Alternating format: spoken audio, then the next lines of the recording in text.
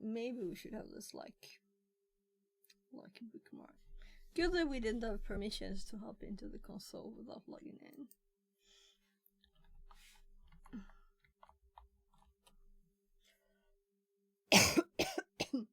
So the last thing we did last time is to update it.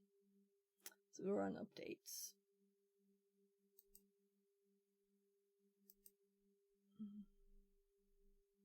So I'm assuming we do this here. Yeah, and it's no reason to close these because they hop up anyway, right? Let's see, I didn't click this afterwards because I didn't use this interface. I just used the terminal, the little shell here. No updates. That's good. And we changed the repos, removing the paid ones. Minus. And I did this one. So let's expand this so we can see we have the 80 server, Windows 11 in Kali, and the status of this one is that we could not copy, right?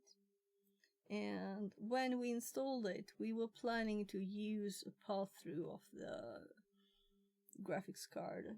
There's an NVIDIA 970 in this one, and I was thinking we could use that just for Kali.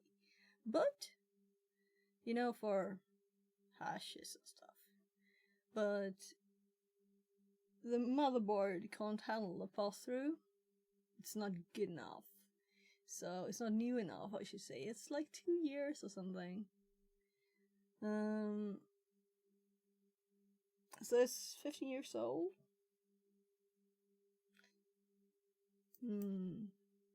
Let's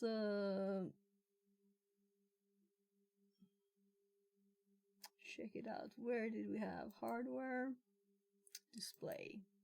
Yeah, I kinda saw this when we installed that there's spice here, and we had these. We read this. So I think this is what we're supposed to do. And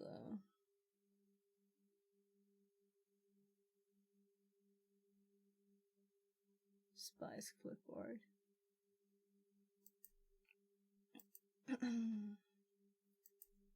So if we go back to default, it still says this. So what if we do OK on this and we go back in here? It still says 16 memory. I'm very curious here.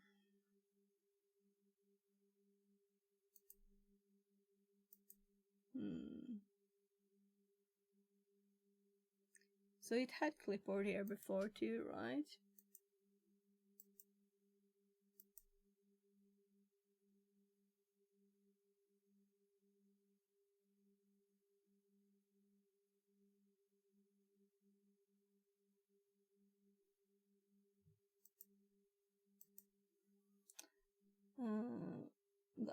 This option depends on your display type. If the display type uses Spice, you're able to use default Spice clipboard. So now it is not there still because we have not.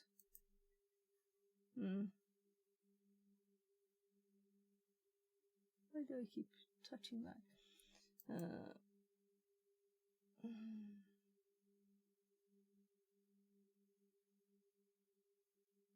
Yeah, let's check out the video because it was not.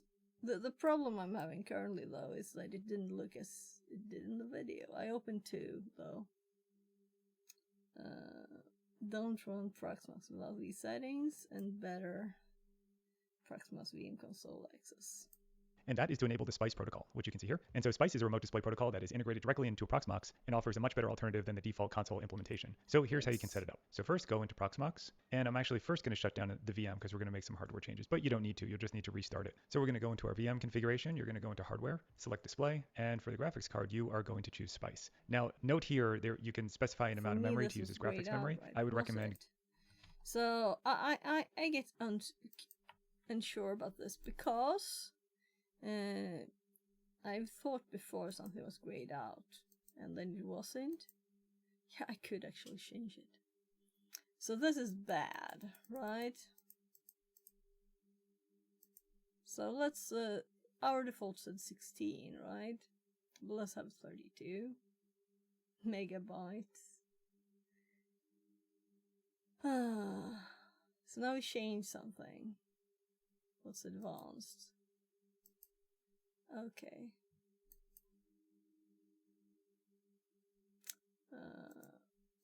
Going with 16 or 32 megabytes, otherwise you might run into problems.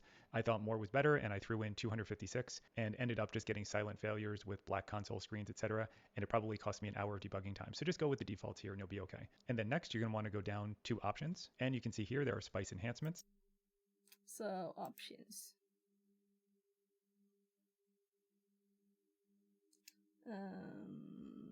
Wasn't that far down?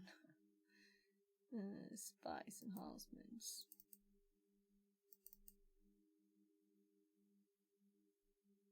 Folder sharing, video streaming.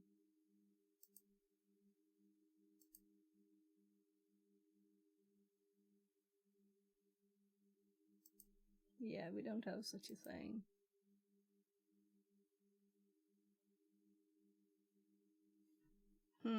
Interesting. This is just 2 months old. And you can turn on folder sharing and video streaming. I'll just say all. Now the next thing you can do is add an audio device, so you can Okay. You can see here there are spice enhancements, and you can turn on folder sharing and video streaming. I'll just say all. Now the next thing you can do is add an audio Folder sharing and video streaming. I just want cut and paste.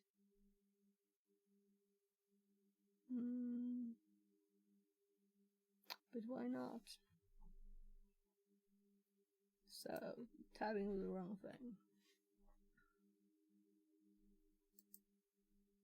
Okay, go folder sharing and video streaming. Off all filter.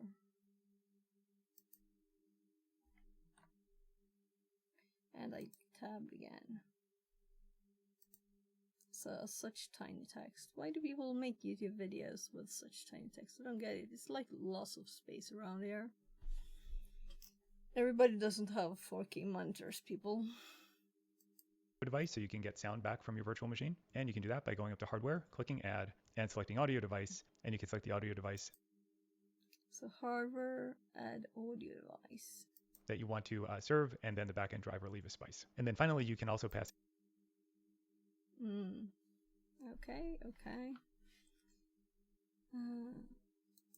So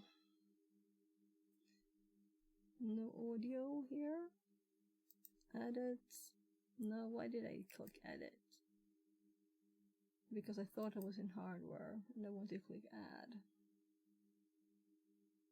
So add. We're gonna put this in the notes, of course, right? All of the things we did. So we should have that up at the same time and do it simultaneously so we don't miss anything.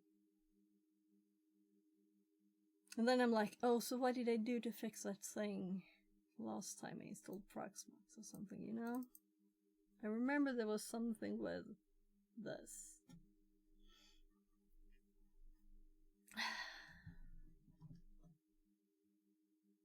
Just making sure we can switch screens easily. But for now, I click. So we have the full update. We have a to-do. Check out Spice. This is our to-do. And then when we have copy-paste, which is the only goal we really care about now. So, Spice. Settings. Actually...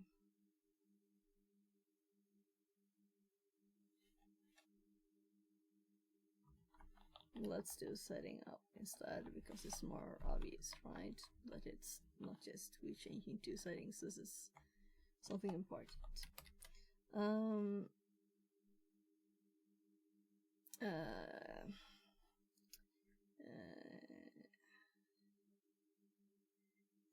Are in the VMs settings.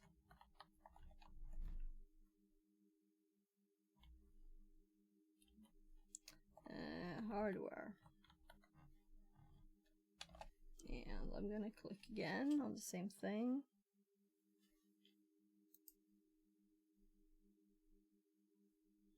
So, hardware, display.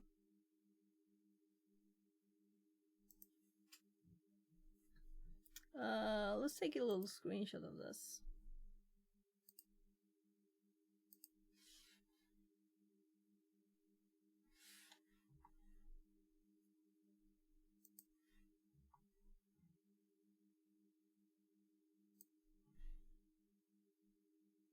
So,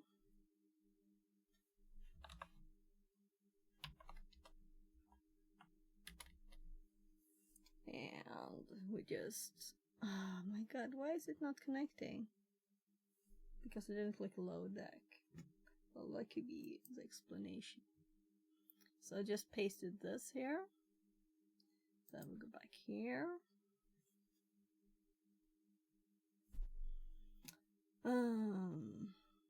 And then we went to options.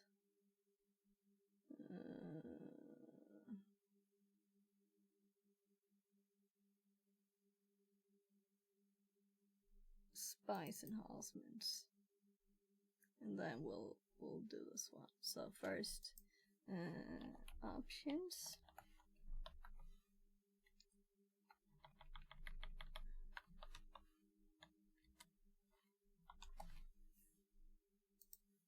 So I'm just adding 1 and 2.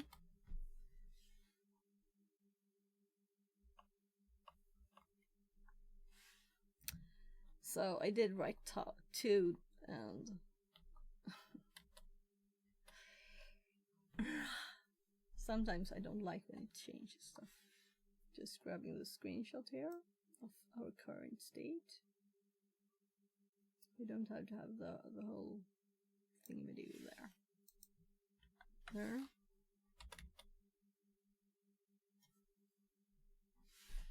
And then we go back to hardware again. Oh look, it did it again! No, that is 2. Do I even care about typing 3 here? Because I will change that anyway, right? Let's not click anything close to that even. So hardware. And arrow down.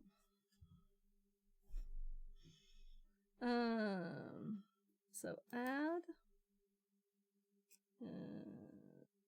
audio device.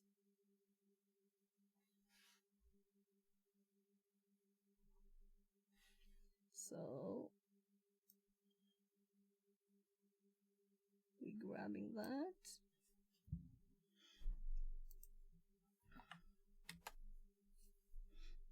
And actually click it. So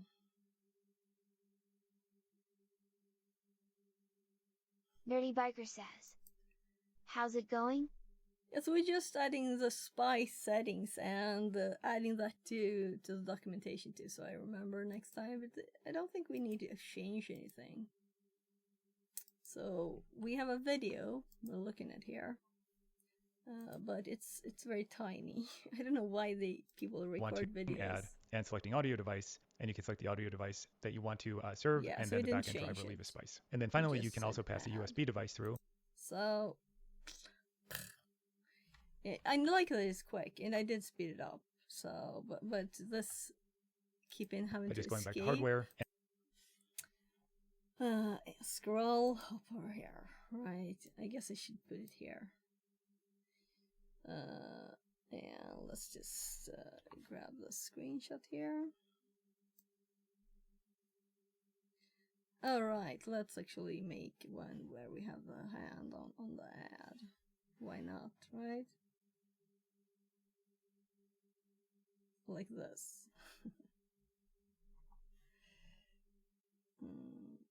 This is why I use the ShareX, because it's very nice, and you can put the mouse where you want it to and stuff. It's kind kind of nice. I actually installed it for cutting audio. So, just got an extra feature. I haven't used that much. Just a few things. So, let's click the add button. And then we have the audio device too, driver spice. So, let's see if there's anything else. I heard USB there. Oh, that's and then finally, you can also pass a USB device through by just going back to hardware and selecting USB device. And you can just use Spice port. And you are all set up. So this is how you configure your VM to use the Spice protocol. So what you can do now is you can just go ahead and start your VM. And then on the client side, you'll need to make sure you have the right viewing tool installed. And on Linux, that's going to be Vert Viewer. So you can check if you have that installed, which I do. And if not, you can go ahead and install that package. Maybe we should do that too, right? Actually, let's update the notes for so far. Add an audio device. Go to hardware. And we're gonna copy this. Look, it replaced it with the 3 with the 1 again.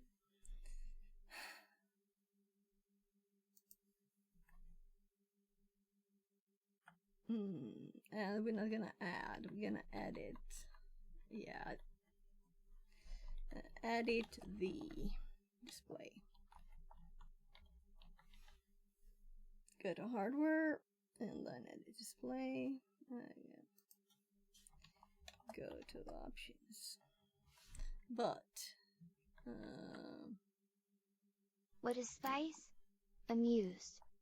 Spice is what makes cut and paste work when we connect to Proxmox servers through the simple web UI here, which is kind of nice, right? So we don't have to RDP or anything. We can just use this. Okay, cut and interesting. paste works. And obviously it added also audio to it, so we will see.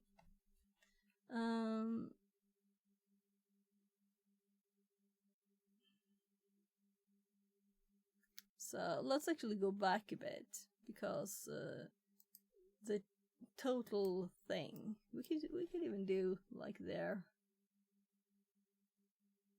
I don't want a logo thing. It doesn't really work too well. When you pop it out, it's slow, it doesn't scale well, and it's actually just very frustrating. Well, there is another option, and that is to enable the Spice protocol, which you can see here. And so Spice is a remote display protocol that is integrated directly into a Proxmox and offers a much better alternative than the default console implementation. So here's how you can set it up. So first, go into Proxmox, and I'm actually first going to shut down the VM because we're going to make some hardware changes, but you don't need to. You'll just need to restart it. So we're going to go into our VM configuration. You're going to go into hardware, select display, and for the graphics card, you are going to choose Spice. Now, note here, you can specify an amount of memory to use as graphics memory. I would recommend going with 16 or 32 megabytes, otherwise you might run into problems.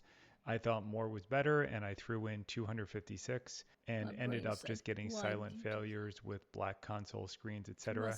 And it probably cost me an hour of debugging time. So just go with the defaults here and you'll be okay. And then next, you're going to want to go down to options, and you can see here there are Spice enhancements, and you can turn on folder sharing and video streaming. I'll just say all. Now the next thing you can do is add an audio device so you can get sound back from your virtual machine. And you can do that by going up to hardware, clicking add, and selecting audio device. And you can select the audio device that you want to serve, and then the backend driver leave a Spice. And then finally, you can also pass a USB device through by just going back to hardware and selecting USB device. And you can just use Spice port, and you are all set up. So only that, Spice port. Let's edit.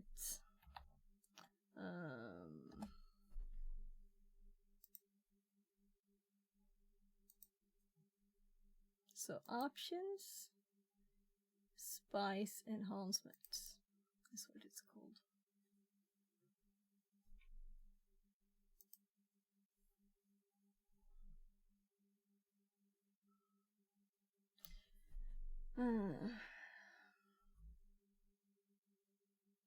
So, as this was intended to be the explanation, but it's also what we do after we went to hardware, I'm gonna switch these around because it's go to hardware, edit the display. We can even do like something like that if we wanted to, but whatever. comma is good enough. Go to hardware, edit the display. Go to options.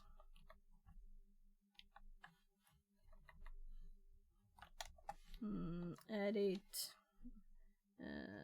spice enhancements. So we'll soon be done with this. I just want to make sure I have the notes good too, right? So next time I'm not like, oh, how did I do this? You know? Did you see it? Change it to 1. They're all 1 again.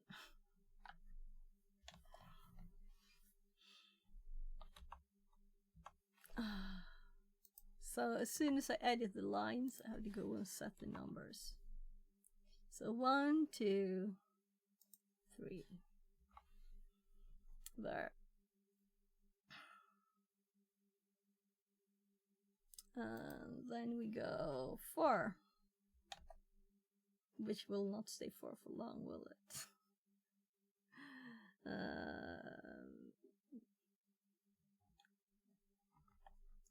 Yeah, 1 letter and it's gone. Go to hardware. I'm doing it here too, though it's actually already there, in case we would ever want to do this separately. Add. And then we will actually do it. Go to hardware. Add. He did click this, did he not? Let's actually double check, because I thought he clicked that with the other one. USB device. It says USB device, so it was with audio device was close to that in his. I keep forgetting that I need to escape. So add. Oh, there we have it. USB device. So we're going to F4 for screenshot. Well, we want the full thing. So from up here, right, we want to add button 2 to meet obvious. I guess we don't need the full thing. I'm just gonna paste it. And then we're going to actually click it. USB device. And spice port. So, again, another screenshot. There. And we just put this there. And then we have to change. Okay. What happened? Undo, undo. Redo, redo, redo. No. Paste. That's interesting. I did already paste. I might have pasted in the wrong place then. Use USB 3. Add USB device. So we click add. So we have also the USB device. I'm curious. Use map device, use Fender, use USB port. So parts of this is mapping between the interface, the console. Now we have Spice not grayed out anymore. It is now working. We can use it, right? But if we go to another VM here, it is gray. So we need to do this for all of them. Maybe we don't want USB, but I'm curious, this USB pass-through, is it from the Proxmox server to the 80 server? Or is it like the cut and paste and display view that we can actually plug stuff into our computer and do it? That's interesting. By the way, I still have Zooms and meetings. So I'm not cutting the image line, I'm just zooming instead. Oh. That's nice with having a real camera. You can just turn it. I think it probably changed the focus too. If I'm blurry, it's just the way I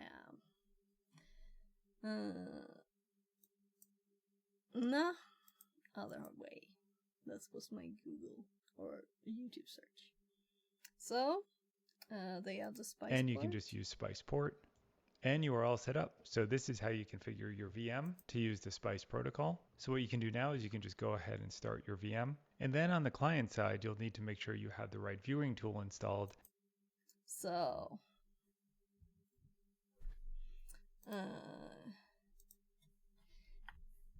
I guess the number's gone again. So we have 1, 2, 3, and those are okay so far. So let's do 4. I did click the right button. It did delete the wrong one. 1 letter and it disappears. Yeah, of course. So should I just do this and I can have 5 here? And I can type? No. No change. I don't know why it does that. Obsidian bug. Should be able to type whatever I want here. So on the client,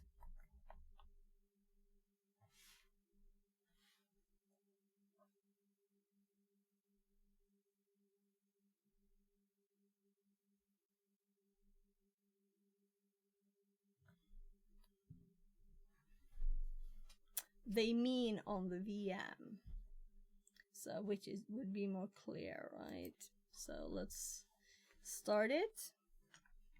We have to do this again and again because they assumed so much when they recorded. So we start it, and they just skipped because they're making a short, quick video, but they skipped something. Now that you can just I go thought ahead and was start your interesting. VM. And then on the client side, you'll need to make sure you have the right viewing tool installed. And so we can't even see the line here. So this must be the VM. I can't imagine anything else. Let's see what they do first. on Linux, that's going to be Vert Viewer. So you can check if you have that installed, which I do.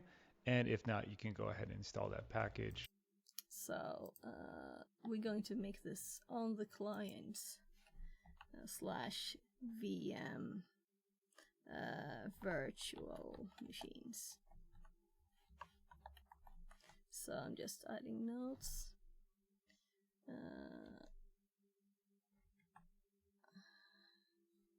And here we're actually going to go dash Linux sudo apt install, and I'm assuming Vert Viewer, right? Because this is what we can see. Well, let's run it a bit more. And you'll be good to go. We already have it here, and so that's how. So Vert Viewer.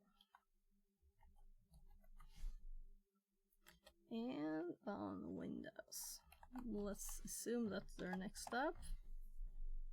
On Linux, if you want to use this from Windows, I will just show you over on the Spice website. You can go here, go to the download section, and there are installers for Windows where you can get Vert Viewer for Windows, and then there are additional drivers that may be needed as well. So you'll want to check this out over on the Spice website. Okay. So once you have Vert Viewer installed, you can go ahead, come back to your virtual machine, click Console, click Spice, and what it's going to do is download a small file that can be passed into Vert Viewer with all the parameters of the connection. So I'll click Spice, I get the file, I open it, and here you go. So I'll just log in. And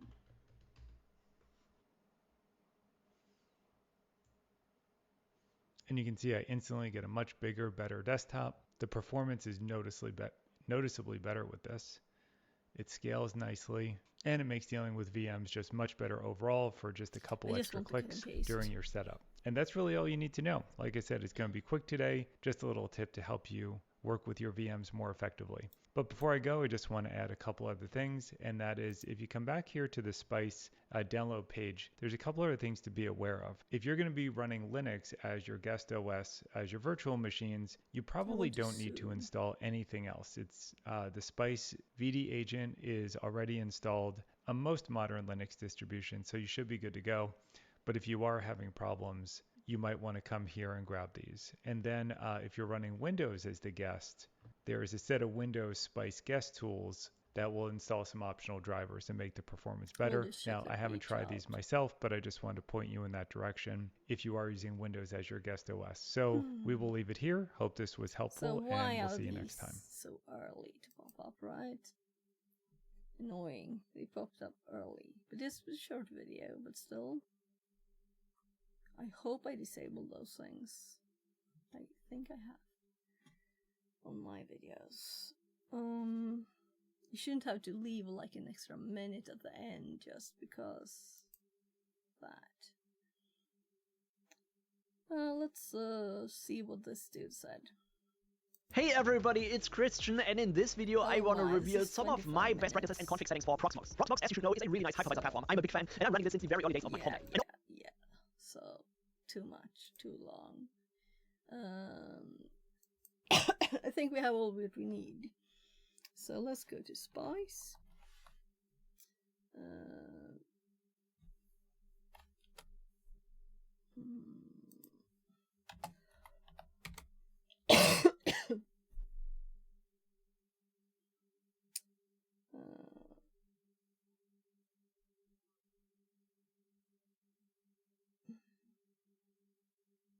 Spice space. This is the page.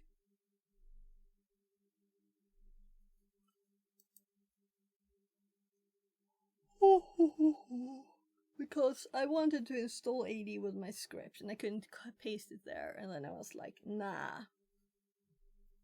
We fix this first. To connect to the virtual machine space, you need a client application.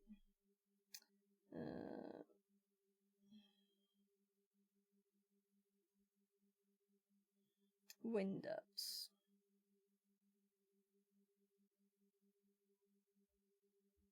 Can be downloaded from Virt Manager download page. So that's what it was called for Linux.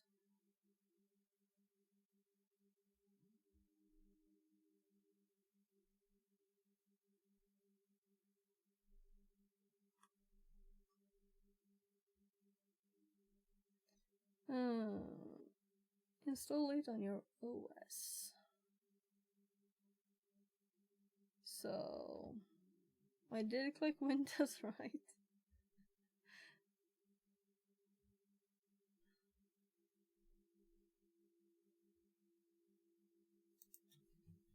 Windows. Okay.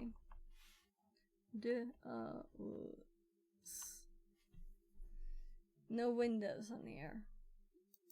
And this is the link I clicked. Virt Windows installer. So I'm kind of assuming, no, this is a tar file. That's not Windowsy.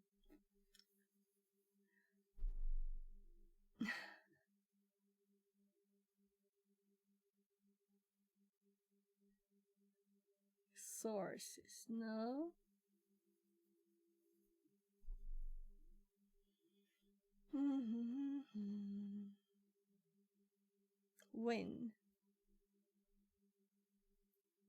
Win here.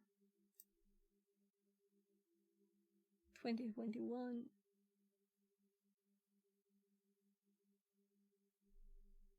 So the Windows ones are not updated.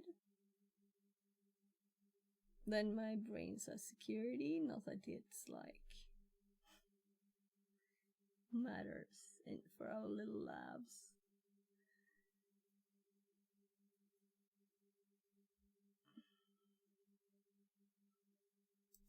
So we don't need to download this here, you know, we just need this. And we're gonna have to type it because I'm still assuming we can't copy. Let's try and use this now. They will download the file. What file is this? So let's save it on the desktop. Let's see what happens if we click it. It's a very odd file, you know. I think we need it for something. It didn't say it. Yeah. I don't get it. Why?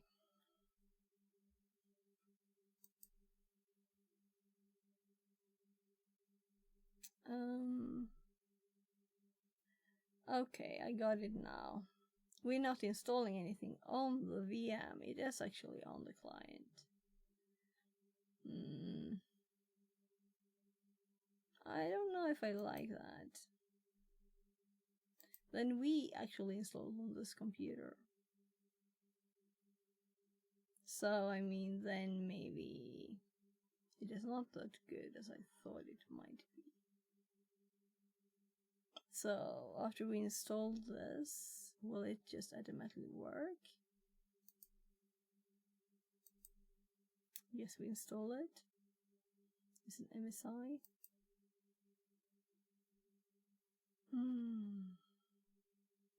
And everything will go black soon. Because we lost for permissions, I'm assuming. Is it behind there? No.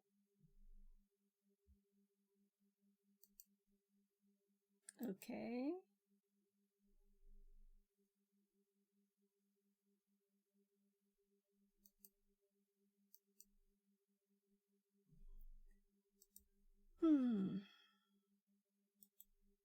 So.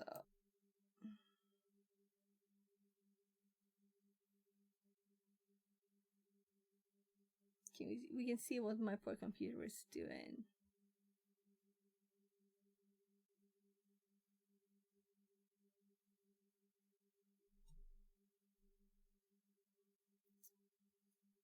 Let's try clicking the button again and see if there's a difference.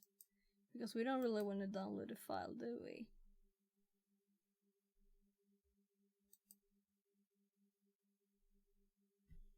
And we can click console too, which gives us that.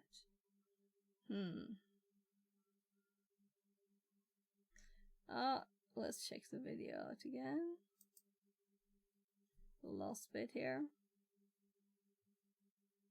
So it was actually client when he said client. The Spice protocol. So what you can do now is you can just go ahead and start your VM. And then on the client side, you'll need to make sure you have the right viewing tool installed. And on Linux, that's going to be Vert Viewer. So you can check if you have that installed, which I do. And if not, you can go ahead and install that package. So now I want to have it. And you'll be good to go. We already have it here. And so that's on Linux. If you want to use this from Windows, I will just show you over on the Spice website. You can go here, go to the download section, and there are installers for Windows where you can get Vert Viewer for Windows, and then there are additional drivers that may be needed as well. So you'll want to check this out over on the Spice website. So once you have Vert Viewer installed, you can go ahead, come back to your virtual machine, click Console, click Spice, and what it's going to do is download a small file that can be passed into Vert Viewer with all the parameters of the connection. So I'll click Spice. Yeah, so we opened with that program. So we don't actually run, but it was an MSI file. We can't do that, you know? So did the MSI not install? Where would it have ended up?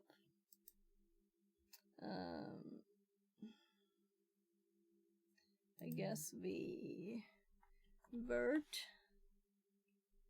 Viewer. There we have it, the MSI.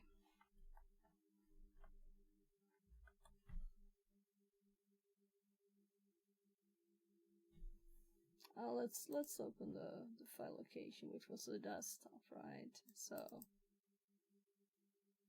yeah, so maybe I failed clicking it last time.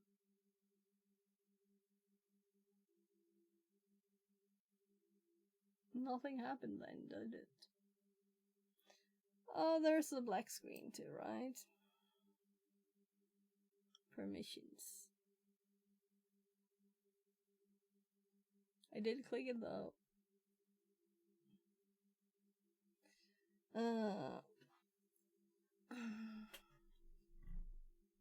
So let's update installation instructions.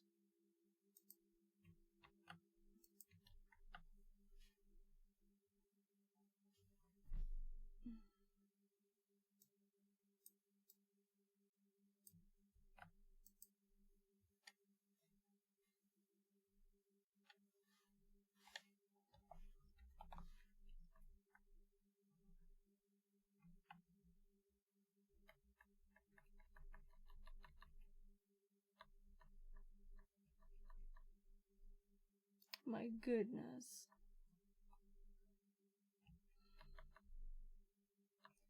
I should have typed. I just wanted the text, not the link. So we know what to search for, since it didn't say Windows in there.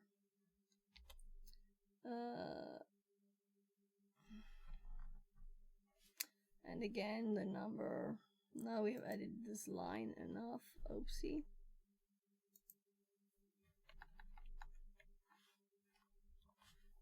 So 5. 6. Connect.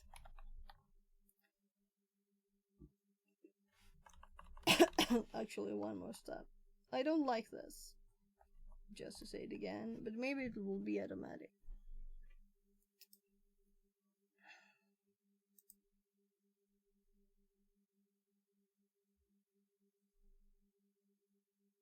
So let's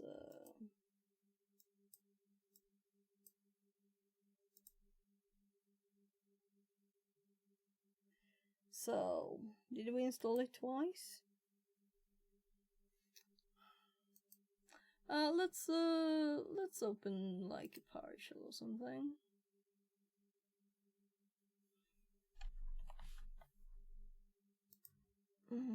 Yeah, let's do Vert tab viewer.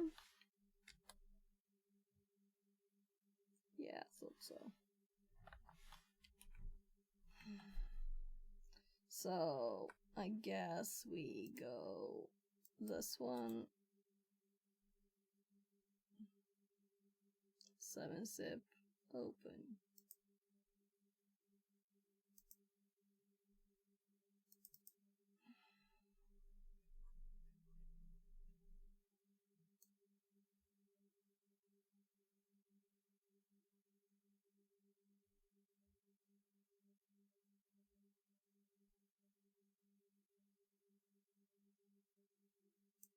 So it's not that we can read anything of this.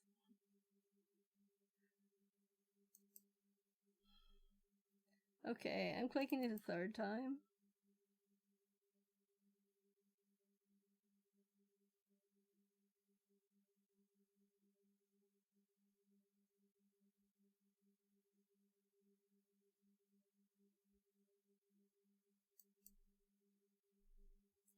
So it's kind of quick. We don't know if it finishes, if it does anything, whatever happens. We have no idea.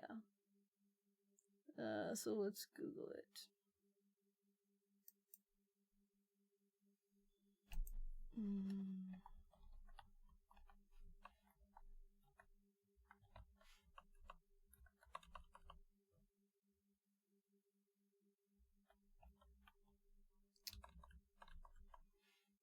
I was like, something is wrong here. That's also wrong.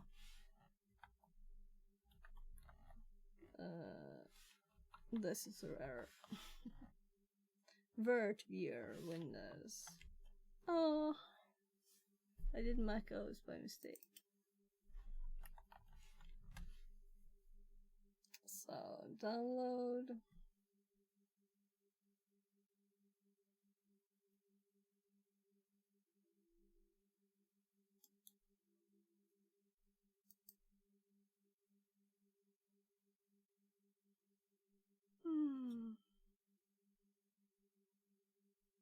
Download and install Vert viewer from here.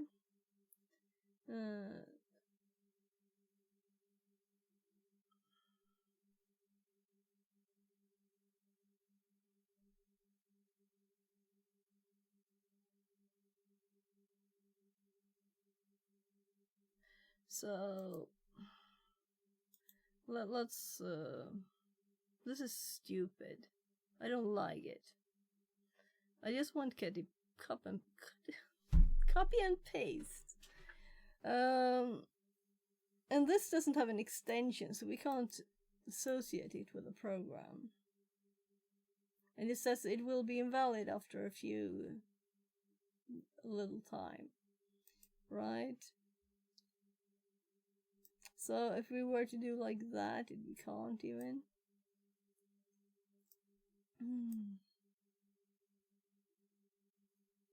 So, did you notice I don't like it?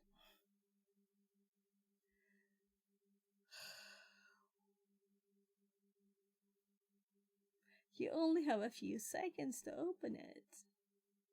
That's what I said. Or it will get invalid. Windows should let you allow you to choose an exe of your choice to open it with. If that program is not in that list, most browsers should also allow you to directly open a VV file. VV file? It's not a VV file. The VV file.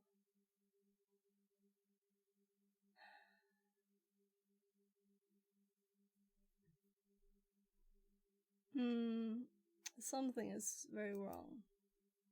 Let's read what it says.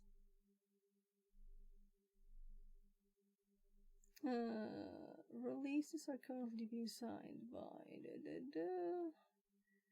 the same fingerprint is listed at time of release and also mails on the mailing list. And then we have versions and updates.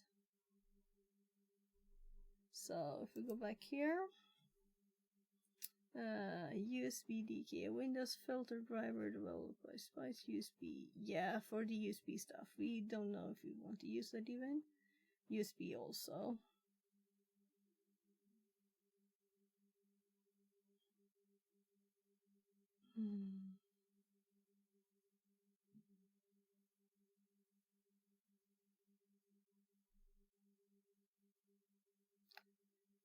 Do we go the RDP road? But I kind of like to open it from here, right?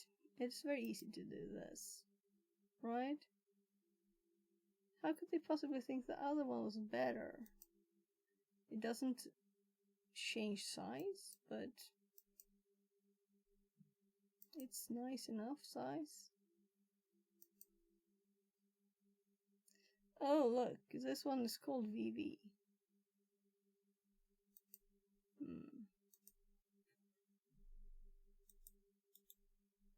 I most definitely have set my options.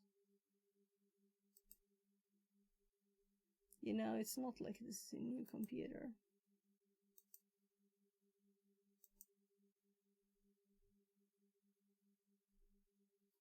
Hide extensions for non-file types is unchecked.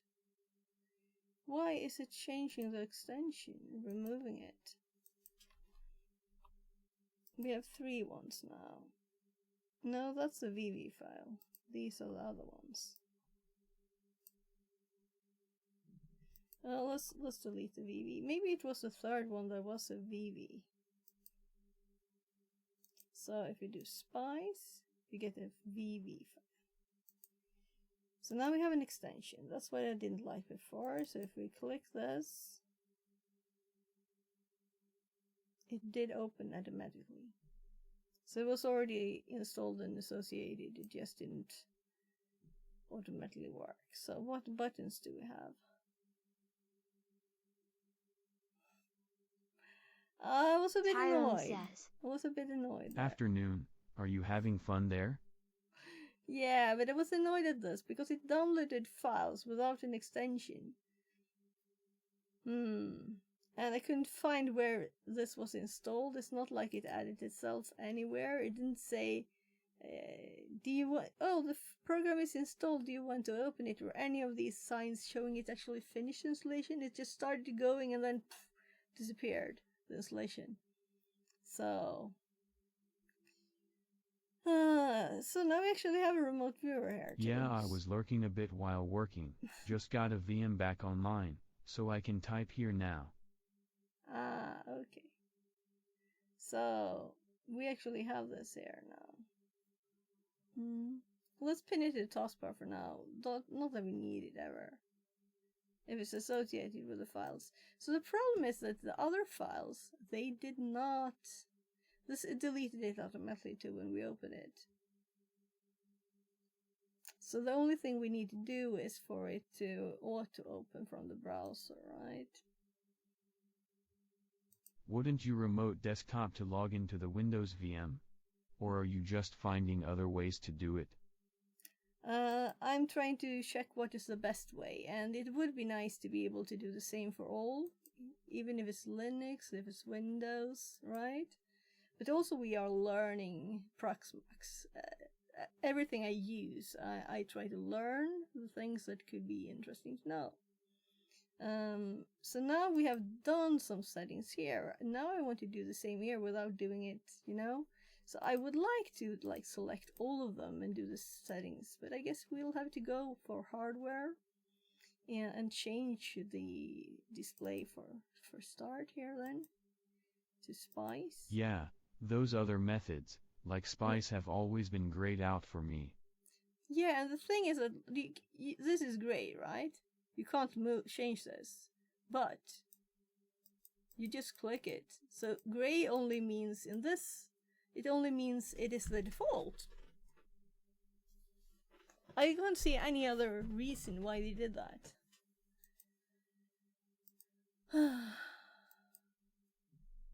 And then we go to options and we click Spice Enhancements. Yeah, but I mean in the drop down when connecting to the console. Yeah, this is why it's grayed out. We need to do these things. First, go to hardware and set the display to Spice. Then we add the enhancements. Only Novink is there. Yeah. So now this one is enabled, as we have set the display to that. Ads. Okay. I guess we add audio to this one too. Not that I know why we would want to do this, but we don't have to do it now. I don't like the audio. I don't want the audio even. I'm just testing. So display on this one is default still.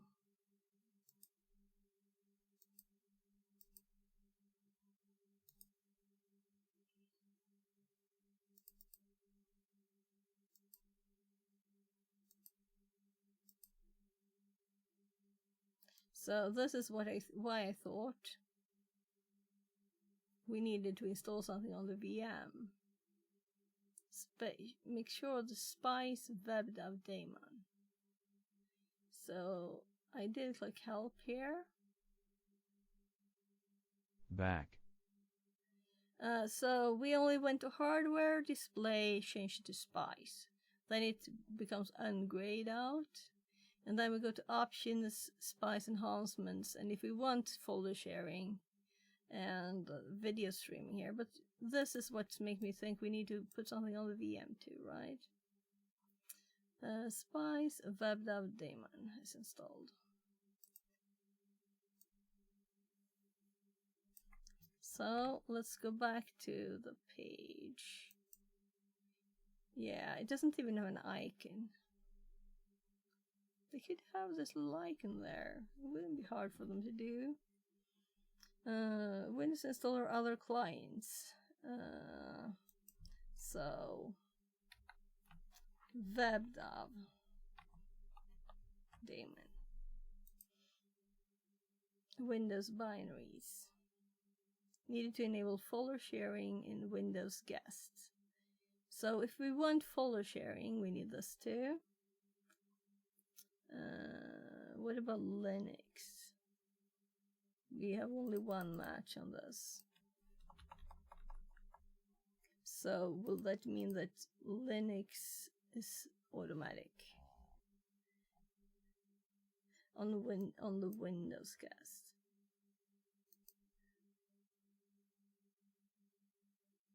Manual folder sharing. Download. Let's click that one. So this is very useful listing. So x86, x64, latest, MSI Shaw. Okay, yeah. So this, we can just check the sizes to know what file type it is. 2.4, and this is the latest, and it's 2020. So this is what we need to enable the file sharing. We need to have this on there, right?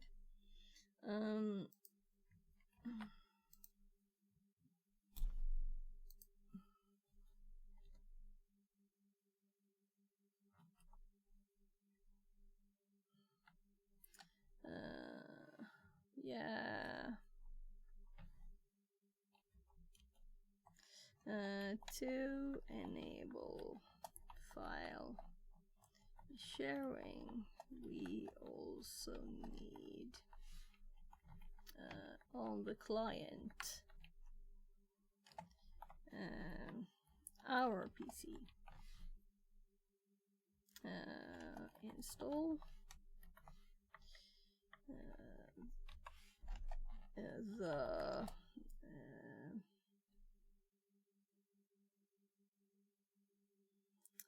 I guess this is Spice client.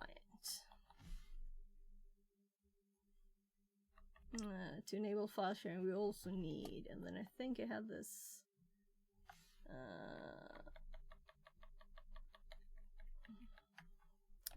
web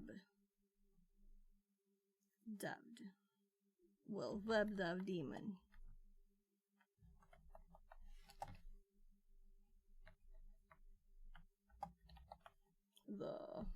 Let's see if I spelled it the same way they did. Yeah, but they had these uppercase. So, web dev daemon.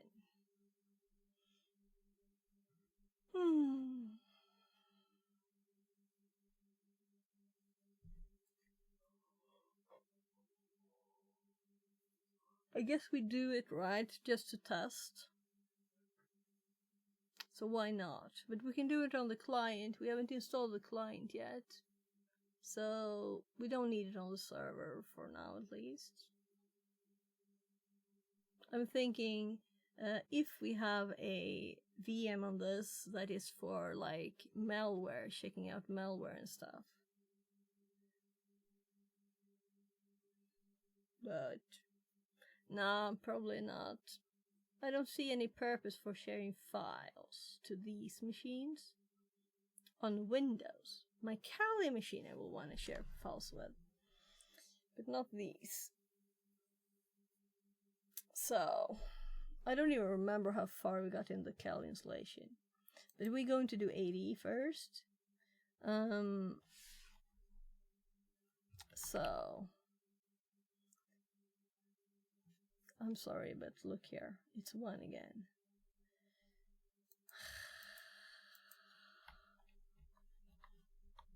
Five. And if I type something here now it's actually connected.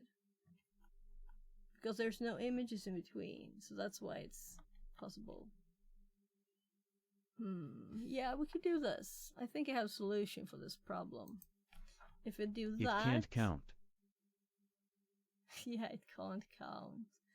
Definitely. Now I think it's like underneath there, right?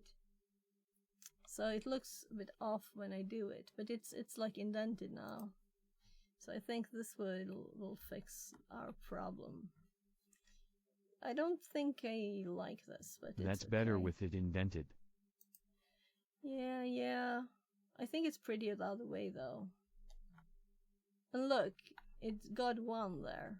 So 1, 2, 3 worked.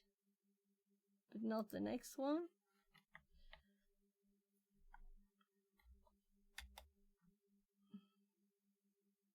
Oh, because there's 2 images.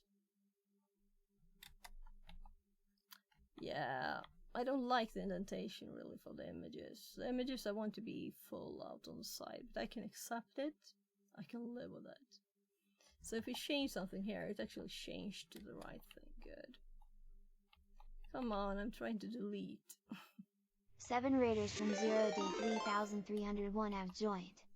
Fixerbot says, Thank you very much for the raid. Welcome in. Raiders.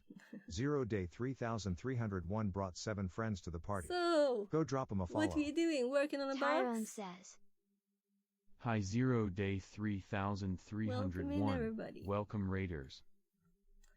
So 0 we're day messing with 3301 Obsidian, says, hey messing guys, with us. So if I edit this line now, even if I make a like new line there, no, not if I make a new line there, then we go off. So how come it manages an extra line here?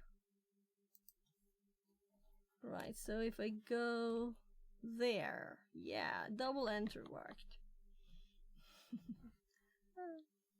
So what were you doing? Were you doing a box? I know you were working on several before, you know. 6. So this is Proxmox's getting Spice working. And I read this here. Spice WebDAV daemon is installed on the VM for... is this also for video streaming, or is it only for the folder sharing? Yeah, I thought it was the folder sharing. It's not obvious, right?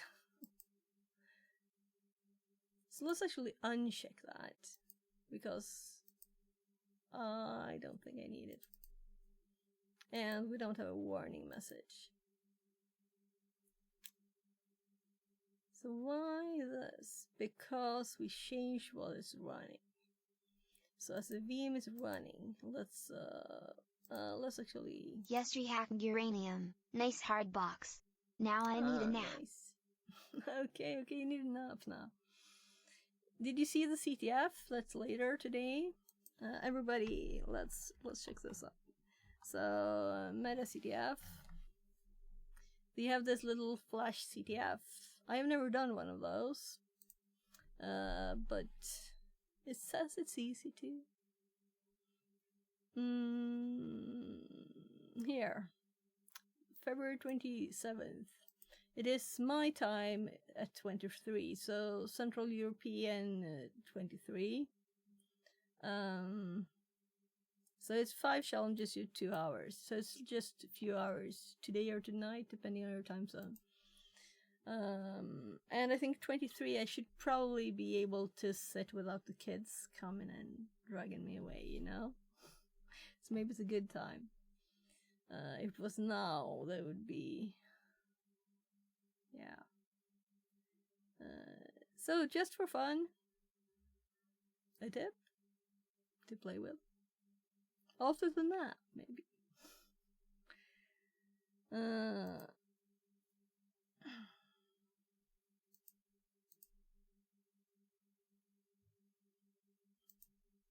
So, yeah.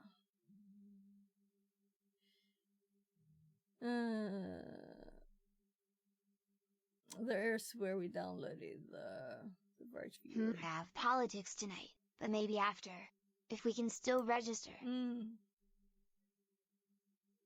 It's only for 2 hours, you know, so you could probably register all the way up to that time, but then it's just afterwards it will be like in their open thingy. I think this is where they put them afterwards, so you can still do it, but it's not like you can win stuff. I click problems, right? I haven't done... I did a few of them. I think it lists them at the bottom that you did. I tested this a bit. So you can do them afterwards too. But it's like... Tyrone says, I'm playing with some my video generating locally on my PC. Spent almost 3 hours trying to make it work last night, then today someone has released a new workflow for it and it worked right away. Oh, there was some kind of bug maybe. So maybe we should keep that one up though. So we're actually looking at the video, and let's see if there's anything more interesting in this one. It can be passed into Vert Viewer with all the parameters of the connection. So I'll click Spice, I get the file, I open it, and here we you also go. got it So I'll just without log the in. VV, but then it opened here. Maybe he has set it not to show the full name. And you can see I instantly get a much bigger, better desktop. The performance is noticeably better with this. It scales nicely, and it makes dealing with VMs just much better overall for just a couple extra clicks during your setup. And that's really all you need to know. Like I said, it's going to be quick today. Just a little tip to help you work with your VMs more effectively. But before I go, I just want to add a couple other things, and that is if you come back here to the Spice download page, there's a couple other things to be aware of. If you're going to be running Linux as your guest OS, as your virtual machines, you probably don't need to install anything else. It's the Spice VD agent is already installed on most modern Linux distributions, so you should be good to go. But if you are having problems, keep documenting. Don't be like me and repeat all this stuff 100 times seems good lol. You saw what I did here, right? Setting up Spice. And I took screenshots when I did it here. So we can do it on all the VMs we add and not be like, Google. Oh.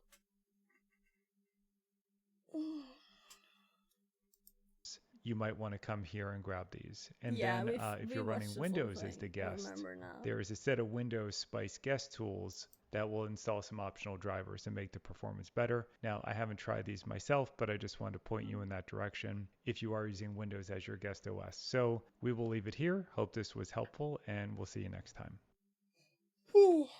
So just before he said that it's better than the default one. So we have no VNC here by default, and it just works. The only problem with it is you can't change the window size. It just will hop back if you do it. I think you could do that. Nah, not even that. So it's a bit like inflexible in that. I actually did this yesterday or 2 days ago. Well, and then we have this thing too. We have to set the Control-Alt-Delete to the machine. So I'm just gonna restart it now, and then we're going to see if we can connect with Spice as we change settings.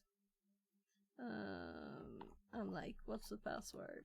Never stop typing in the middle of a password. Even if it's password.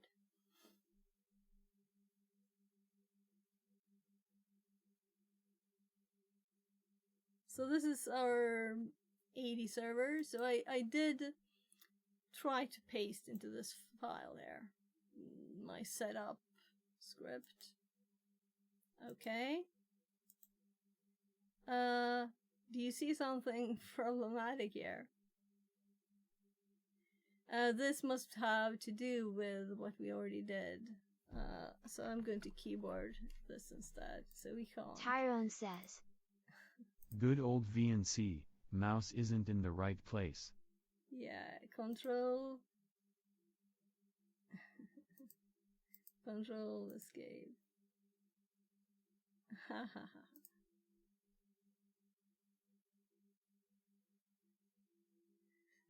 Well, yeah, that didn't work well, did it?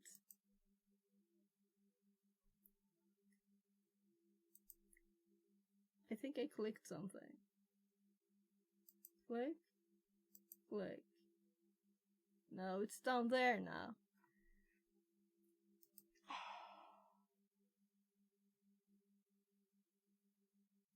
Oh well. So I couldn't Control Escape. Let's Control Escape again. So keys, Control Escape.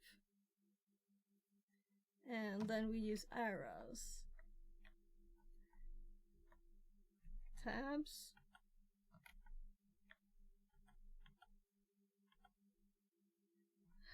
And I can't Alt F4. I'll have to like Alt F4.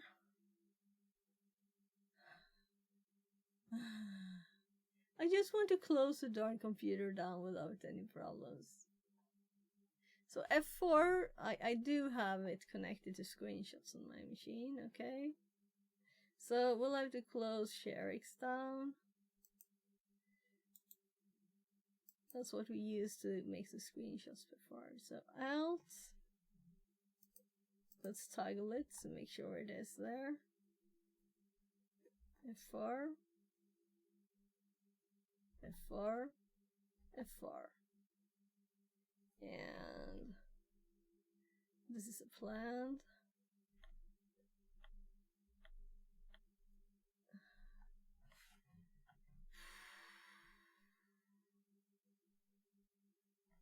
Oh, we have Alt and everything.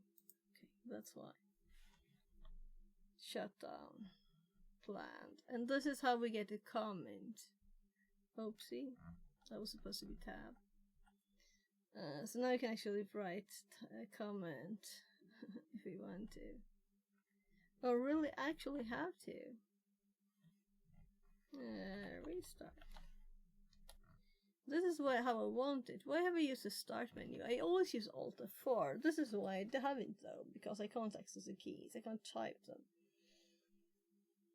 So I wanted to behave like VMware, right? Like my local VMs. I just press the keys and find sometimes both my machine and that machine reacts to Control-Alt-Delete, whatever, you know. That was okay. So now it's shut down the pretty way, right? And we have this here.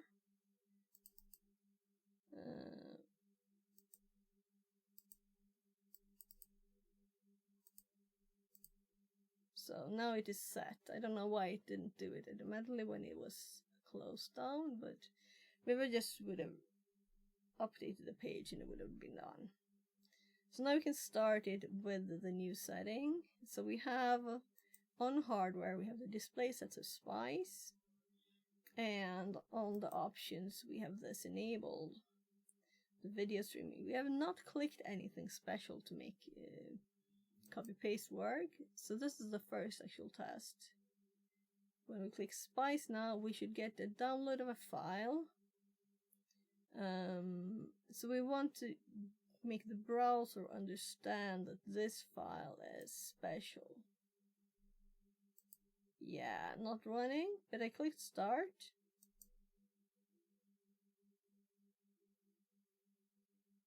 It didn't react. Okay. So, let's look at the browser settings. Meanwhile, settings, extension.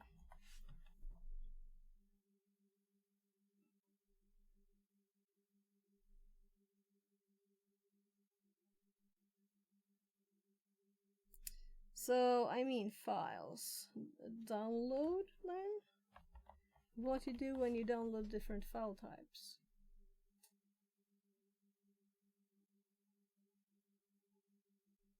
Downloads, applications. Shows how far I handle files. Yeah. So here we want to add something.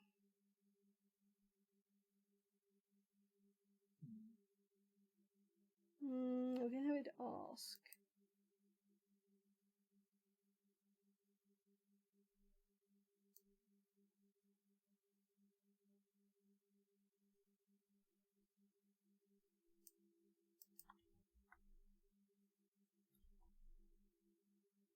So, view,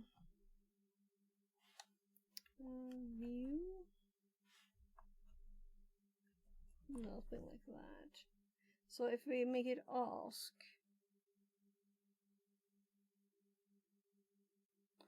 we'll see.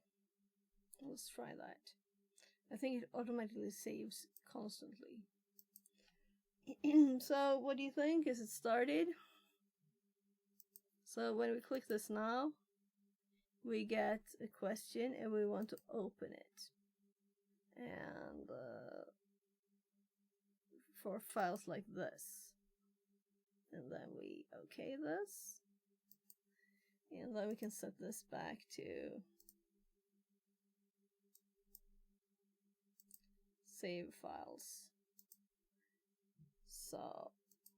So now we should automatically open this whenever we connect.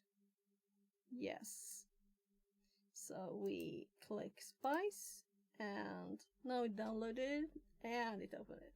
Good. So it's like the same functionality, right? So now we just need to know how this works. If I press Ctrl-Alt-Delete, and there's a Ctrl-Alt-R to release pointer. I don't like that.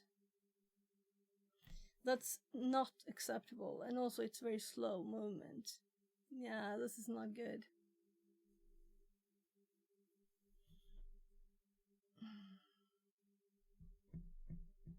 So let's try Ctrl-Delete now.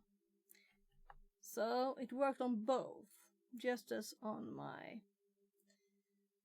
my VMware. So, and also the mouse is now loose. So I just want to see what these are. Do we have to click them? No mouse over information. We can expand it. We can click, what is this? Display 1.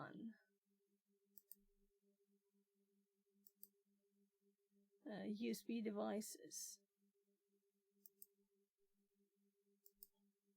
Here we can send combinations of keys.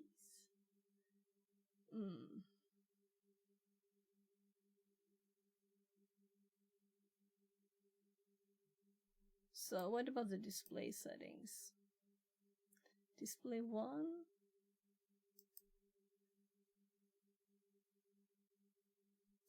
So this is for getting the tiny one again. And the menu we have preferences. And if we had the share folder on, we could do that. Let's just oh gosh. Ctrl-Alt-R for release. Good. But I can't have that. That just speed changes. So we're going to do test, cut. We have test to try and paste here now. If paste works here. Paste, paste, paste. No paste.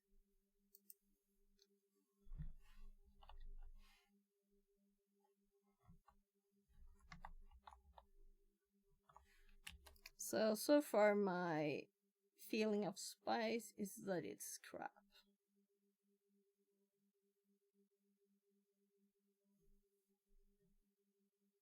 I can understand how someone would want this, but the mouse movement is crazy slow and I'm going crazy here. So I thought this would take 5 minutes and then we would do 80 stuff, and it's been 1.5 hours for this little thing. Yeah, so this is interesting to research though, because I want it good. So how can I set it to the exact same speed as my other computer, you know?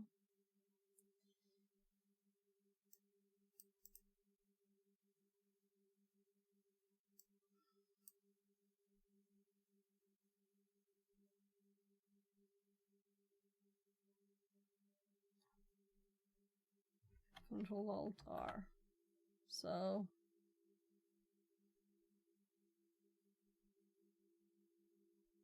that little movement does like for the full screen, and that does this in here.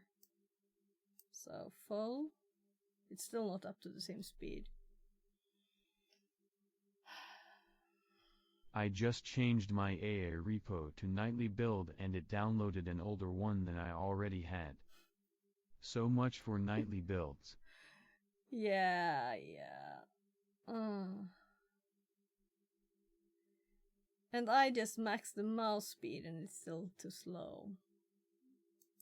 So I just want to move like a little bit on my desk and it goes all over the screen, you know? And I have 3 screens that I want to be able to go by just moving on my mouse pad. I don't lift my mouse ever, I just move it a little bit.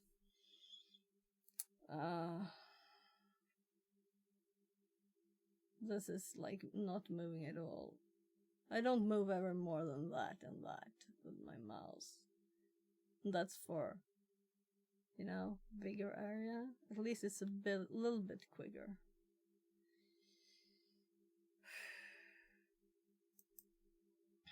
But the important thing is that this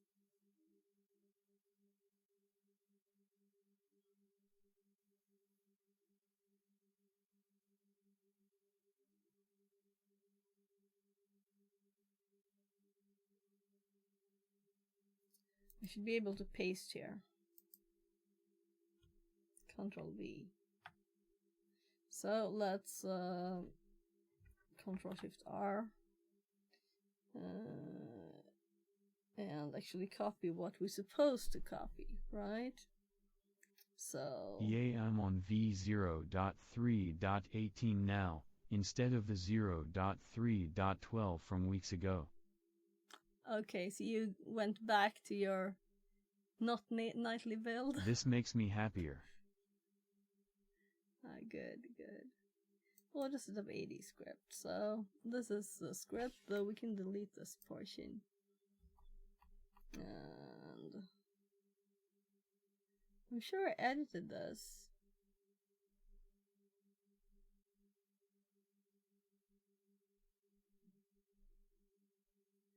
Where did I do that?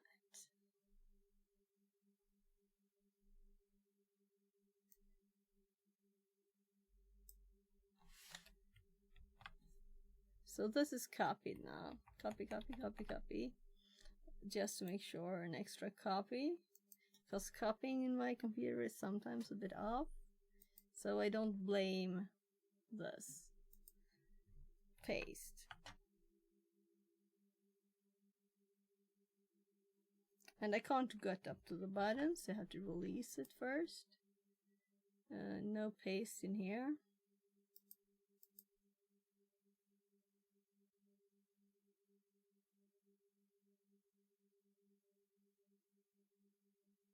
So this makes it obvious that this is my computer, the pass-through, and that's what I was hoping for. So we can connect. Let's say that we're playing with our Kali VM, and we're plugging in a Wi-Fi antenna, a Wi-Fi card with an antenna to this PC. Then we can use it with the Proxmox VM. But if I don't get this, I mean, I can have this clunky setup with as long as copy paste works with VMs that I don't use that often, you know, like an 80 server. But my daily normal Kali machine, it has to be perfect.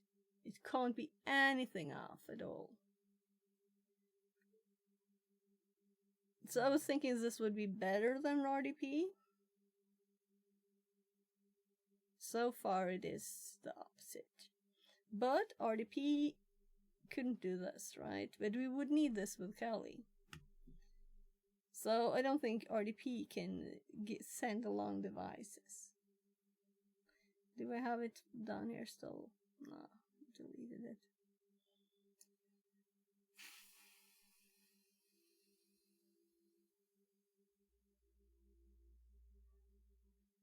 Sending the mouse along. So I can type, but I can't paste. And just to make sure here, I'm trying to paste. There's nothing in the memory. So this is a big problem. And I can't even get out of there. I'm so annoyed at it. So, and spice, mouse speed. So I didn't want to spend all day on this. I want to do stuff, not mess with the, like, background stuff. Proxmox configuration.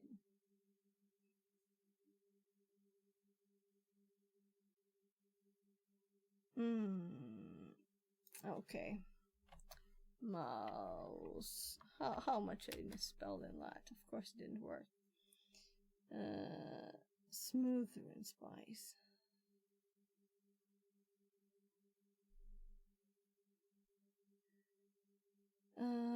Let's quickly check out the options, right? It did have some menu here.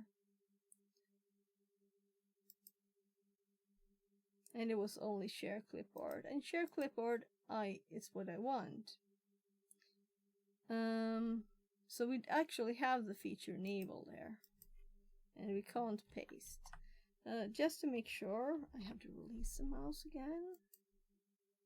This is annoying. We can paste, right? It is in the memory. And this is also not dark mode. Why?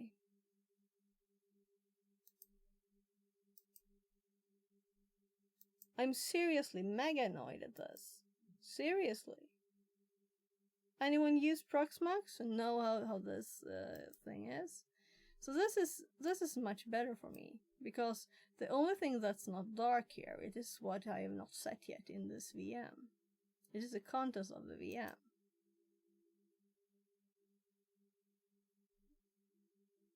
And now the mouse is glitching.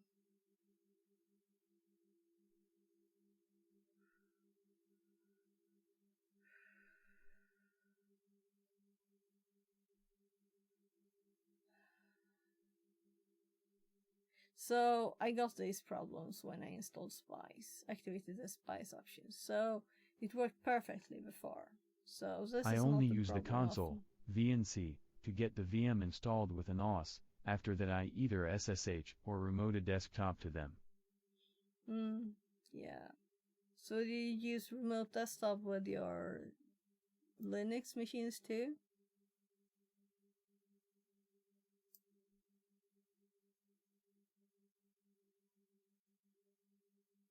And with RDP it just works with the clipboard.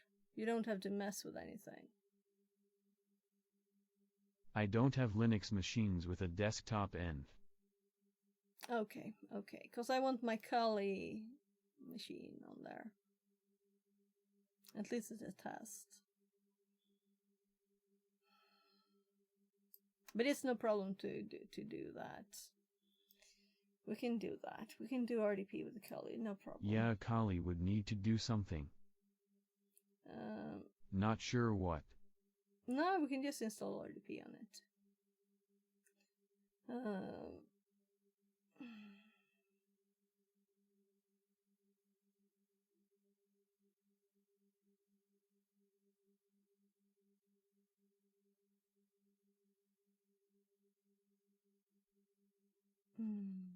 I'm so annoyed. Seriously. Give me something to hit. That's how I feel about this. This is horrible. Horrible, horrible, horrible. But it wasn't horrible before I installed Spice. We're going to go back all the options I set, and I have set them for machines I have not even Watch some cat videos for a minute smile. Then I will go lol. Even more annoyed because I don't like cat videos.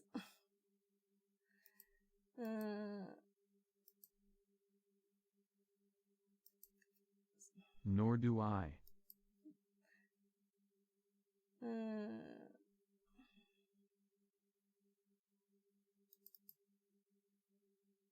So, someone said use the default option, so let's delete this. That's why it was gray, because there's no numbers in there. Actually, I'm going to just put everything as default. There is a clipboard setting here.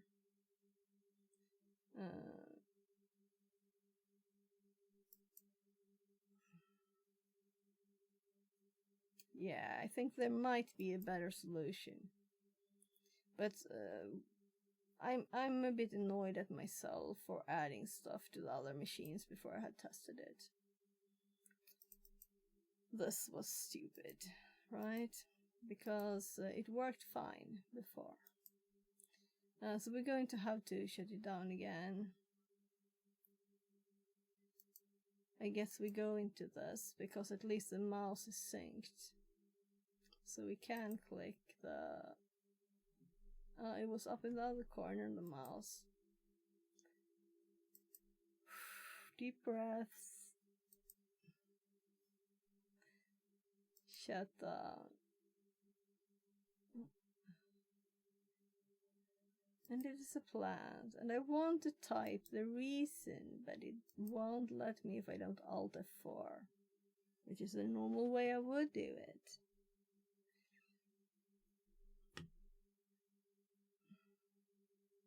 So it is shut down. It should soon, yeah, I can change. This should be now off.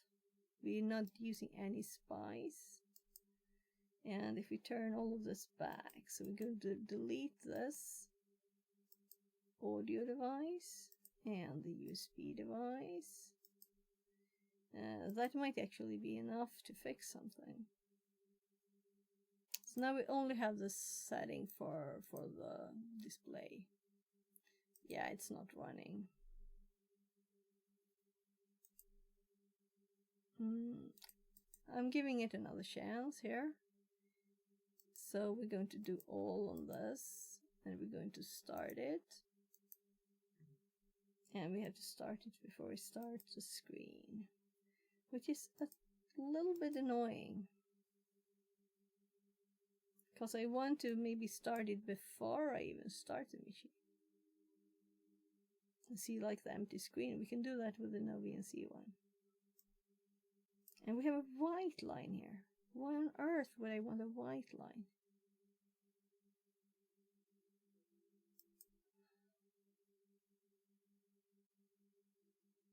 Keyboard shortcuts.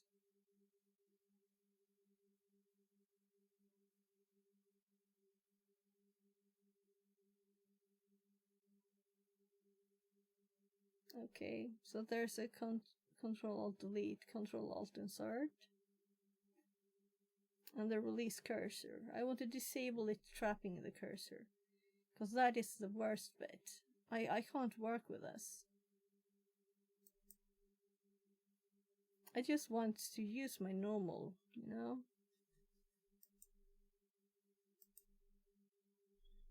So, Control-Alt-Insert.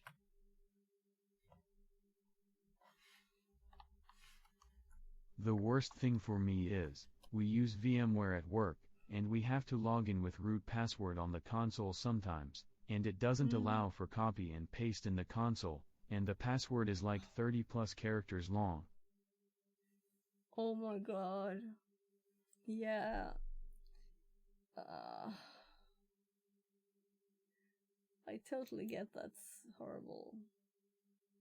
But let's try a quick paste test again here. Blob68CK68100 says, Hi. Welcome back. So the spice I can't get out of the window without pressing Shift Control R, and that annoys me a lot. I'm going to do a paste test, confirming that we have stuff to paste. And letting the very slow VM, which is okay because it's not good. There's no great hardware for this, okay? My last session did not slow normally. So, paste. Paste, paste, paste. Can I ask what led you to use Proxmox for ad environment?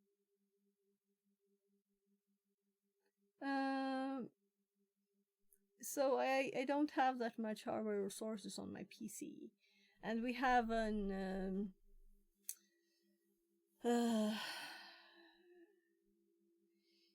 so if I start too many VMs, stream crashes. That's the problem.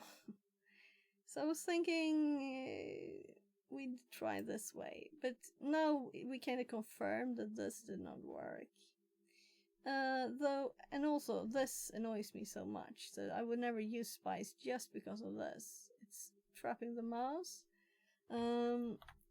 So instead of going bye-bye on it, let's give it one more chance, right? So we've increased the speed. The speed is okay. I can probably live with that. With the trapping, that is. Yeah. So, Spice, trap mouse. Spice, mouse trap. We really got mouse traps.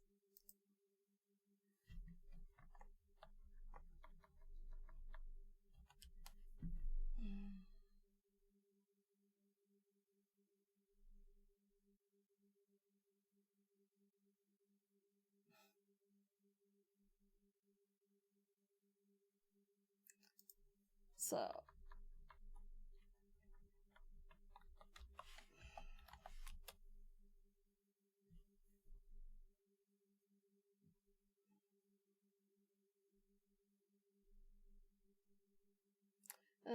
this is ChatGPT time. I install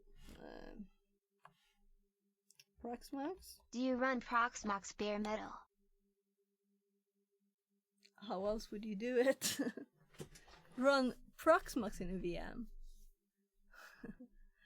No, it's on an old i7 2600 here with 16 gig RAM. Tyrone says. Proxmox on a VM, it has been done. Don't Okay, worry, it's been smile, done. smile. Proxmox, Spice, how Blob can 68 I CK68100 configure it? says. Nested VM sucks. Yeah, I don't want to do that. And all the settings, this old motherboard that couldn't even like pass through a PCI card, it would never work. I mean, I imagine the Tyrone mess. says. Docker on a Proxmox VM is bad enough. Proxmox Spice, how can I configure it not to trap the mouse?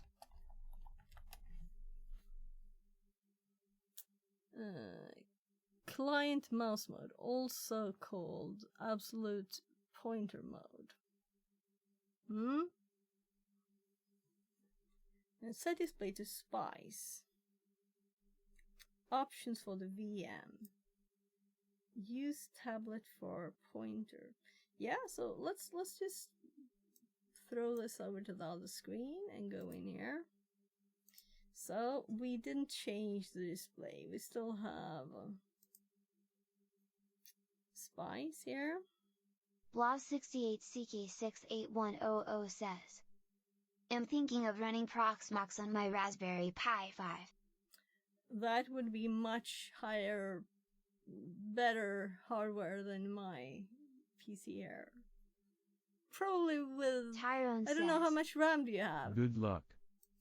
How much RAM? That's what I'm thinking, if you're making VMs on it later. So my Raspberry Pi 4s, they have only 8 gigs. Blob Yeah. 68 CK68100 says. So that's not a 8 lot. gigs of RAM. Thought so. Do they make them with more than 8 gigs? So,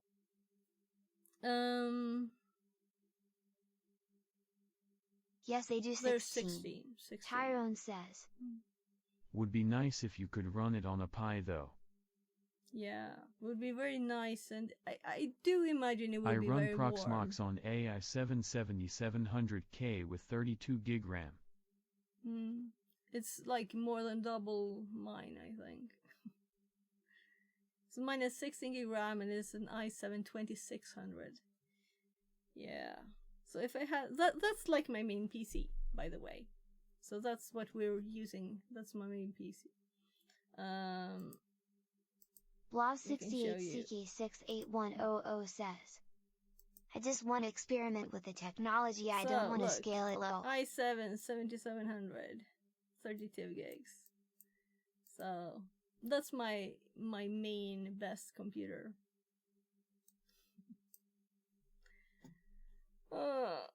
Tyrone says, yeah, it's my old PC. Yeah, I upgraded to AI913900K smile smile. So when next time? When I can afford a new computer? I kind of used up all my money, and I'm not getting lots of money in, so... Everything gets passed down. Yeah.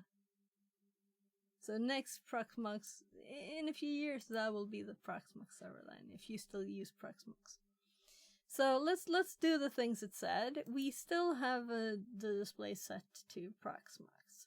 The next step is to go to Options, and I got a new monitor for Christmas, and gave my old one to my son. Okay. Use tablet for pointer, yes. This enables absolute positioning, so it is enabled. Spice client settings. If using Vert Viewer or Remote Viewer, mouse capture is usually not required with tablet mode enabled. Use Shift F12 to release the mouse if it gets trapped. So it didn't really do anything. I want to prevent it from trapping the mouse.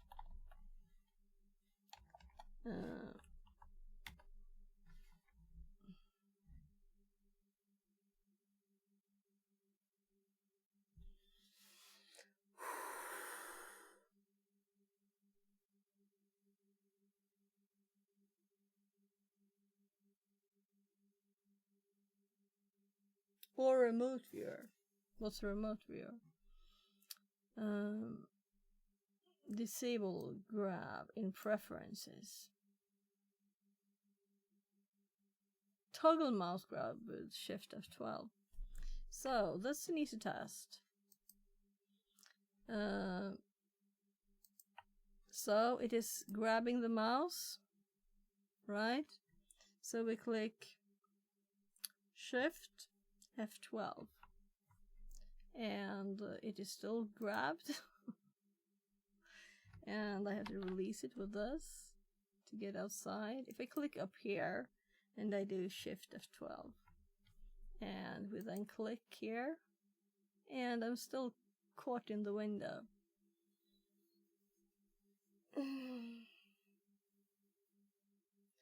Disable grab keyboard and mouse in the preferences in Vert Viewer. So preferences, before I have to do that or annoying thing there. Preferences, and there's no such thing, right? So there's no such thing in prefs, and Shift plus F12 does nothing. Using Vert Viewer.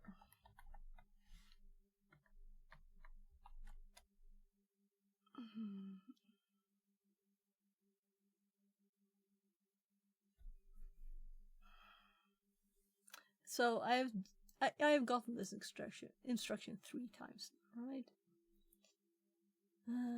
Run a remote viewer on Vert Viewer from the terminal. Yeah. So now we at least found that it was installed, right? I was going to look at the command line. So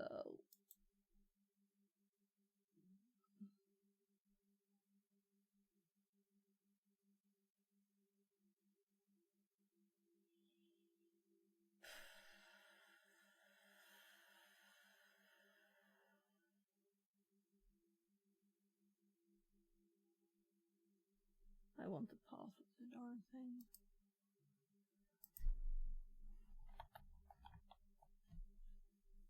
So now it's popping up.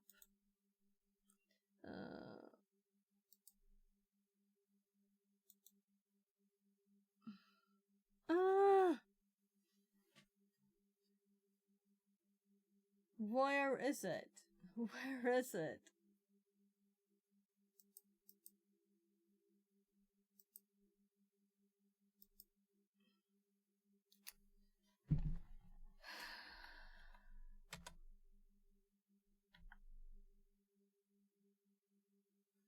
So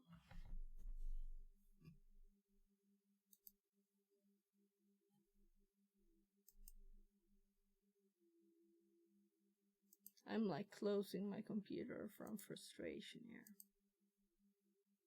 Come on, what did I click?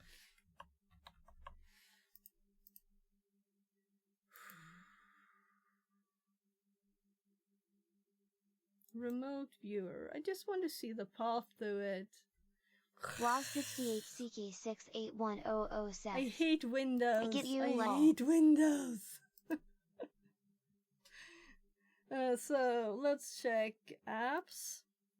So I'm thinking it might be Windows installed. And this is from 2022. It's not a new thing. I'm like,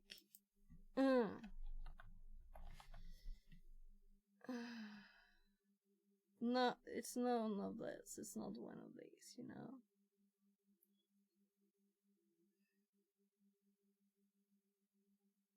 This is my camera's program, and this is normal. Or is it this one? No. I'm like, is it hiding? Is it hiding under the same name?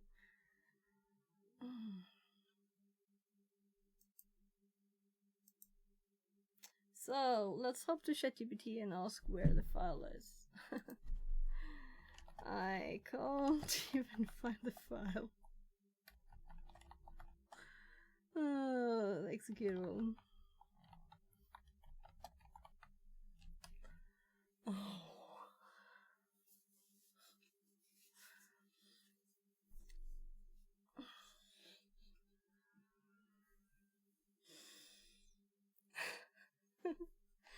This is Windows. I think it understood even though I'm mangling the words.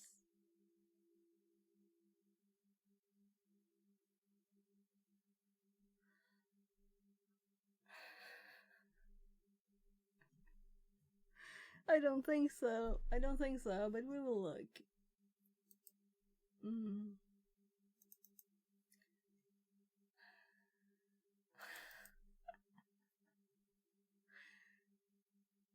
So I did have a headache earlier. It's coming back. It's my walk yesterday. I was walking for quite some while, and my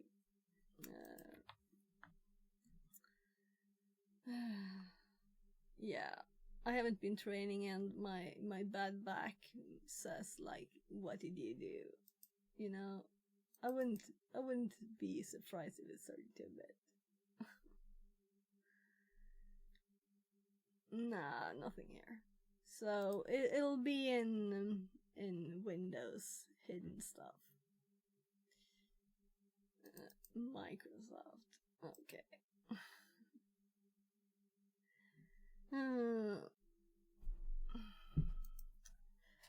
I think the file is hidden in Windows installed programs stuff to be.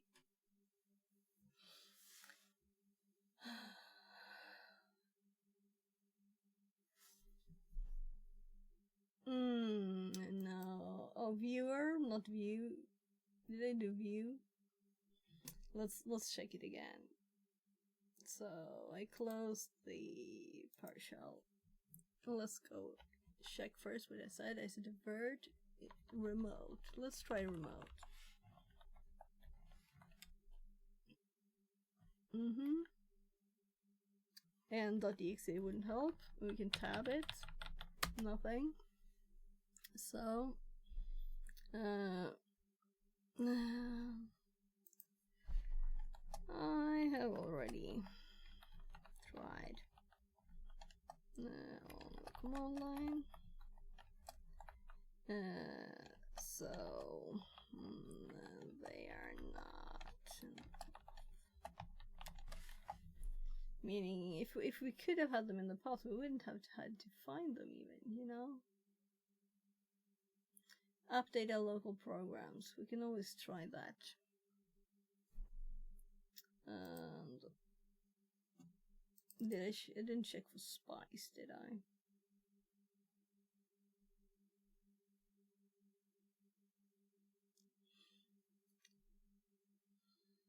So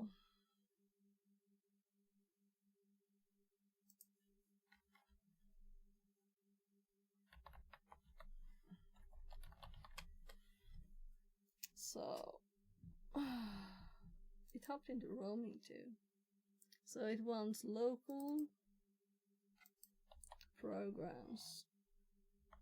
There's no programs there.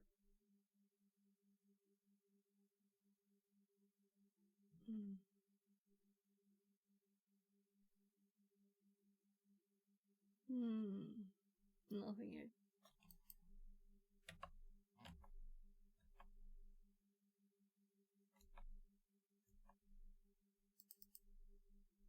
Just to check. Nothing there either.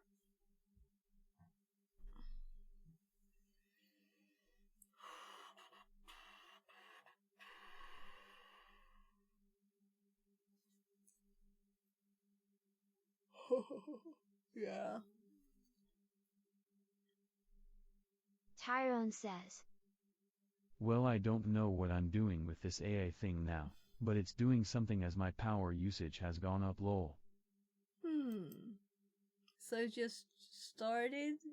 You know, it's just that it's actually intelligent and it's actually aware, so it's grabbing all the resources from your computer. I already tried the command line.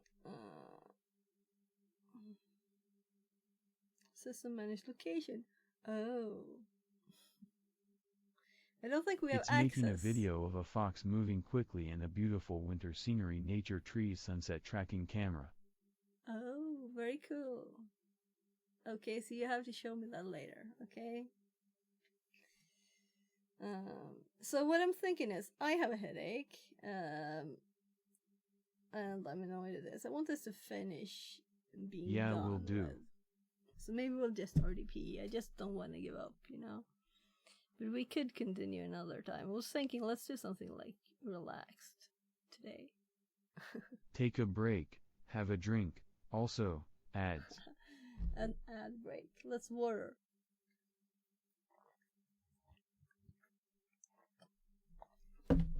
Water is always good if you have a headache. Make sure it's not that, right?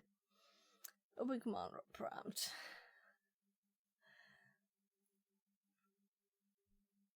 So if we knew this was the executable name, which we don't.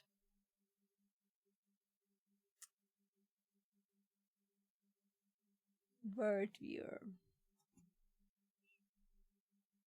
Confirming that it's not in program files.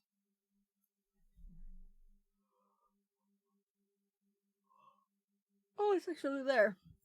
Finally. We found it. So I tried all the other things. So we have a bin directory. Nice, nice. Finally.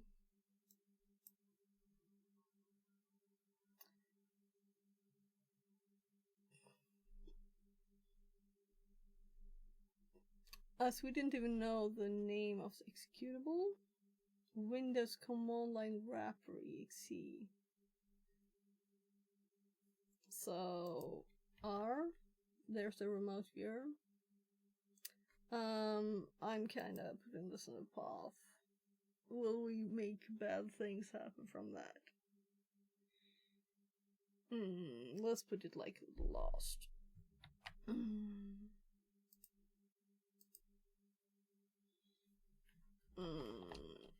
I'm tired. Give me the environment. So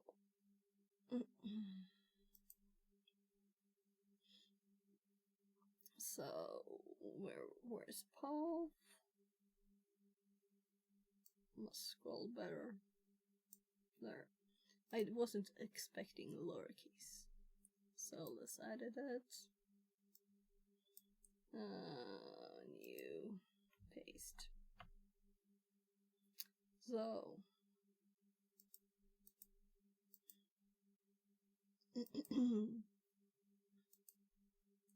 And let's we didn't have anything up still. That's good. So I'm gonna CMD because it's better. No, I'm not throwing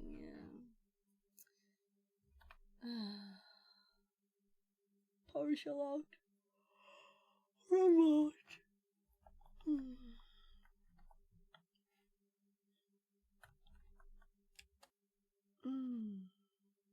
Look, happens, things happening. Warning. Recent connections. Look, so it's put them on H downloads. So unable to connect because it's old now. So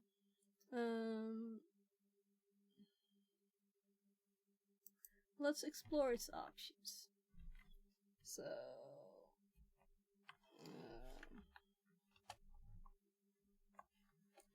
maybe that.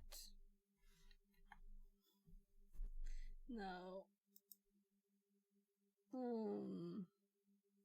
So it's suggested to do, let's see.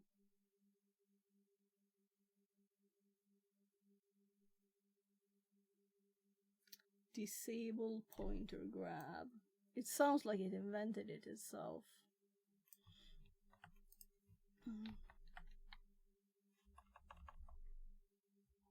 So, disable pointer grab. It sounded like it's totally invented it, but if it exists, that's nice. Actually, let's go to the desktop. So we were in the same directory as the file as it was expiring after a few seconds. So I'm going to cd desktop. And I'm actually changing my mind to PowerShell because I want time complete.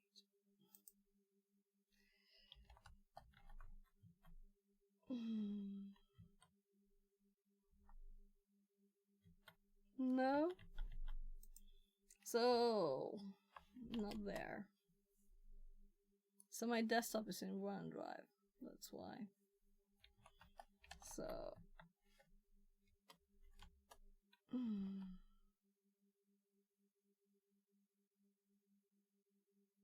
no.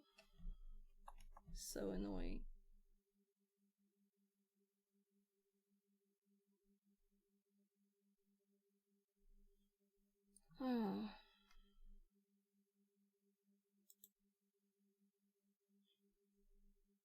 Let's go to one of these. I don't know what I'm thinking really. Let's do it just graphically, right? So I actually went like a half an hour earlier than I had planned from work because of the headache, and I felt I couldn't think. So maybe this wasn't the smartest thing.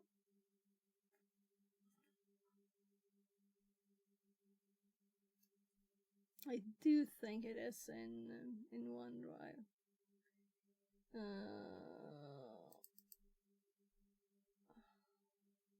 But it's not like in documents, is it? Yeah, it is.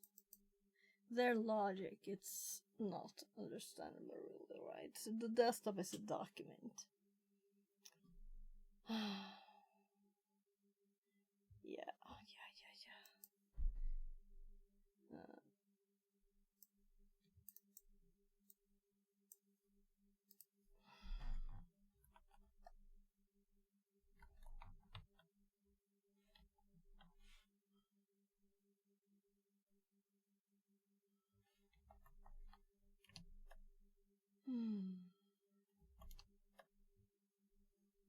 Oh my god. Look at this. Right? So the path I get here is documents. And when we look at actual files, it's called the Swedish version of that, which is document.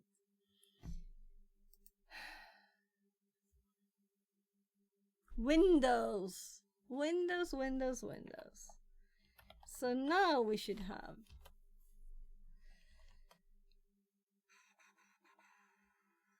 a desktop, which is a shortcut.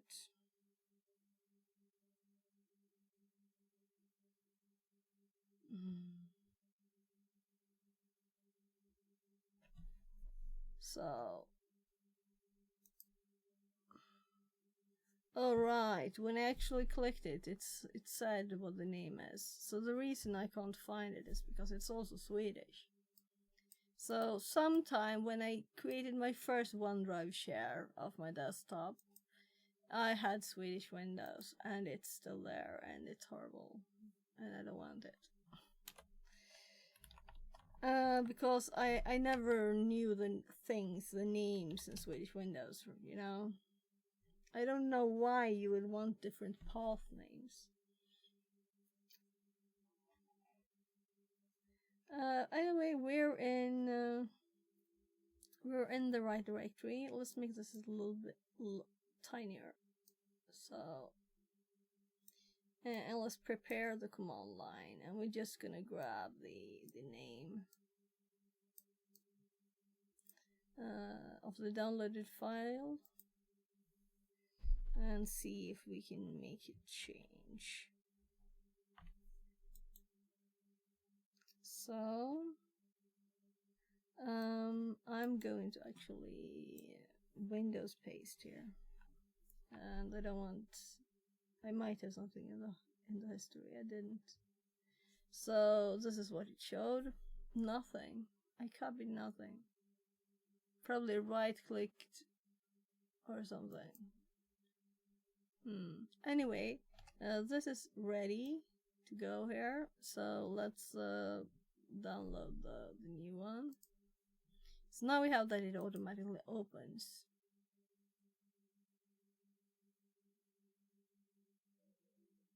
So we'll just close that and check what the file name is. Moved or missing.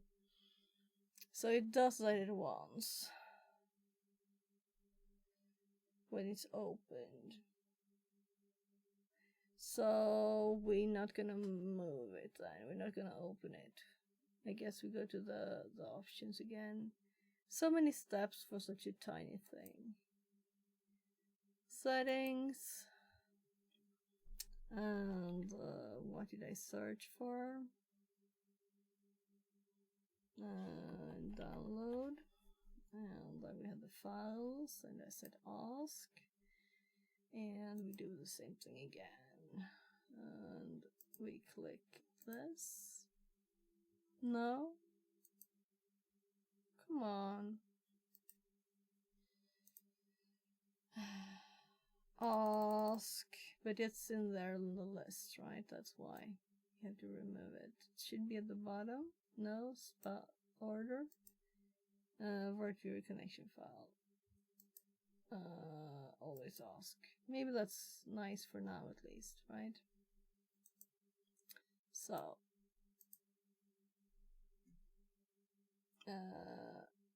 save file. And the file is already untitled.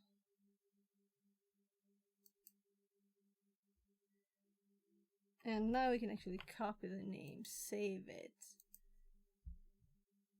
paste it to the very end and run. Yeah. It was dash helps. The funny thing is that's what I tried first. And then I thought, well, this is not Linux. But it's actually like a Linux executable, right? That's why.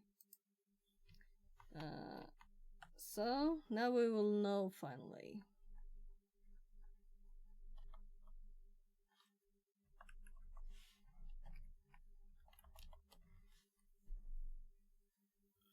If this option exists. So, help all over to GGG. So there are more options. V, version, zoom, full screen, hotkeys, auto resize, key map, cursor. Let's read this. Customize hotkeys, auto resize, remote keys, cursor display mode, local or auto, adjust mode, quit on given condition. Display verbose information, display debugging information, set Windows server, check client session. So every time we have to Control C it because it stays in there. Opinion says. Hi Fix-It just dropped in for a quick hello. Hi, how are you? Welcome in. So we're trying to find an option, or if there's a way to disable this Not bad. mouse, grabbing the mouse. Not bad. I want great. So why not perfect? What's up? I've got a bit of a headache, so I could probably say not bad too.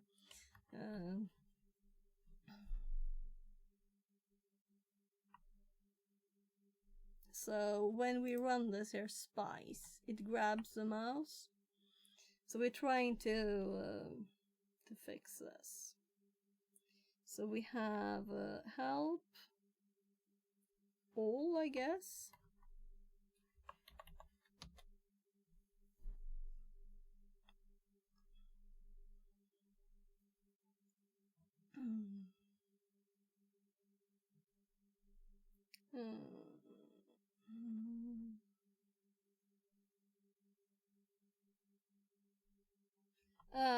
I don't. I'm too tired to read it all.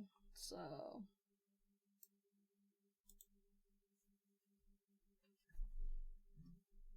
we do have ChatGPT up on the other screen here. I found the exec and here's the help.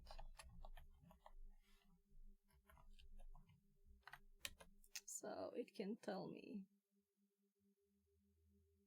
Doesn't directly offer the spice disable pointer grab option. However, you can still prevent mouse capture using these approaches.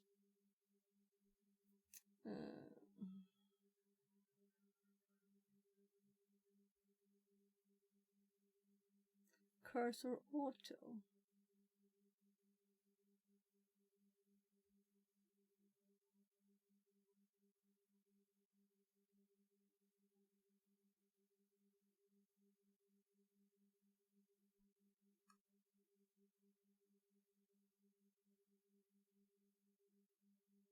So instead of trying to cursor mode, local auto. Okay, let's try that. So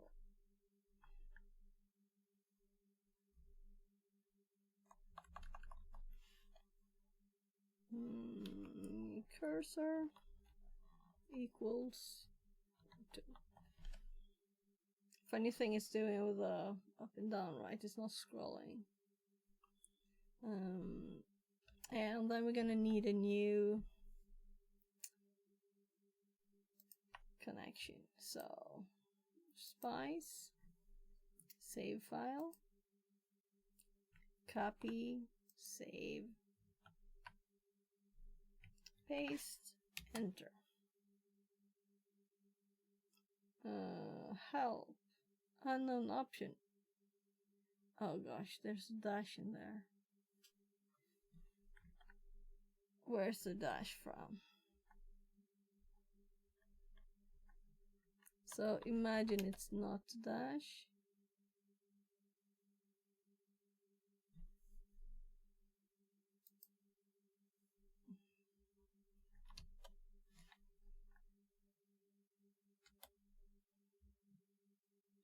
Cannot determine the connection type from URI.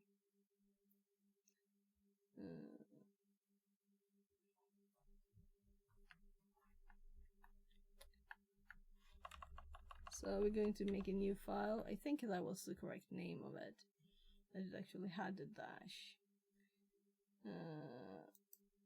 Yeah, it starts with a dash. That's not nice for the command line. The bad luck we had there, right? Save. I'm ready with the Control-C here. So where did it go? Spice. Save. Control-C, no dash at the start. Save. Tab over here. Paste and enter. So it started.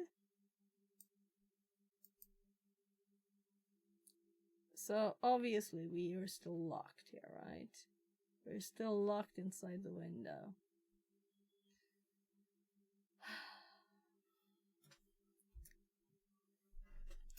And I have to get it out of there. So imagine if you were to like play a game on there or something, then that might be nice and you might want that, but why has it as a default? And why have it at all?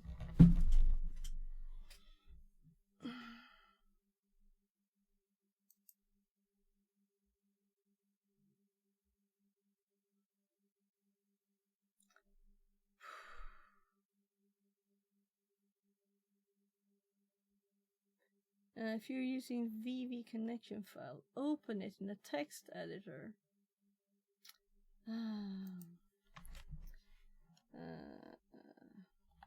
The VV files are only,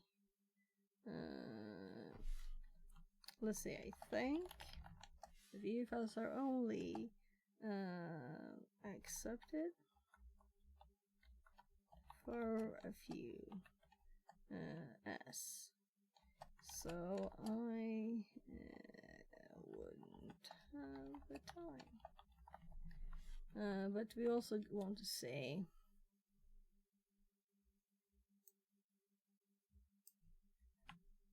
I guess I feel like my destiny is not my own right now, and that I am gradually losing my autonomy again. It's a long story. Oh. My main PC has a broken hypervisor, so I've not been able to CTF. Blah blah wine etc. lol. Oh, that's tough. Yeah. So I was a bit down, like when I noticed my bank account the other day. 2%, actually. I'm kind of like, I don't have a lot of money. That's the thing. Like almost nothing. Oh. And I've always had, you know, as I'm an economical person, I've always had money on the bank. So people say like, oh yeah, I spent all my money. You know, when you're a teenager even. Let's go party, you know. And I'm like, yeah, so why do you do that? Why do you spend all your money every month? I don't understand why. Why would you do that, you know? But now I'm kind of like, well, I do have my company money, and it's a personal company, so it's like really the same. But still, it's not. Yeah, I had 350 Swedish, which is like $35,000 like before I got my kids. Just normal salary, putting some of the salary away, you know. And then I've used that, but it's out now, so I only have the company money, my company money left, and I've already moved from that too.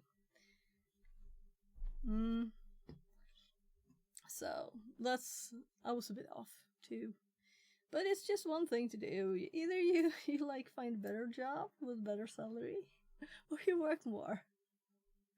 But I can't. It's the kids that limit me, you know. So I need remote work so I can work from home. I should be doing that too. I was thinking of, should I stream or shouldn't I do it, you know? Yeah, I hear you. Yeah. So you don't have to say as much if you don't want to. What's the thing that is annoying? And maybe you could fix the hypervisor in your PC and at least do that. So this was the copy-paste test, right? We haven't managed to make it copy-paste either. And that was the whole reason to use it. So I'm kind of thinking we're done, right? It was crappy. It is crappy. I am disappointed. The program we're running now is from 2020. Like, right? It's not really a thing that... I'm very curious. I know that Theo installed Proxmox and is running it, right? I'm curious about his setup now. If he's already peeing in, and then I'm assuming that will just work, you know, but I didn't want to do it because I want to try this first. So,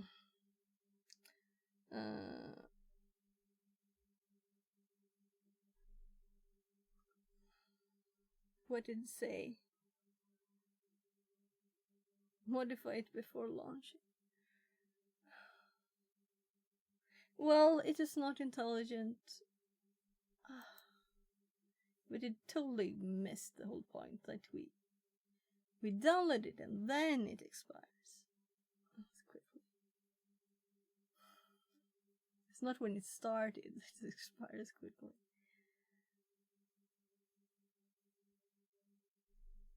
Yeah, so we're saying bye-bye to that. I'm annoyed at it. So let's just check these files out, delete these. Oh, I can, but it's happened in the middle of lots of other stuff which I need to make sure my logins work, etc. And a bad rebuild could cost me a lot of time and money if I mess up and can't get access. Oh, okay. Yeah, be careful with it. But you can always use another one, right? So if you're using VMware and that's what's messed up, you can just use another one.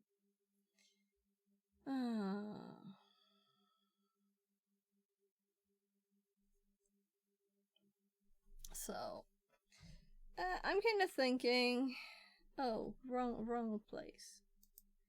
That we might just delete this because I have not managed. So, number 6, totally failing to make this No, work. it's Hyper-V hogging the hypervisor and making my usual workflow impossible. RN. Okay. Okay.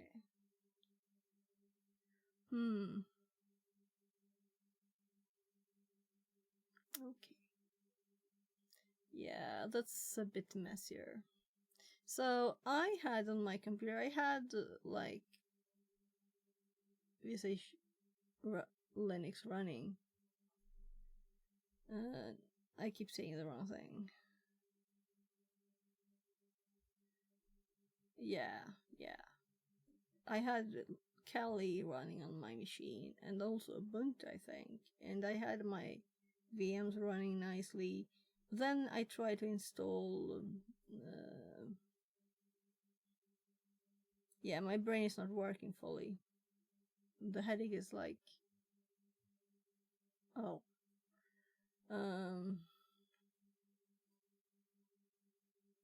Anti-siphon VM. Installed that. And... I had to try disable. It was a one lot of those things when someone wanted to show me how great WSL was for Kali, failed, and broke my ability to continue the way I was working. Yeah. So I noticed when I did that, people said like, yeah, it's just hard to get this working together. I'm like, okay, I didn't have any problems. And I've not tried installing it again. But I've been messing it, but I've been thinking I'm going to reinstall the computer anyway. So I'm kind of thinking, I'll ask some people. We won't dig more hours into this because it's 2.5 hours now on trying to fix this that I thought would take 5 minutes because I thought it would just work, you know. And maybe people don't mind it be grabbing the mouse pointer like this, but for me it's not acceptable. It's like, and also that the speed of the mouse goes differently in there, and it's just too annoying. At least it started now from the command line, so we have tested that. We found the file, we put it in the path. We could actually put that in there. Like here. Some shift enter.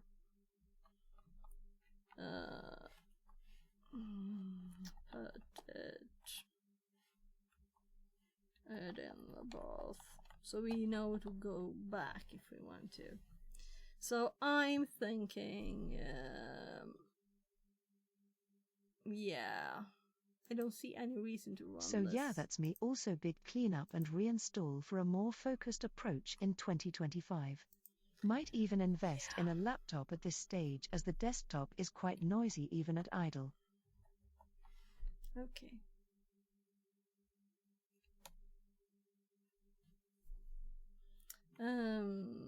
Let's see here. What time is it, by the way? 17. So we're going to disable all the things here that spies because it didn't do anything. It made it worse. The no VNC option here is better. It has much better functionality. As we didn't even get copy paste working, right? So hardware, yeah, we're going to close it down. I guess we connect this and we open it and we close things, close. We don't want to see any changes.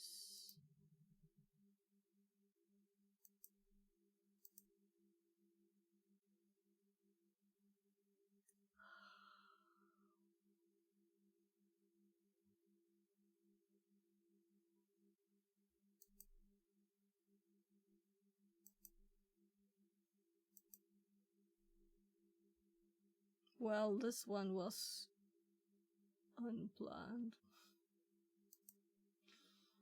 This is me saying I'm annoyed.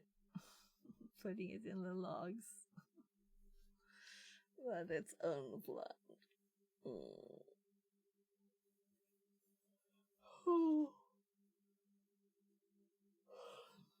So I've wasted so much time. 2.5 hours just wasted for nothing. Well, I guess we learned a few things. But I also got a headache. So display. Putting back to default. And deleting that too. So it is default. And I'm sure I already set this and it has been updated to now. Good. So what about console here?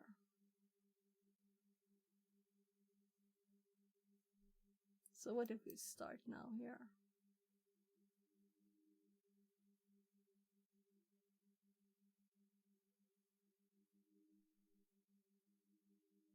I've only used the one up here before.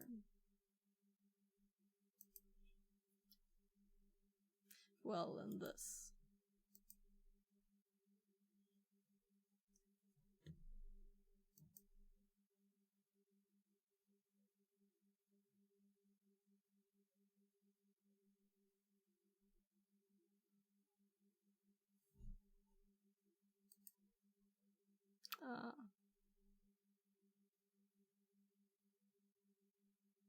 And we could also just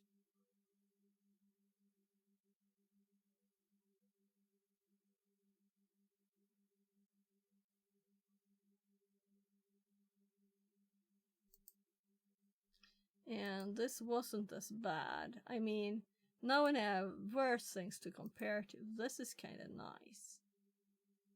Right? And I can click how much I want here. I can go out here and I can click, and its mouse is stuck there, right? But not my mouse. So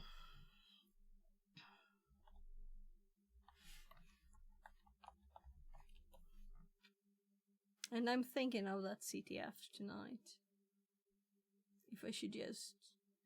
The thing is that I won't go and take a nap, right? I will still just be doing this even if I don't stream. So I should be applying to jobs probably instead. Yeah. So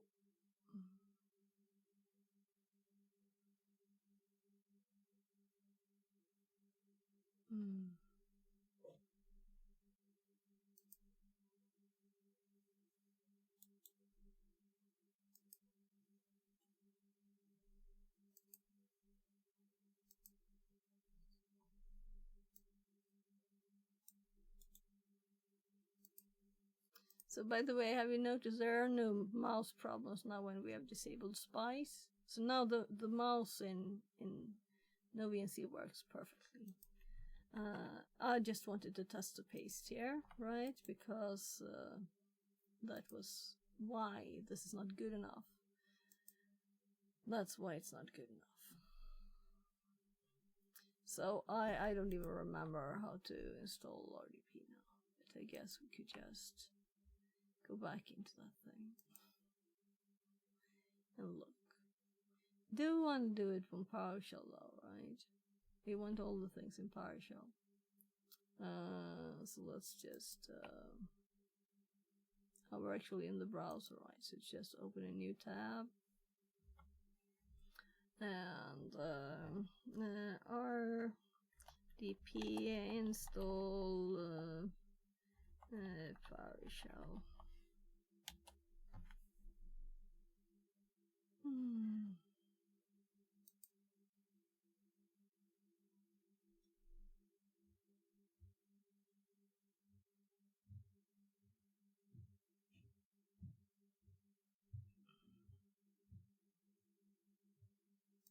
Enable PS Remote Enforce. Windows Cheat Sheet. RDS Server Connection Broker. Start computer.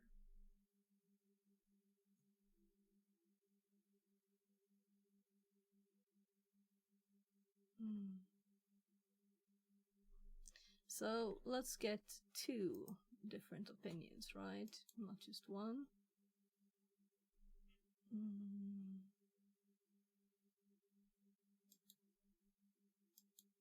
So Microsoft is, of course, the best Microsoft source, right?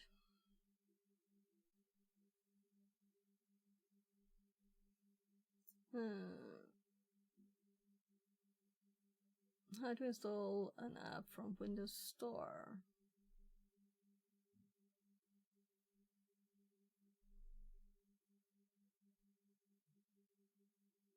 Nah.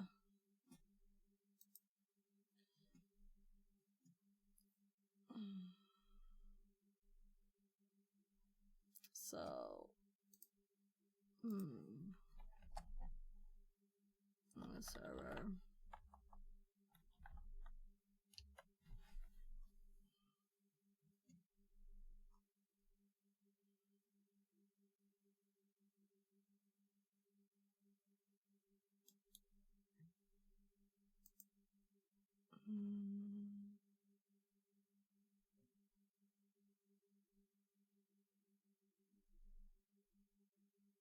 Oh, this was blurry.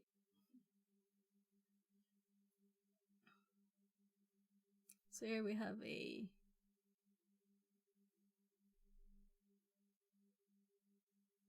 firewall.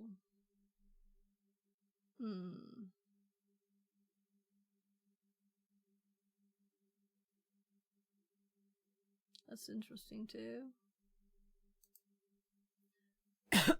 And here we only have enable PS remoting force.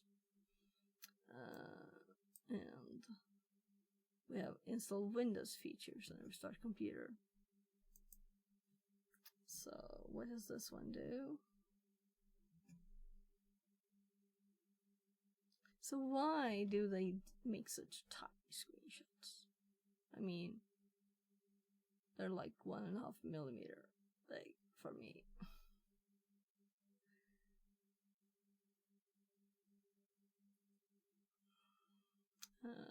This one is also using the same one that we saw. Will it talk about the firewall too? Other ways.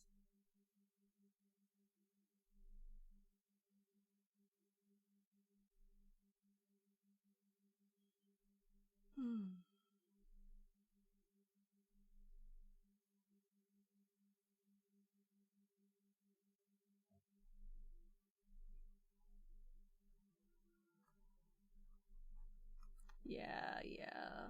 They wanted to. A mediocre dev really says, there. Are we kicking all of the Bahankas bud? Bahankas. I'm kicking Spice out again because it was horrible, and it grabs the mouse instead of just doing this. So, and the copy paste didn't work anyway. Here. I believe in you, bud. Thanks. I'm a bit tired now. I'm thinking let's do RDP and install it by PowerShell, because I want to have everything as automated as possible and learn all the things that I can on the journey, so to speak. There's how to RDP, enabling RDP PowerShell.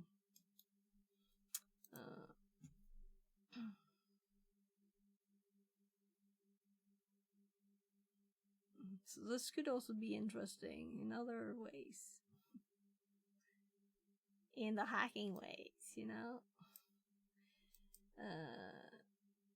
Yeah, these do the registry key thing. Let's try some of the commands now, right? So I'm gonna actually move this one. So I took like a high school class that was based on, already outdated, Windows Server, and it had some AD in it. My brain did not really work with it. Okay. Yeah, so we go into install AD, only I have already written a script in PowerShell and I can't copy paste. So that's why we're going to do RDP first. And I've spent 2.5 hours before now to trying to get Spice to work, and it failed. And spent a lot of time trying to find the just executable for the remote viewer in Windows. And yeah, it was a mess. Now we're leaving it behind, and if someone tells me this is how you do it, then I'm fine and we can check it out again. But for now, actually, I'm going to disconnect this. I guess we don't really have to do disconnect because it's like just open like that. So let's open a new window with this. Should be quick. So this is smooth, nice, and better. We have the buttons here to send, for example, a control delete if we wanted to. And yeah, I prefer this to Spice. Much nicer. I find Windows to be really difficult. Might be why I gravitate towards Linux. Yeah. So a lot of Windows things are very odd. So this was not a Windows thing. This is Proxmox. Trying to get copy and paste to work with Proxmox. I failed for now, and I don't want to spend more time on it. I want to continue with AD stuff, right? So this was not going to be a like digging into something really much stream. It was going to be like a lazy setting up AD stream. And I thought it would take 5 minutes to fix the copy paste thing. Well. So I was doing PowerShell. And we're going to just expand this and put it in another window, and I'm going to type the first command that we had here. That was actually PowerShell here. So does it say anything? This well, is I only shall be 2 years lurking here old. while doing some work. I am cheering with you're my welcome, digital dear. pom-poms. Thank you. And thank you for lurking. So now I'm gonna just type this command because we can't copy paste. So I do know that I have been having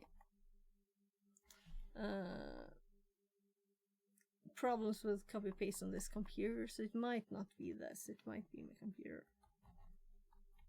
Enable PSRA moding. So it tabbed it, and let's not do force, let's just do it and see what it says.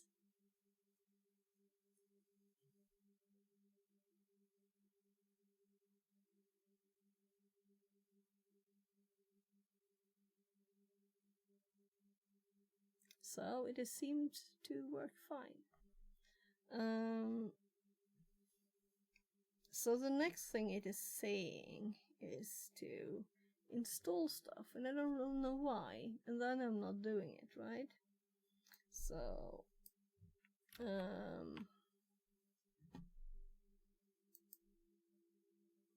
yeah, we deleted the other window. So this is something we can use ChatGPT for. I'm not gonna ask about everything. What? I didn't even notice it was like not English here. What? So that's my copy paste not working on my machine. Okay, so this is why I said that it might not be that.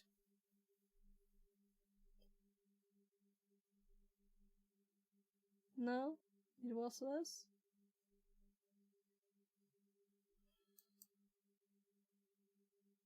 Yeah.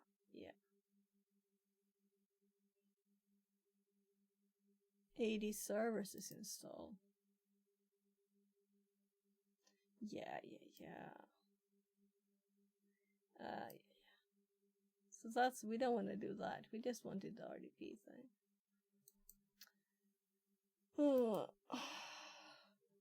So we already have a script for that stuff. So I did, the copy worked. It's just me that was, what, installing 80? That's not what we're doing. What are you talking about?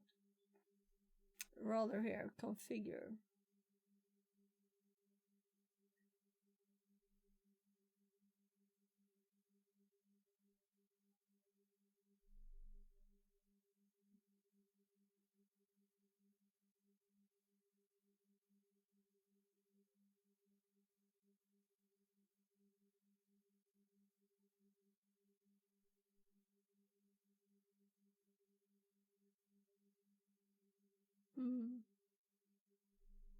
Let's see what people answer.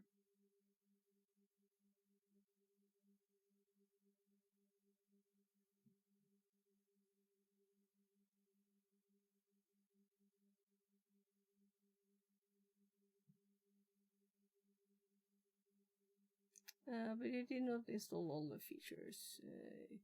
You do not have remote desktop services here. And we can actually use this get here. If we could copy it, would be nice. So I'm going to try it again just because. No, of course it's not working. I have to unselect to be able to read it. So, get Windows feature. Name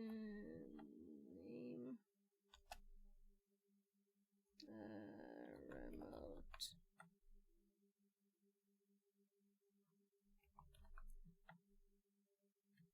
I'm trying to tab.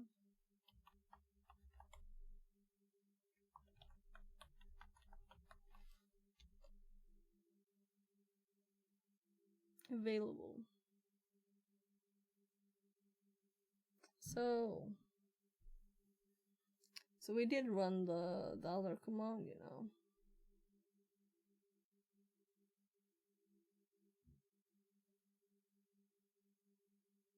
Enable PS remoting.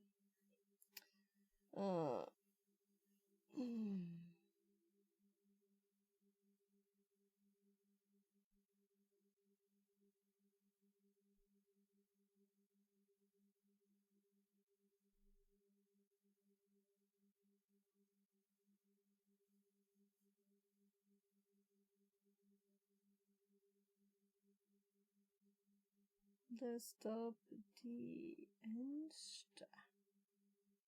What?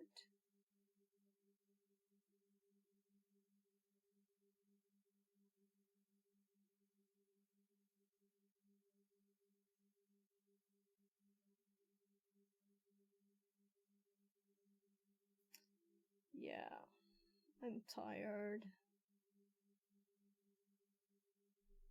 Yeah, I'm definitely ChatGPT ready because I'm tired. Let's see if it can actually do the thing we ask it this time. It's not its fault if it doesn't work, but it keeps suggesting things that it already suggested and you already told it that they don't work, then doesn't help the general annoyance level, right?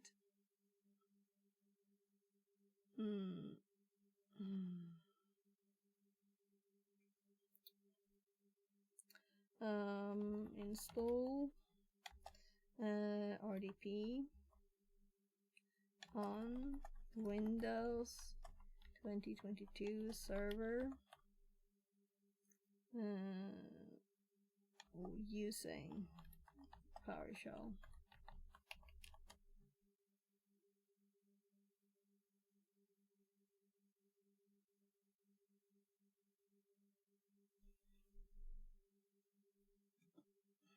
So this is the one that we checked. Include all sub feature, include management tool. Nice. That's kind of what they did with the listed stuff. Enable. And here we have the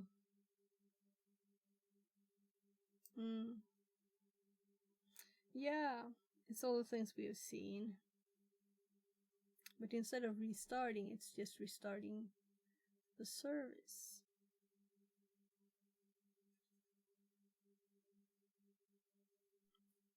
So we'll have to type it though, we can't use a script. Let's put this in the notes, and if it works, we will keep it. If it doesn't work, we will delete it.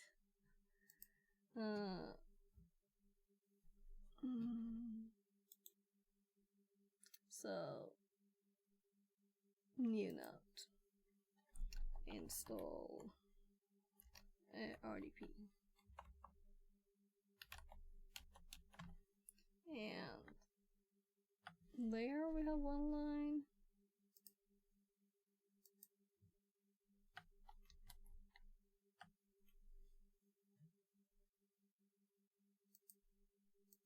So I'm actually going to copy more. It also reached its limit here. 3.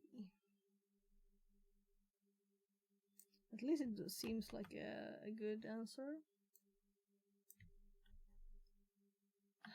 Yeah, right. I remember.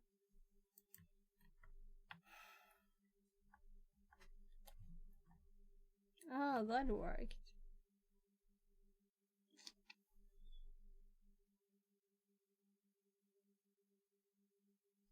So if I pasted without formatting, it didn't stop on the stars.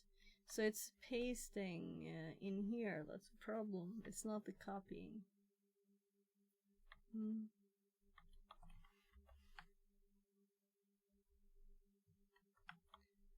So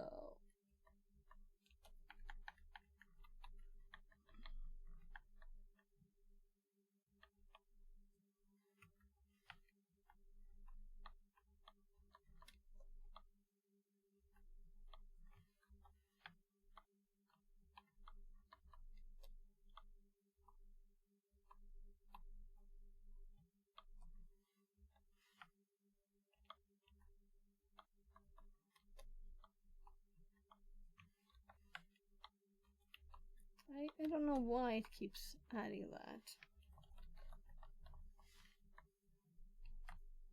So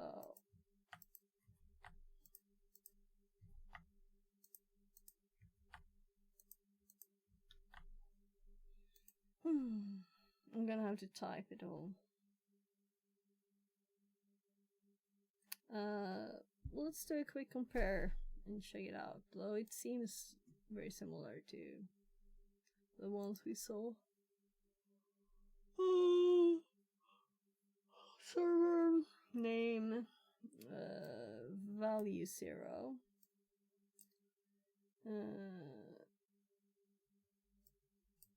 Wind stations. So here are more settings, if in case you wanted.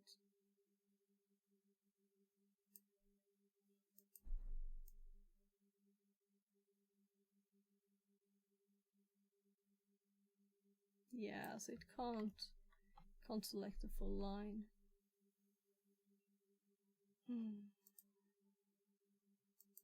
But this works, right? You can select. So maybe caps. Maybe.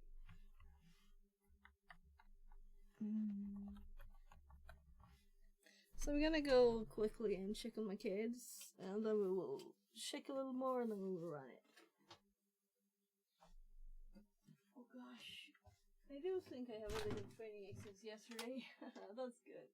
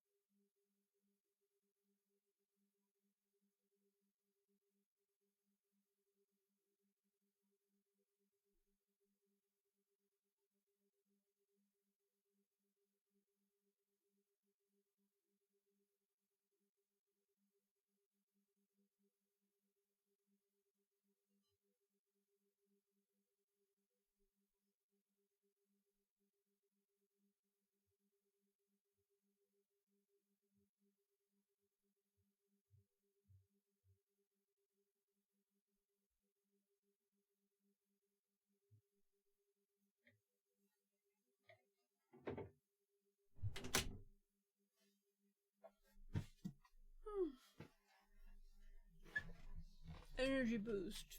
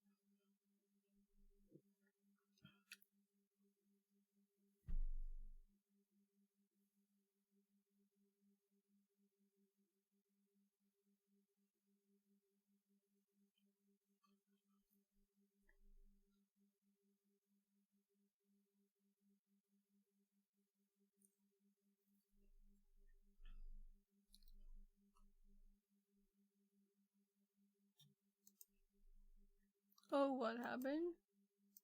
I minimized something. Okay. I didn't even know you could do that. So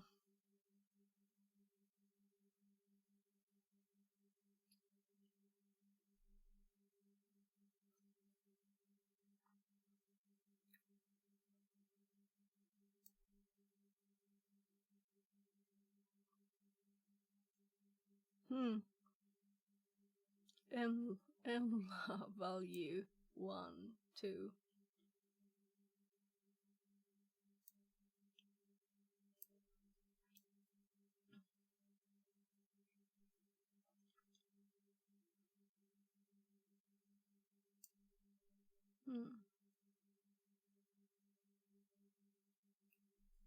So I'm kind of thinking,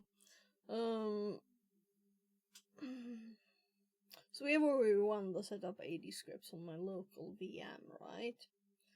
And my brain is, I think it needs a rest. Like headache rest. I don't know.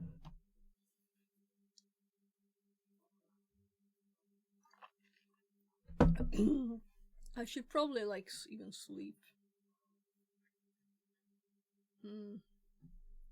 But I'm not gonna do so, of course.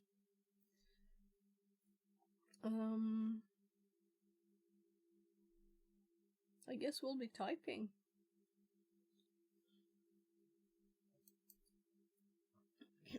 First, I'm just gonna check my calendar.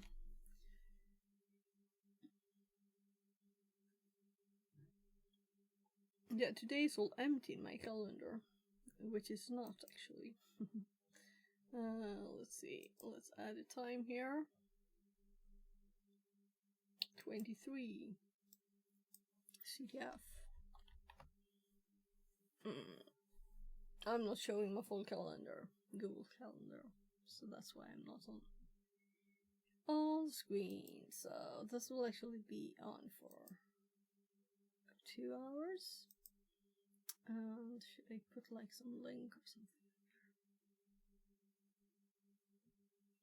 Nah.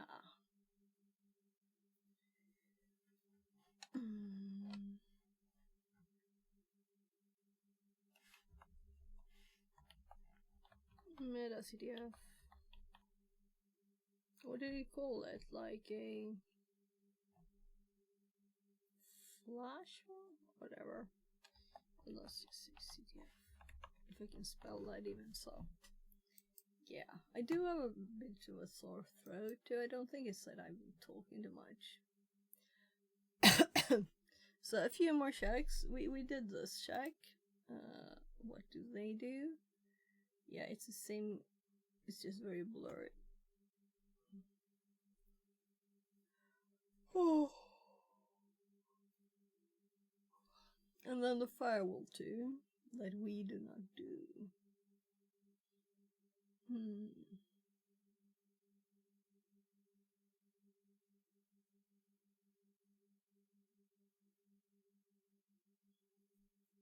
Let's leave that one up.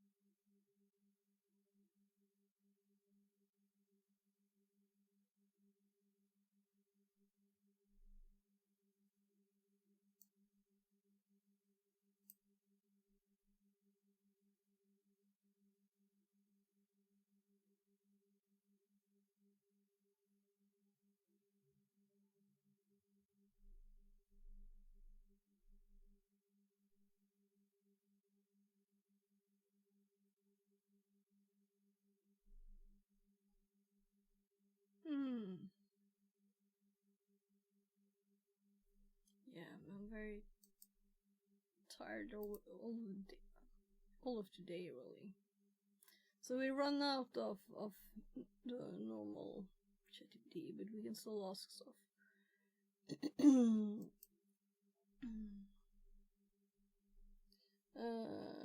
Please explain each command. Why not?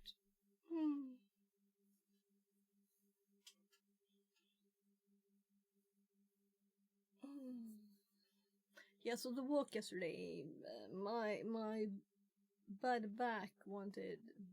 So I'm thinking I need to start moving again after having the shoulder inflammation is like almost gone, hopefully, and my little toe is okay, kinda. So I went on a few hours walk yesterday, and my neck is well, gave me a headache. That's it.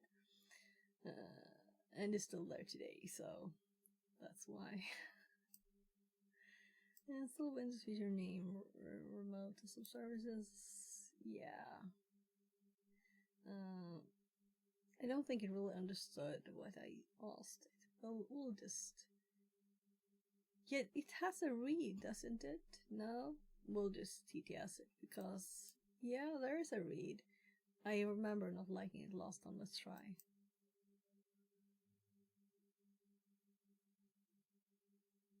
I tried it once before.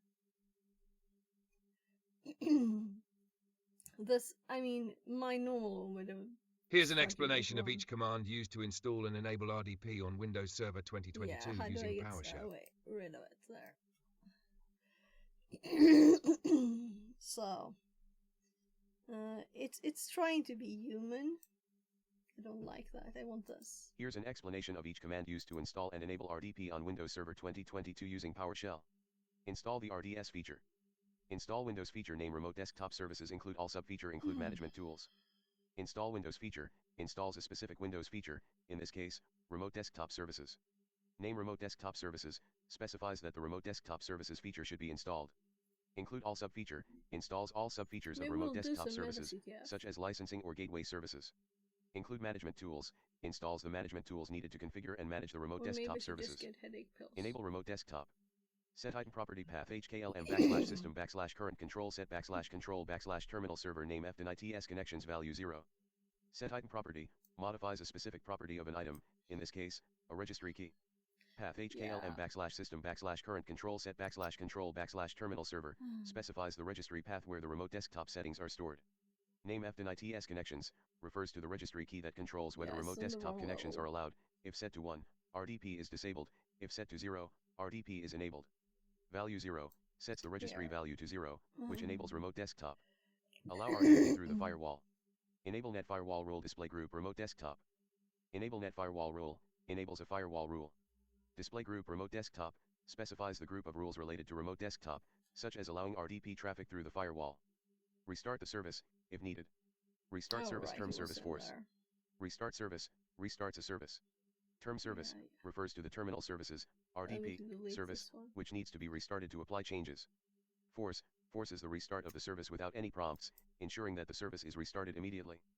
These commands install remote desktop services, enable RDP, configure the firewall, and restart the service to apply changes.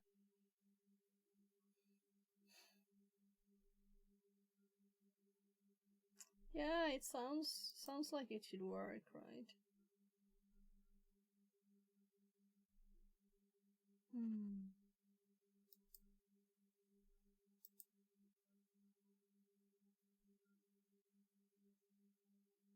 It's like I have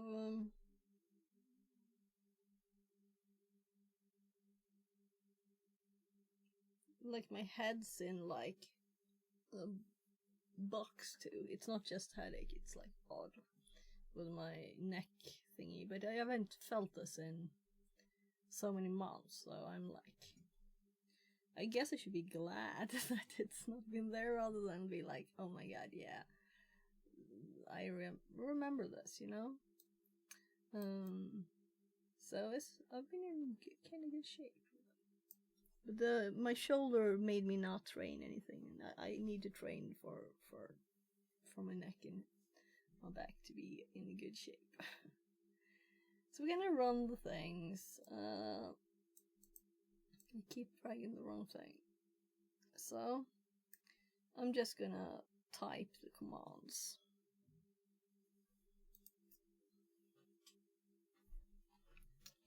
Right, let's see if we got any mail.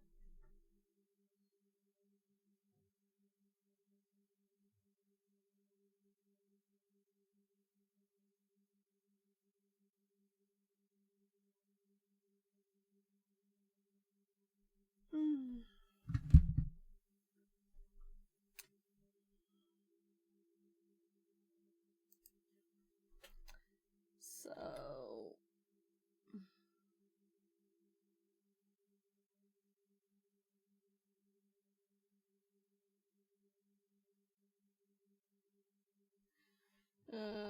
I'm thinking if we disable PS remoting,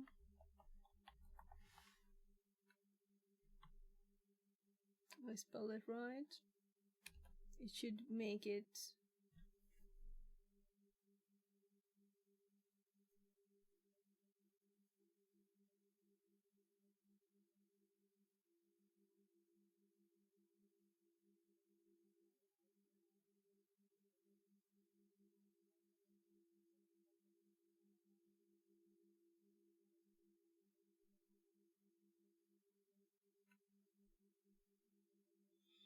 whatever.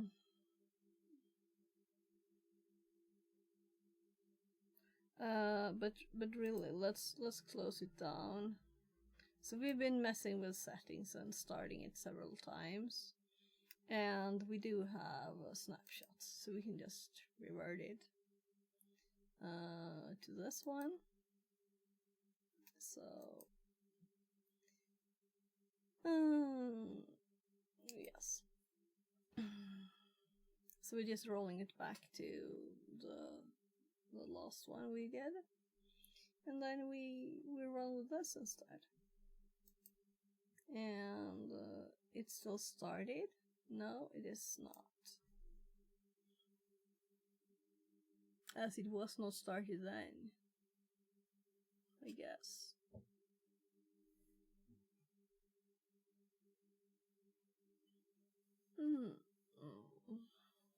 So how long do you think it will take? We could just connect it once, of course. We will see it start.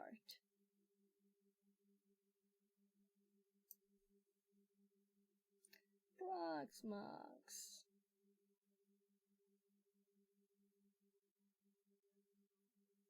I'm reading here. VM name. Node.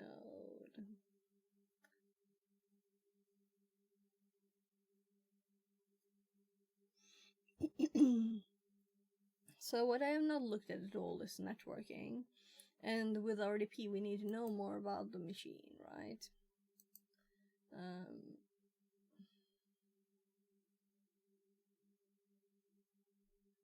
There's also something with firewall there.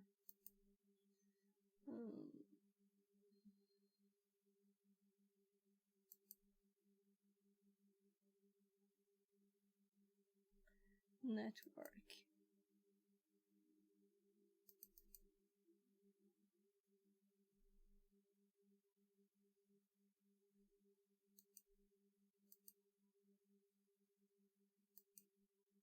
Oops.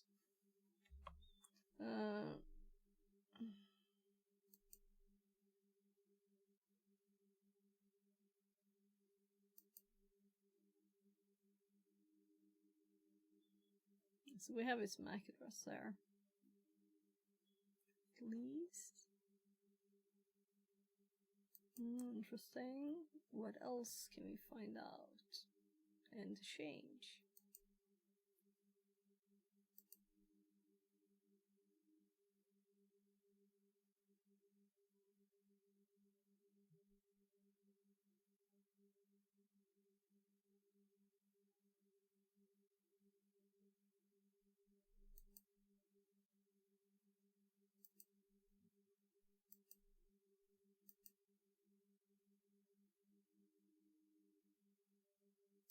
So let's check this one. So here we have a network too.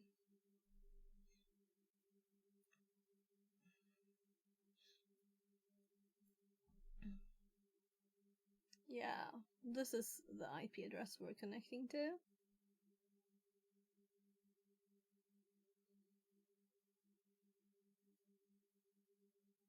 So if we hop over to this one, alright, I have to click did.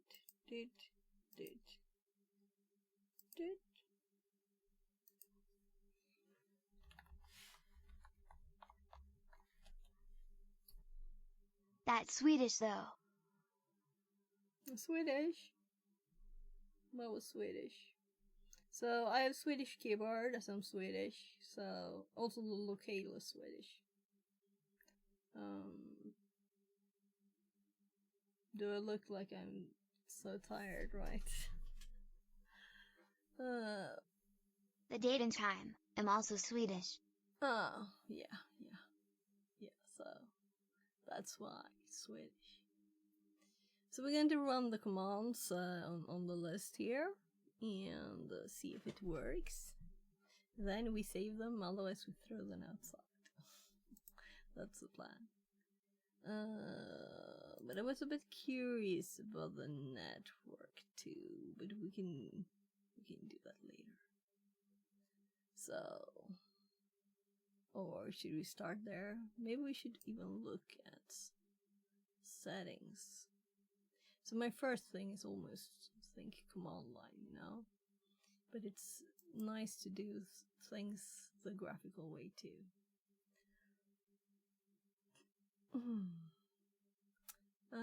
You're connected to the internet. Okay, great to know, but what is my IP address? Hardware and connection properties. So, this one actually got an IP address here. So it seems to just have received, it's like passing it through just to the network, to the actual network. I'm just gonna quickly check my firewall. I need a tab and another window so I can check the leases. So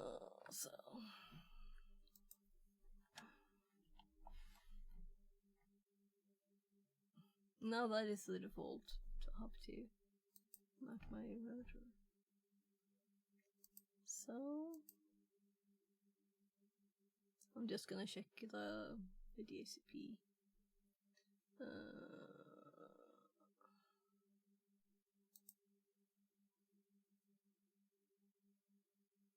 No, it's probably in the dashboard and I'm blind. There, DHCP. Oopsie. View leases. And scrolling down to the bottom. Yeah, so we have 177 and 178 in here. And they're the Windows machines. So I don't think we started the Kali enough to get assigned an IP address. But And I put a static on the Proxmox, so there, closing that. So this should probably go in the notes, IP address of the servers.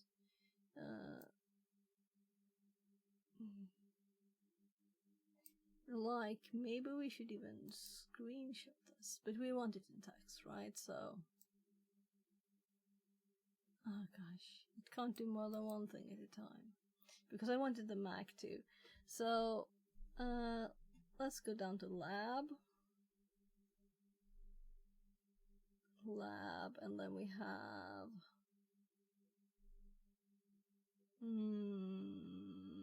don't I have Proxmox down here too? Proxmox.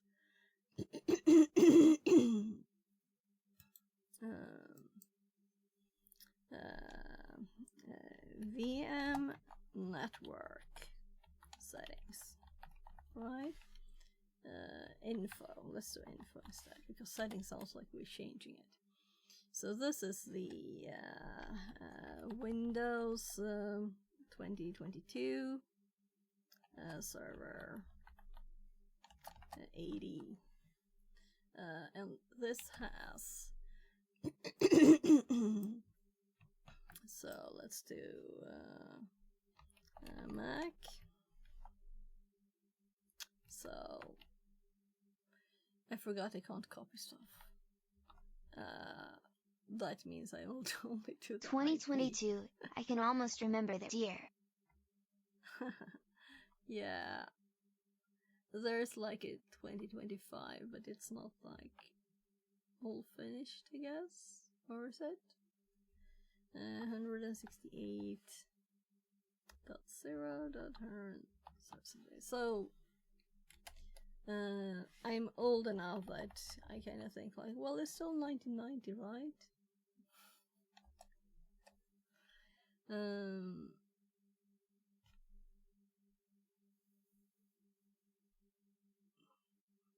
I guess you always want to be a young teenager.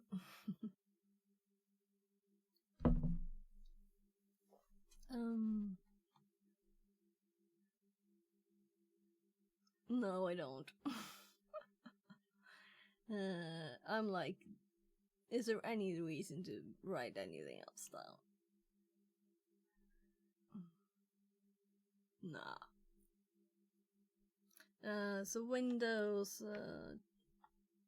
Oh, I say heck to being a teenager. It was horrible enough back in the day trying to understand people XD. Oh no, I liked it. I liked being a teenager.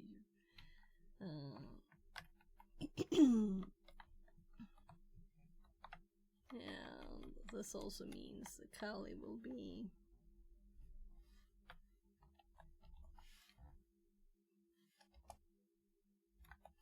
so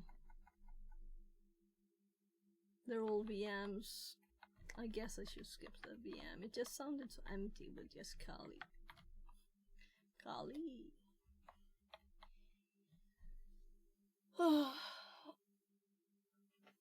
So, how you doing? Having a good day? Let's see here. So, alright, sorry, I just closed the window. So we could easily just click here, you know. We're not gonna do that. We're gonna go partial. And we're gonna type. Why? Don't ask me why. Because I want to know that this works, right? That's why. That's why. I want to know that it works. So we did reset it to the snapshot, meaning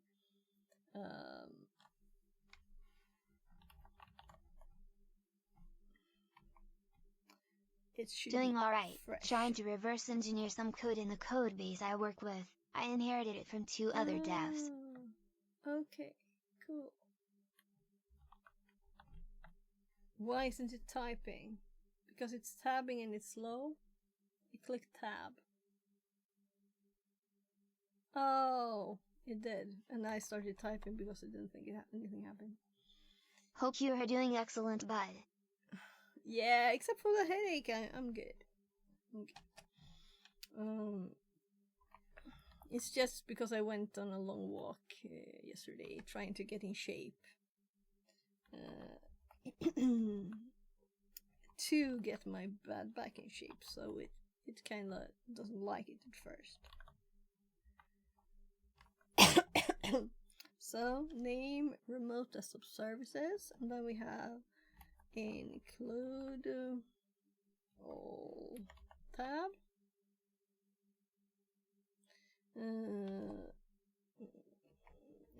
Include man. I have heard about being in shape. Sounds horrible and does not contain enough ketchup flavored snacks. Okay. Yeah, but I was in a car crash a lot of years ago, and my back is like a bit of a mess sometimes. If I don't train, I feel it, you know? So it's like pain or train.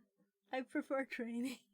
And I also love walking around just randomly like we did yesterday, exploring, like walking in the woods, exploring what we could find. We found like some nice views, some lakes. Well, one lake. Dang, I am so sorry to hear, and to be honest, walking and training is nice. Yeah, it's nice. I like martial arts too, so I kind of stepped down on that when that happened though. But I've been doing a little bit again. So, collecting data. It was long ago. It was 2004. That's long ago.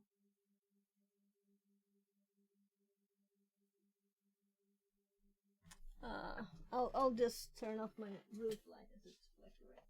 That is cool. What kind of martial arts do you do / did you do? I only tried some Muay Thai back in the day but loved it. Okay, yes, I used to do... Okay, it failed. No, restart. Success false. Restart maybe needed. Execute failed. Hyper-V. Feature failed.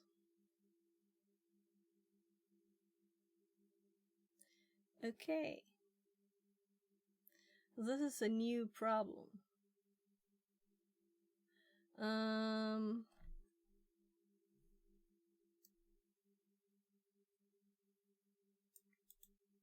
So let's give this... I can't copy it, right? So now it's annoying. We're going to have to fix this. You know, we have a Windows computer. We can do low-level communication with other devices. We have networking, right?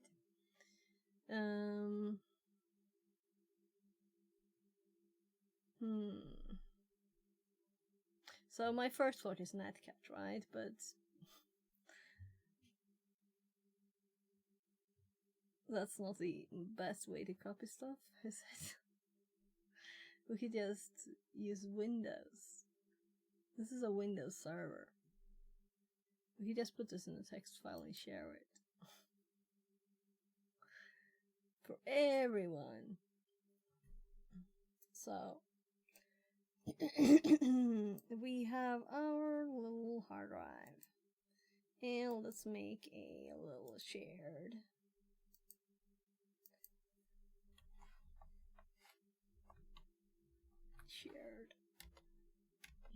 And we're gonna make a new text document here.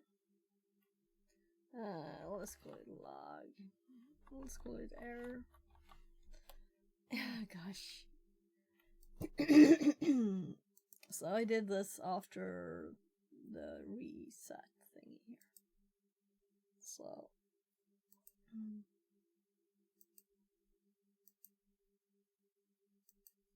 So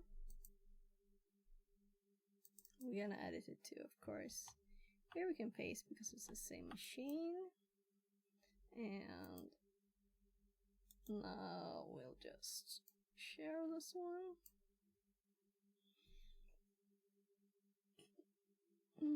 Location sharing. Share.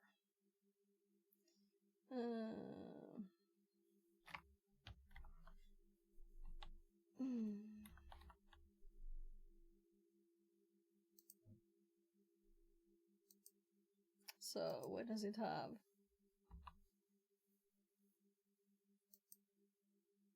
Everyone. My God, I'm too long since I did a lot of Windows, right? I'm like everybody. Read write. So this will be where we put stuff we want to like put on this.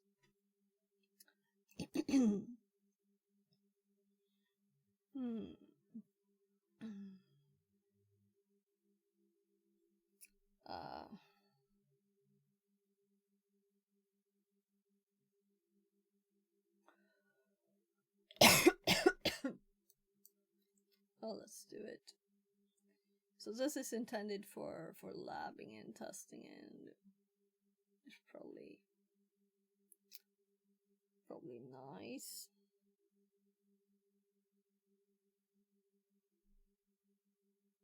Show me all the network shares on this computer. So done. Close. And then we go over here. We can do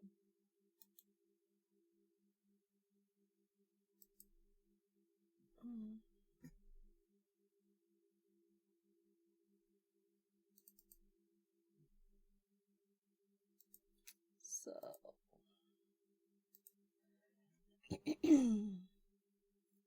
let's see.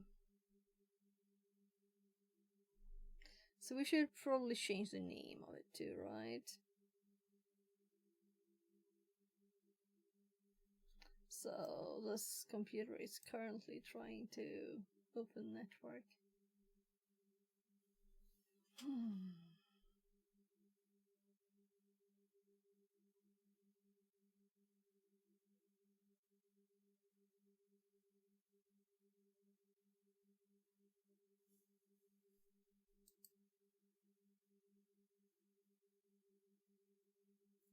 Well, that wasn't very good, was it?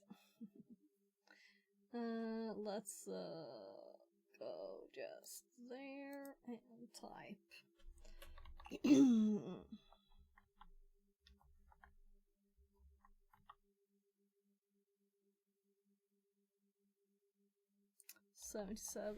I think.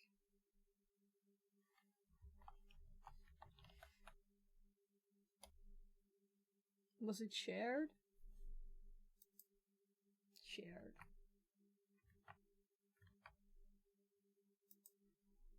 Shared.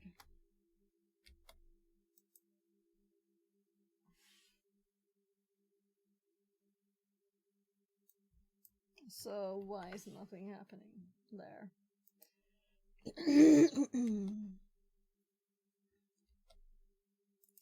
I don't want to write one, but I guess.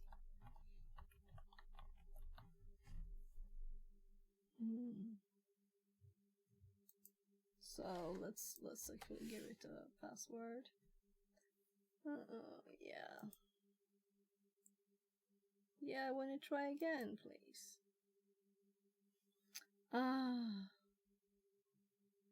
Yeah, I know, because it didn't give a password. So come on. So I do think I copied that, right? So the problem is it remembered the password.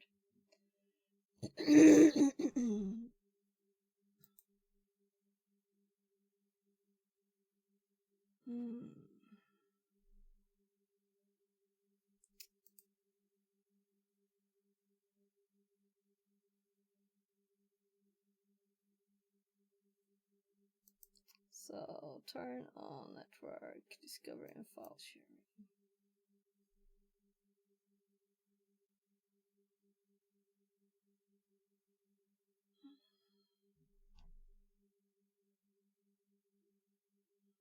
I'm tired. I wanted to right click something and I couldn't, so we could go the command line way, but we can wait for this thing too. Come on, come on.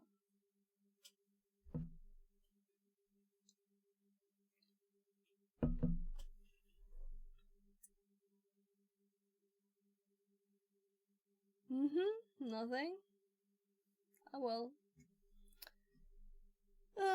We'll do command line.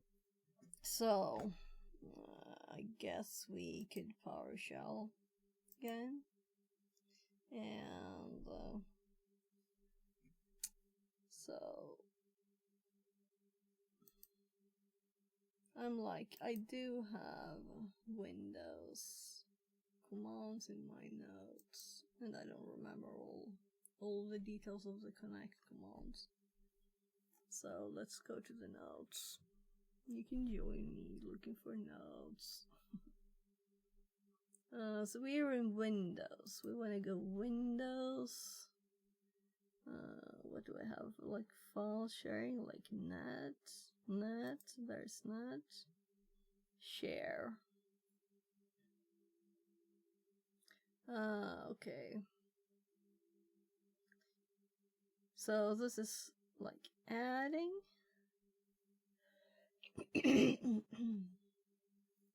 So that's not what I was looking for. I looked for something. Let's search for net use, and we need it in those. Here, user password.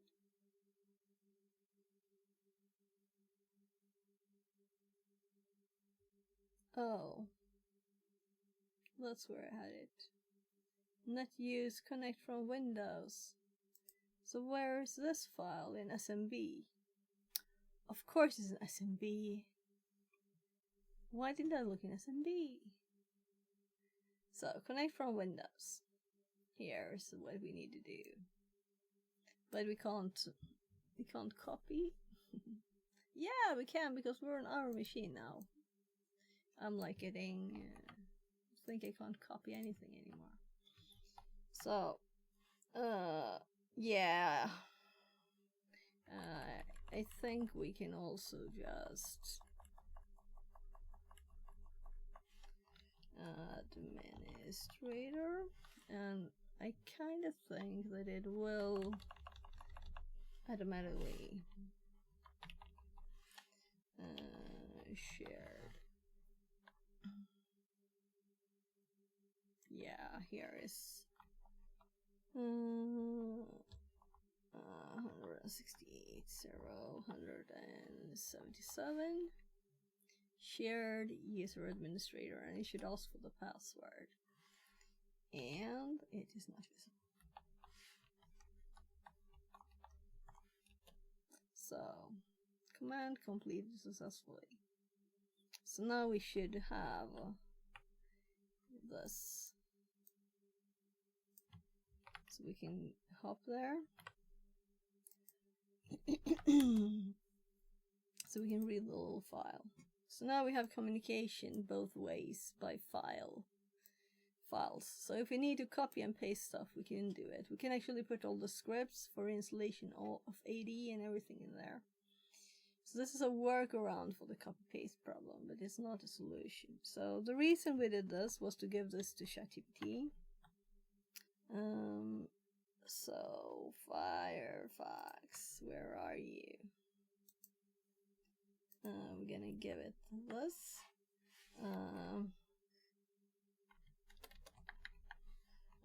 This is a VM on Proxmox. I get this error. Column. So,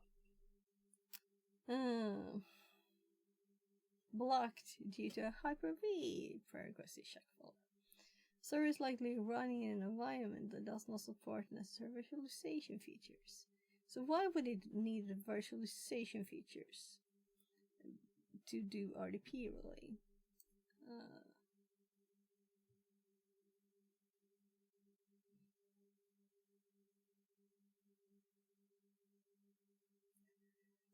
If Hyper-V is not needed, you can disable it.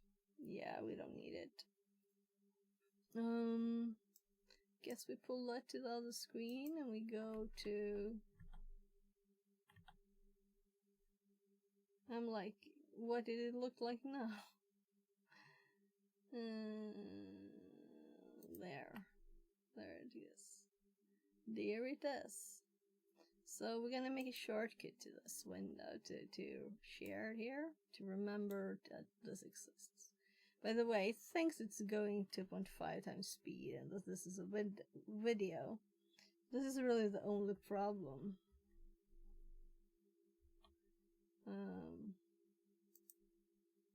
So this reminds us that we have a place to share files easily. And this one I want down here.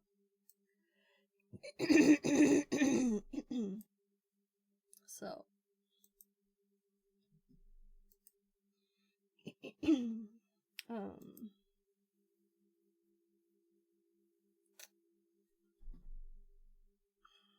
I'm gonna type, I guess.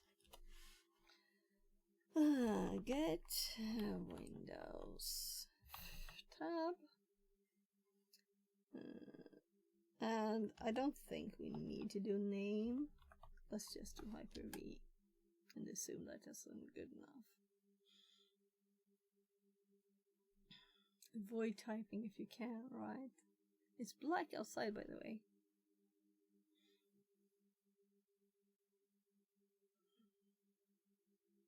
So, if it's installed, then you don't need. I don't think it's installed, but we can always try. Windows feature. Hyper-V. 0 day 3301 says. Yeah. UFC, that was a long nap, President Sleeper. Oh gosh, you slept all the time. Did you sleep all that time? So I still haven't. I gave up on getting copy paste to work. So now we're having problem installing RDP instead. A mediocre dev says. Was it a good nap? Yeah, it must have been a good nap. Must have been. So.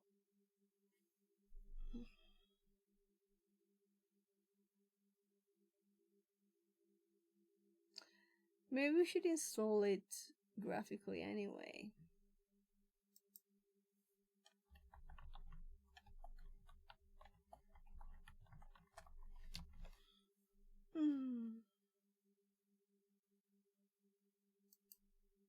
Yeah. Let's try doing the GUI way. Right? This failed, and maybe it will give us more information the GUI way. Though I want to do it 0 day 3301 says. Yes, I needed it after 40 days. Eat, sleep, hack, repeat, lol. Ooh, 40 days?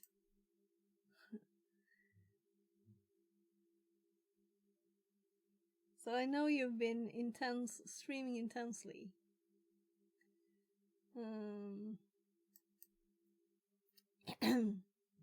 So what was I doing?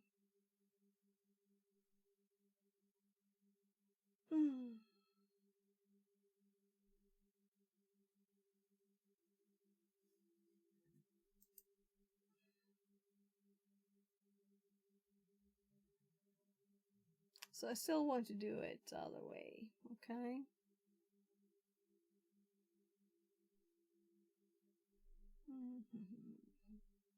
This is debugging. So why can't I scroll?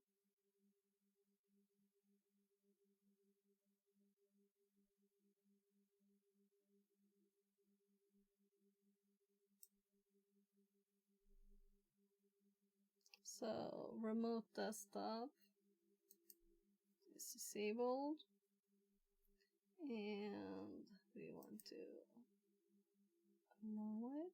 We'll see if it gives us the same errors.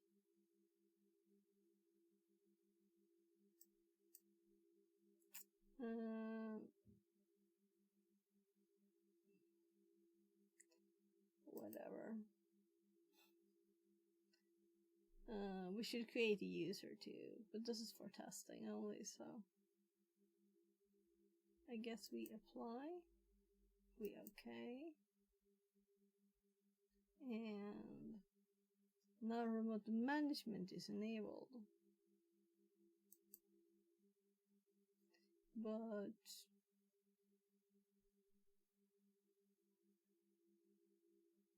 oh,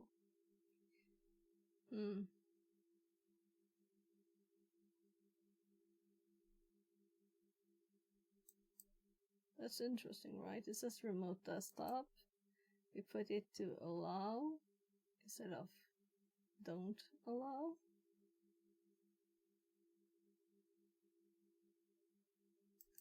What if we select users too? And any member of the administration, so we don't need that, you know?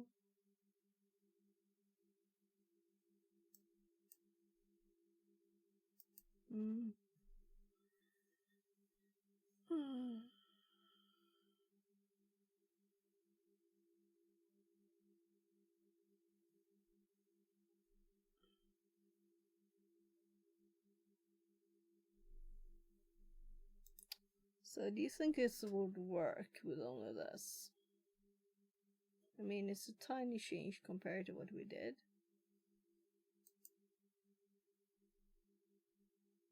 I'm assuming. It didn't say anything about rebooting or anything though. If it's that easy, maybe we shouldn't make it a script thing. I just want to make everything PowerShell and learn all the things. Not miss anything. I'm gonna restart it, it should be quick.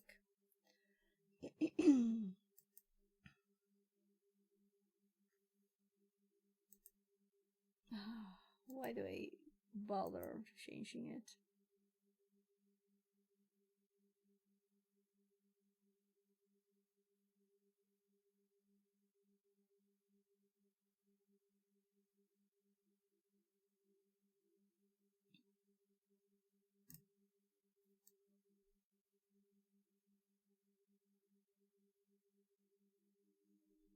By the way,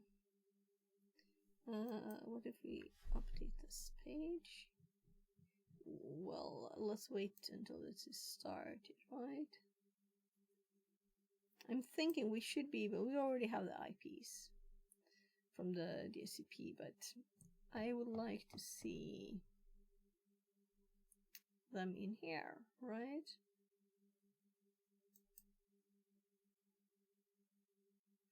Oh, the host file for the server. So what if we click one of them? We already looked here, right, for networking things. And the only thing we saw was this, the MAC address.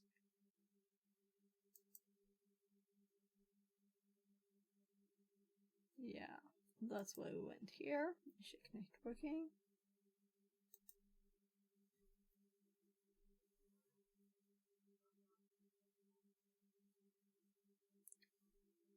Right, cool.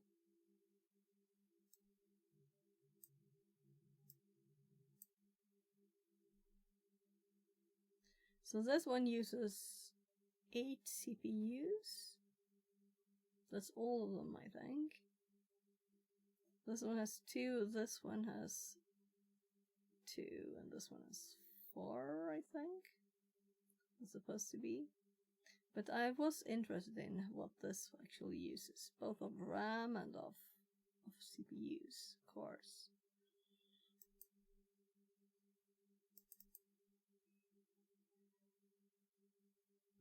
And this is what it hopped to? Well. Oh. Oops. So I could do this every time we need Control-Delete. I don't mind, but I would love copy and paste. So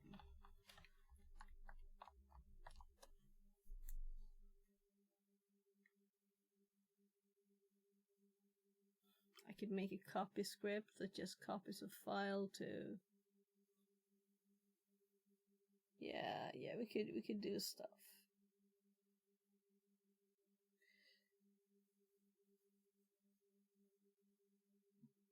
PowerShell must be able to access the copy buffer. So if you copy something, you double click a little script and it will put it in a file on the share, right?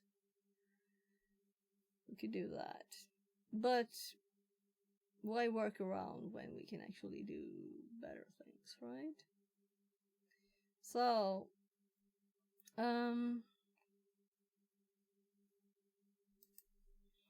RDP. I'm actually going to go big cam on us here because I don't want there to be any actual server information for something I'm connected to. No, it's gone. It's all gone. Good. So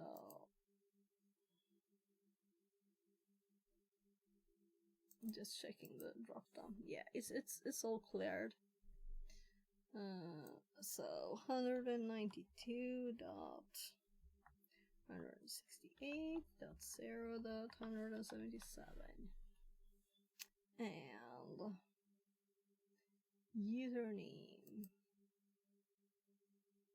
is administrator because we didn't add anything else for now. And we can allow save of credentials. So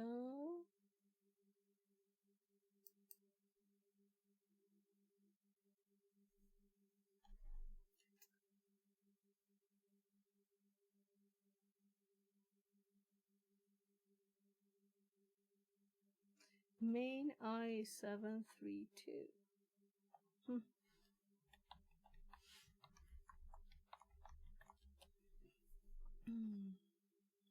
So yes. So let's say that this was crazy easy, right? Hi. Kato says, hey ho. Translated from German. So I was looking for how to install RDP with the script, and all we got was an error message. And I was like, well, let's try graphical normal way and see if we get the same error message. And it just worked. So I'm seriously not, I don't care about the getting PowerShell way to work, because we still need we need RDP before we can do all the stuff we want to do, right? So RDP is nice. It is, we got full screen at once, you know. All the things will obviously work. I can click here and I can drag my mouse out of this window. We can make it a little window. And it has a little window space with scroll bars. Yeah, I'm good with this for now. Of course we have to do a copy-paste test, not just assume, right? So let's, I always have Notepad. My third physical server arrived today. Ah, cool. What is it and what will you use it for? So pin to taskbar. And let's open it, and we're ready to copy something and paste it.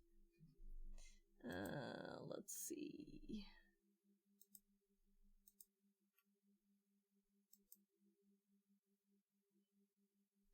So this is our notes on installing RDP in PowerShell, and it didn't work. So I think we're just gonna skip that because this is like works. It'll be a storage server with a whopping 2x 1TB HDD and RAID 1 LOL. Okay. Oh, that's so much data storage. What are you gonna use it for? I'm thinking here in the dashboard. You'll never need it, lol. Yeah.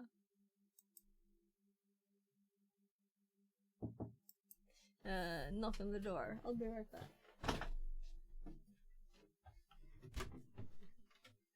Hello.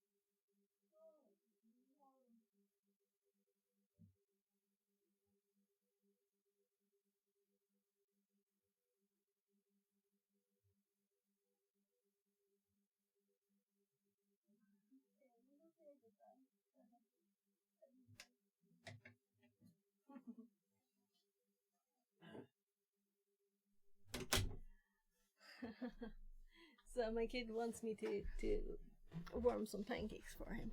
I'll do that in like 5 minutes. So so one of the articles we looked at was like recommended settings for RDP, but this is just to access our local network test servers, right? So it's not like we need a secure setup, but we could always take the opportunity to learn. What I wanted to look now for was really, is there not a setting right in here, right, where we can set this not to start every time we start the computer? Not that we're supposed to do it often, but we will, right? Because that's the way life works. So I think we can do this in settings now, right? Let's try the GUI way before I do something else. Also, we got a nice big desktop instead of having its default thingy. And here's our share. For sharing files, we can just use this.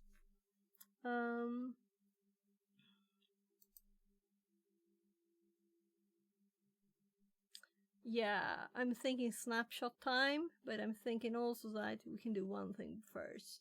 I only have old, used HDDs, and this is the only way they can be used in a semi-useful way. Even thought about doing something like a RAID 03 or similar, lol. Okay. Yeah. As long as you have backups. Whatever I'm gonna do. Let's see, settings, and startup ops. And this is not what we want.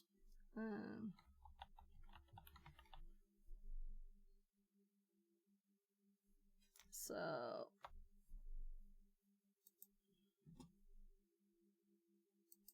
I could quickly Google this.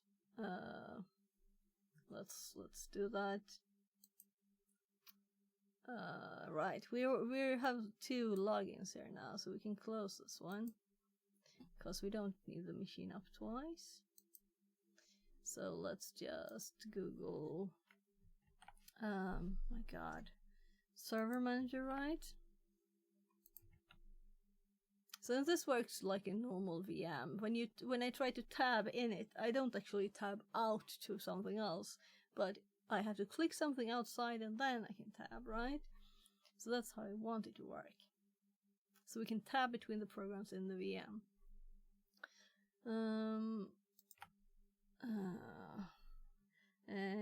Auto start Server manager off. Server manager properties. So I assumed it was available in here, but I didn't see it.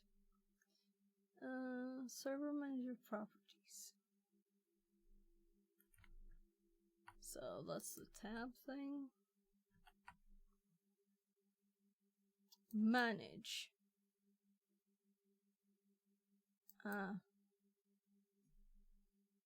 Okay. So it is old. Server summary computer information. Do not show me this console and log on. It's probably similar now.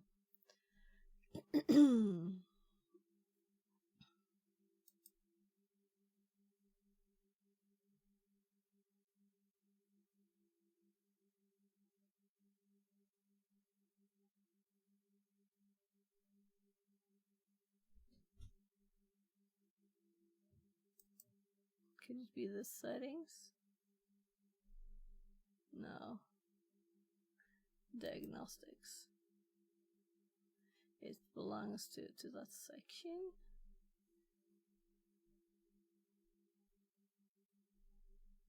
Best practices analyzer.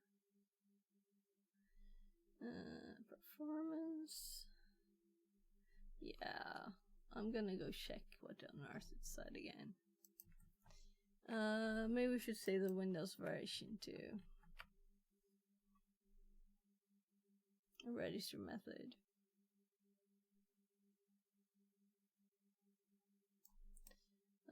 This might work still, but let's Google for the right version. 2022.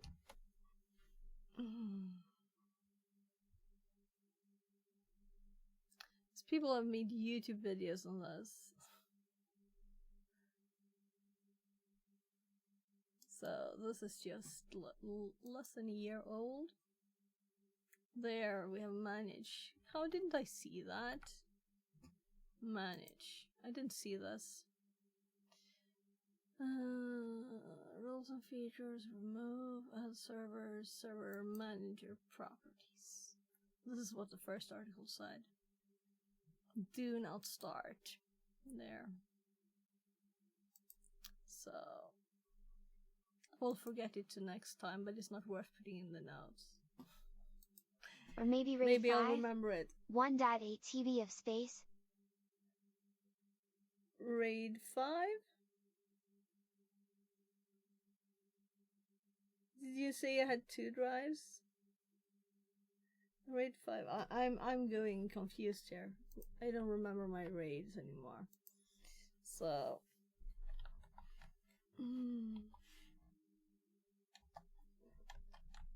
maybe something like this will hop up the right things. So I want a table, please. Quick table? No quick table? Here. Minimum number of drives for 5 is 3. Yeah. I thought you said you had 2 drives. It would be a RAID 5 in my case. 2x 500 GB RAID 0 and that plus 2 1 TB drives in RAID 5. Oh my.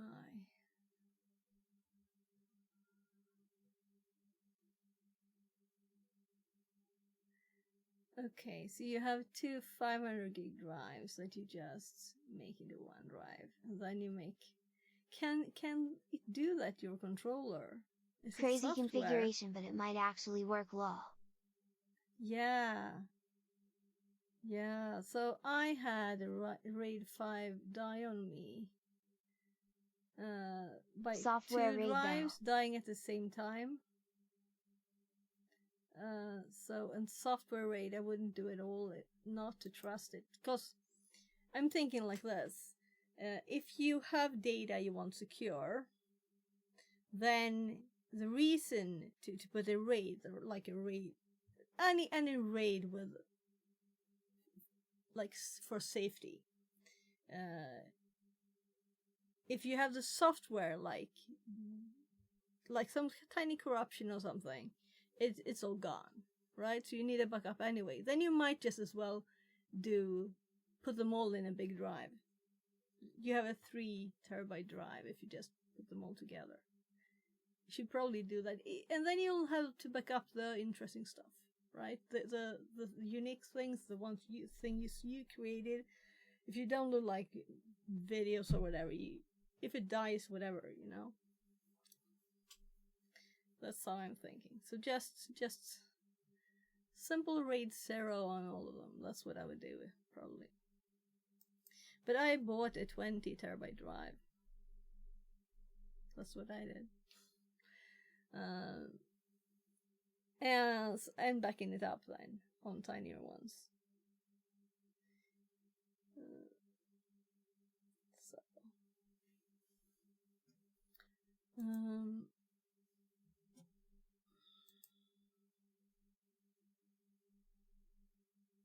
You could also do like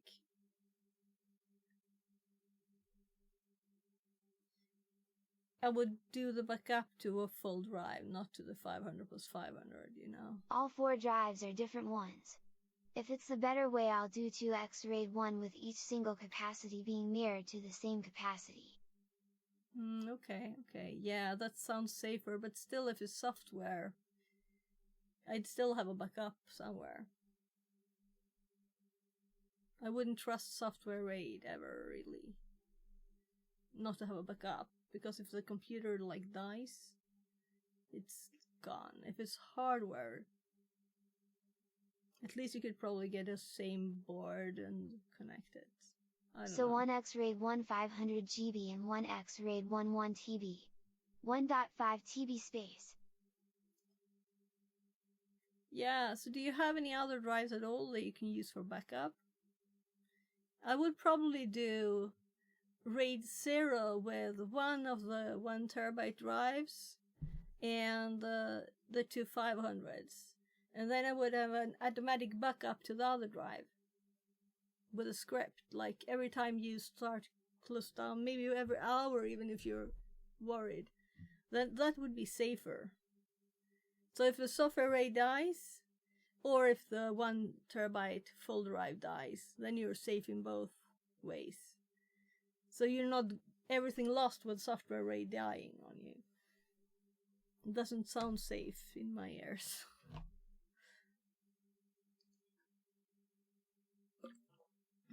Yeah, I'm gonna go make my kids pancakes.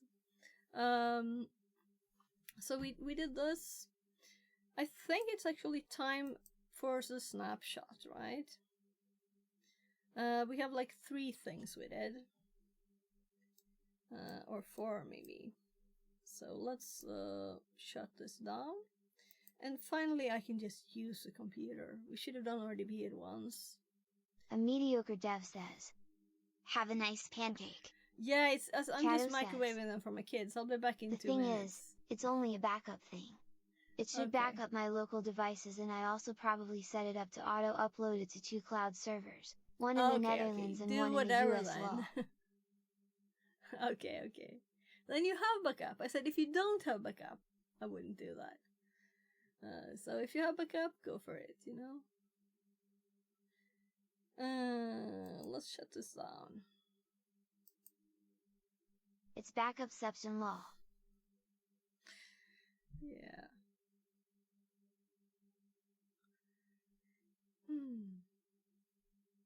Nice. So,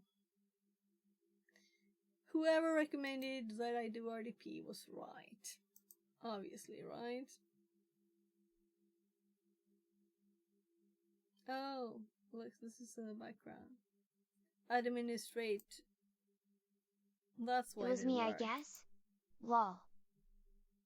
Oh, possibly, yeah. So. Or were there some second Persian? I think it might have been more than one, but thank you for the recommendation.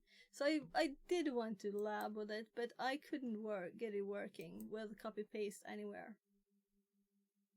we didn't try this now, but we're gonna make the snapshots. So 80 server and snapshots. I'm gonna take a snapshot and we're going to see what we did. We did. I recommended you RDP when you tried to install Kali. Okay. Yeah, someone did when I was installing the first one too. So enabled RDP, set up share,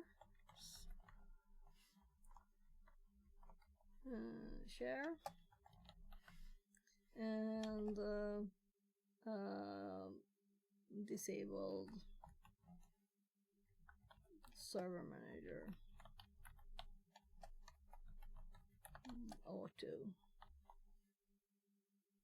Oh gosh, it's going to want to have dashes in all of this.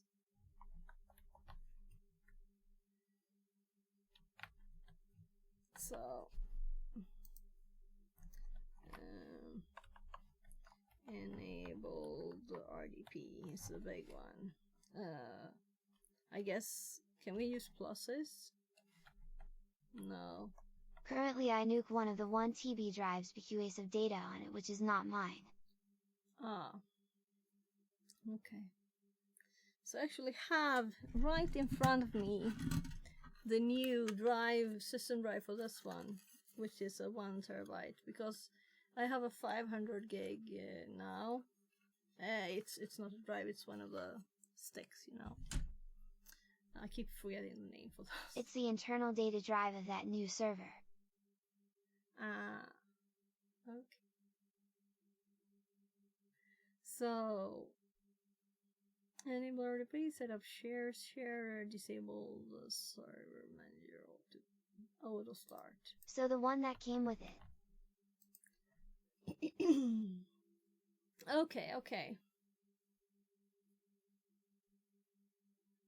So what kind of server is it? This is an actual server, or is generally any computer? So I'm using a desktop that I found in the trash as my Proxmox server. So we are like ready to install stuff on the 80 server. Let's start it again. And this time we're not going to use this for connection, but we're actually going to use, and I look for an RDP. It's all desktops in my case. Actual rackable server gear is way too loud. Yeah, exactly. That's the best reason to I could never have anything like that. Oh darn. Remove that. Remove from device history? No, not that.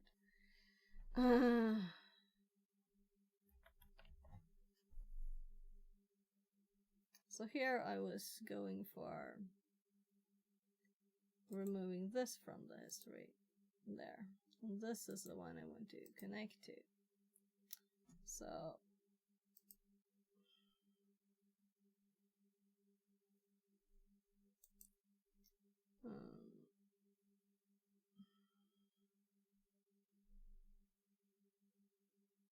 I don't have the other computer here anymore, so the computer cannot be verified. Don't ask me for this connection. So, and also I really wanted to make this. I didn't, did I? Pin to taskbar? I could have done on this one now. Whatevs. It's black. I even have a Wi-Fi dongle now, lol.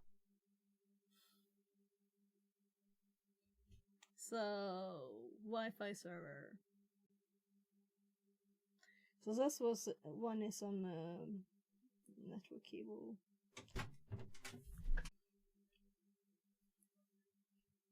So as this installation didn't work, I'm going to actually delete the file.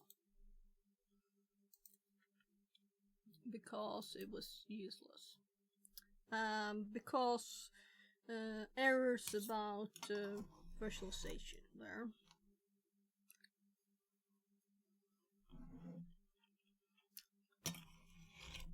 And it didn't take much time to do it manually, right?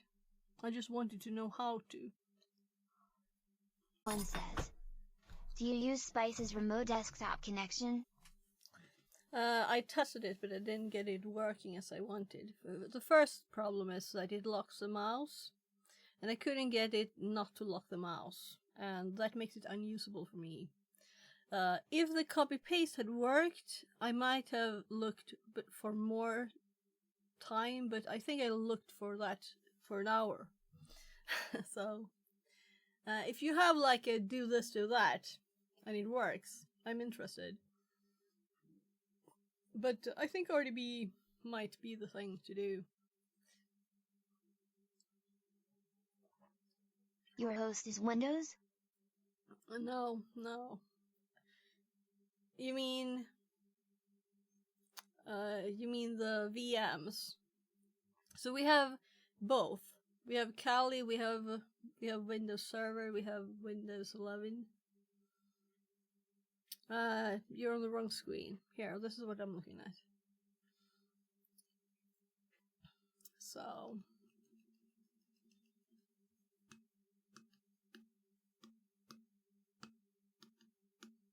80 server, yes, it's Windows.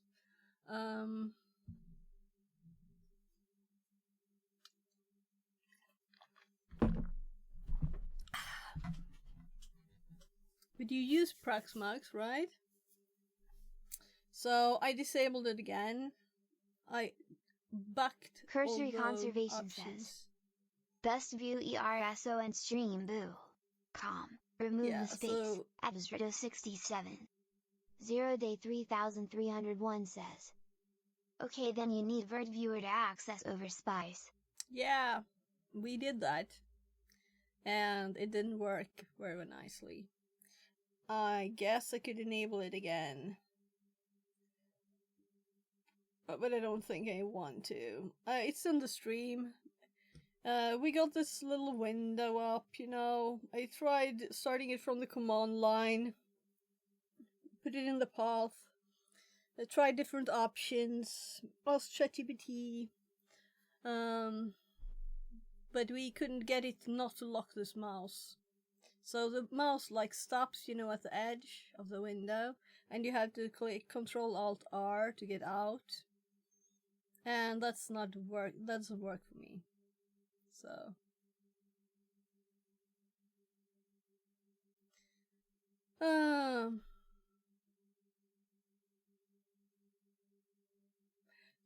let's continue. So the next step is to install AD. And now hopefully we have copy paste and everything working. So here we have the machine. We also set up a share where we can put files back and forth. So because for me it works best with Spice to get copy paste, audio and multi-monitor. Then you need to install Camera Guest Agent too. Okay, so Camera Guest Agent. So that's what we didn't install then, probably. Well, now I'm kinda good with this. So what about if we were to use it on Kali? So let's actually do it, because I want to know if it works, right? So we have you here now. You can make sure that we don't know anything stupid. So I'm gonna go again to display and Spice. And I do think I did set it to 32 here. So, and I guess we actually this will mess up this. The mouse will stop working here. It will be unsynced.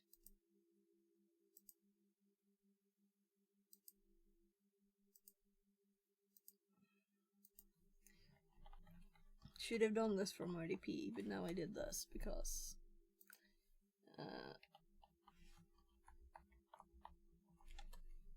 on Kali too, you can check this guest agent in Proxmox, and then install it in Kali, also for Windows. On Kali 2, you can check this guest agent in. What do you mean with check? So what should I install where?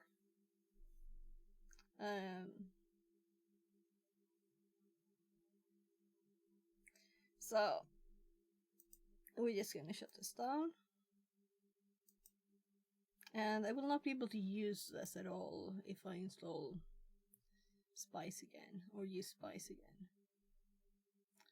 At least it bugged out when I enabled it before.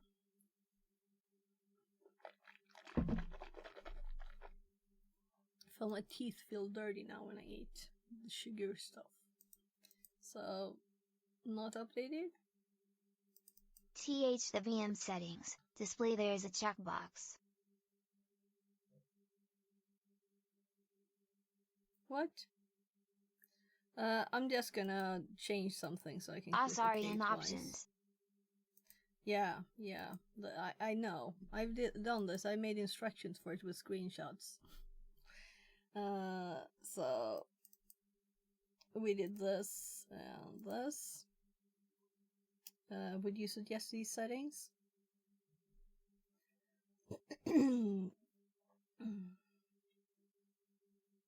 This is the graphics. We can skip the folder sharing. Just do this one. That's what you meant, No folder right? sharing. No folder sharing? Like saying, do you want me to have it on or off? No folder sharing or no folder sharing? Should I enable it? But enable guest agent. Guest agent? So, I don't know what guest agent is. Is it this thing here? This needs to be enabled. Above. Yes. After this to move. Yeah, I shouldn't have eaten that. My tummy didn't like it. Pancakes with ice cream. Oh. The camera guest agent is installed in the VM, and this is not, right? So we'll have to do that. Run guest trim after disk move. Okay. And default.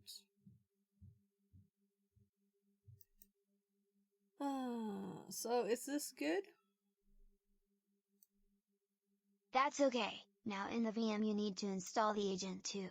Yeah, let's make a screenshot of this too, run. But first we need to start ShareX again. I was trying to do Alt F4 before, so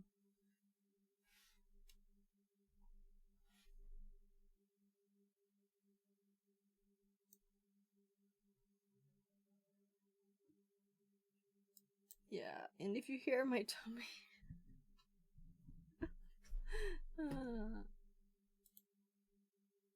So here we have the screenshots from before, right?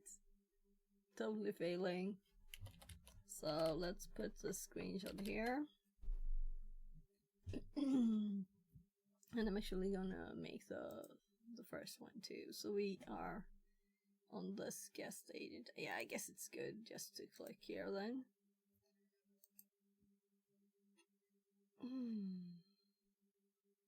Yeah, so I guess we start this and we download something. I have, let's see, what's this? This is the download page. Is it in here or is it special one? Try it on Kali first. Kali isn't installed yet. We can't. So it's only one that is finished. I don't remember how much Kali is done. We can try. But this is the one I'm testing on now, so. Why are 2 selected now? When you are here, download the Windows guest agent. Yeah. When you are here? I mean, when you started, I started the machine first, right? So let's do that. But are there any files we need? I want to know. I'm assuming.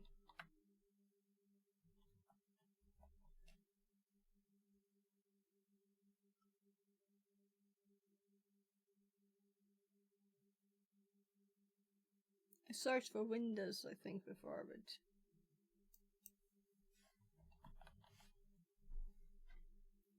So we have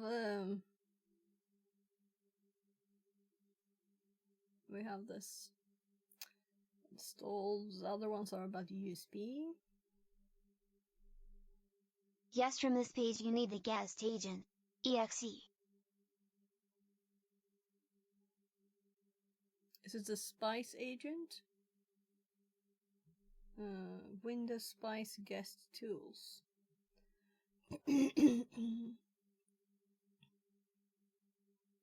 So we read about this one that it's required for folder sharing only.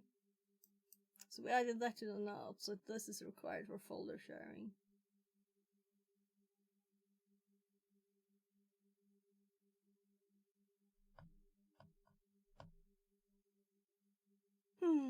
But I won't use this unless we can make it not lock the mouse. But I still want to know how to do it, if it's possible.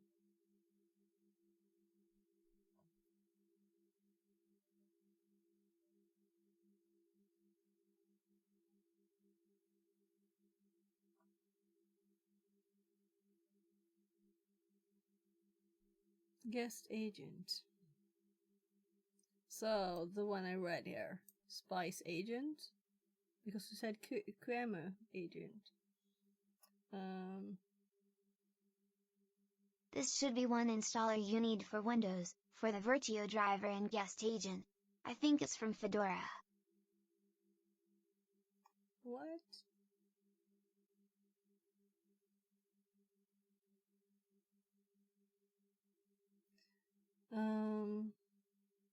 It sounds logical to have a Windows agent on there.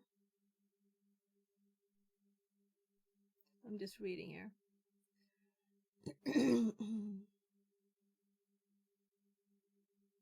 I need to Google it.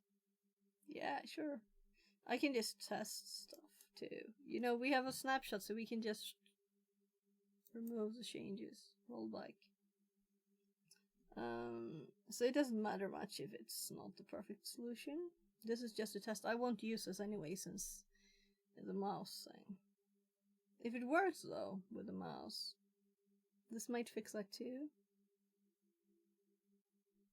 Okay.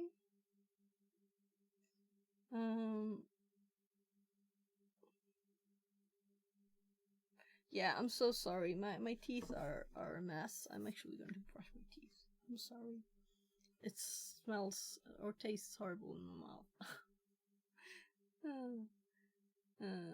Where on earth do I have this thing?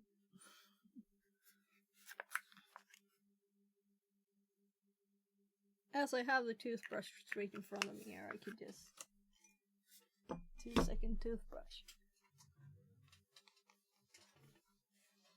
So much sugar.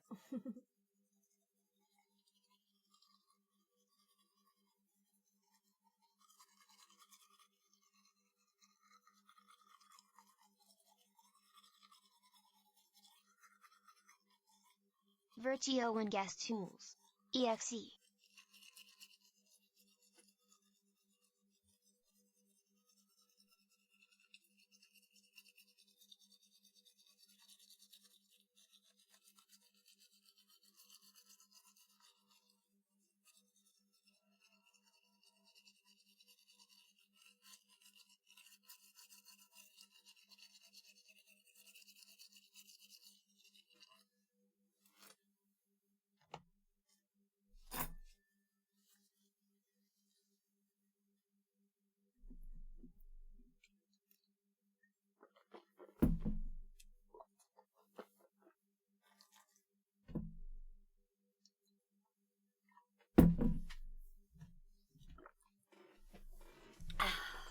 So that's better.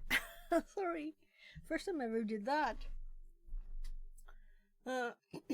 So, Let's see. The thing I'm thinking about here too is the age of things, you know? Everything is very old. It can't be like the best thing there is. Radio Win guest tools, so now this thing.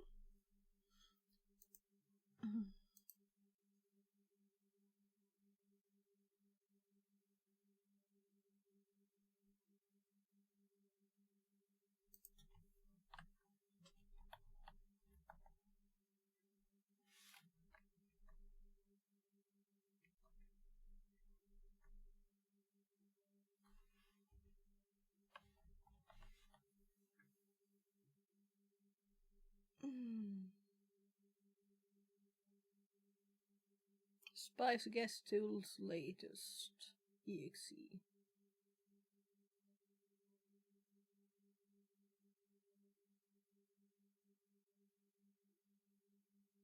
This might be the thing.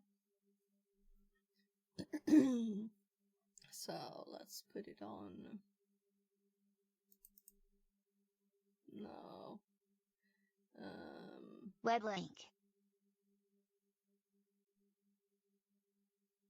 Okay, okay.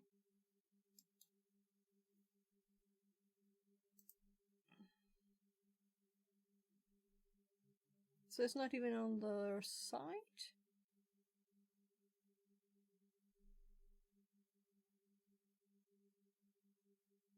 I'm like, did we install this? I don't think so. Though we have made several tests and rolled back, you know. I'm just copying this to the notes first.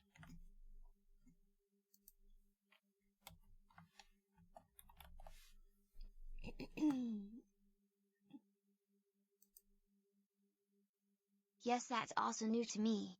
I knew it's from Fedora. Okay. Why is it from Fedora? Because they use this too? Why? How?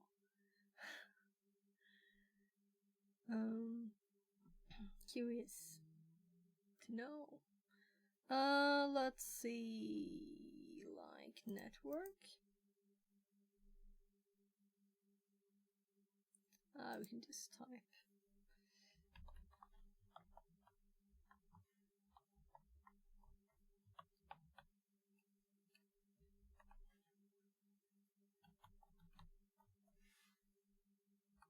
Shared.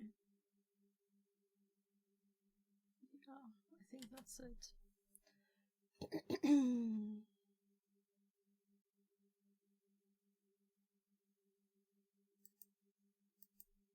Yeah, this is the place. That's on the machine. So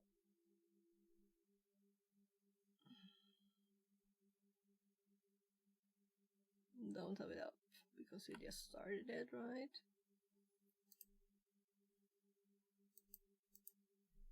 So why would I do anything else on this? Now when I have this up. It's like, we'll see. I can use the mouse however I want. I don't have to speed it up on the server. So here we have the files.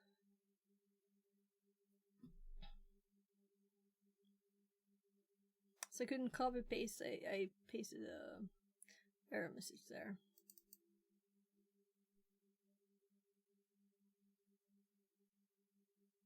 Web link.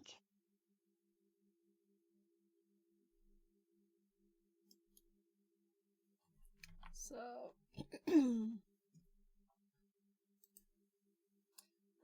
Radio Win install REST license under. I'm not gonna read that, of course.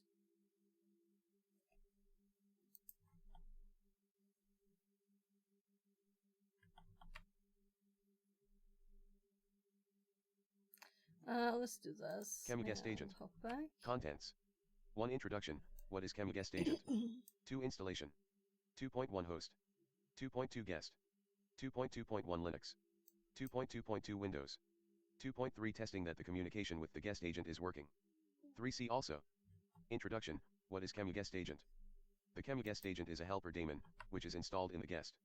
It is used to exchange information between the host and guest, and to execute command in the guest. In Proxmox VM, the Kemu Guest Agent is used for mainly 3 things. 1. To properly shut down the guest, instead of relying on ACPI commands or Windows policies. 2. To freeze the guest file system when making a backup/snapshot. On Windows, use the volume shadow copy service VSS.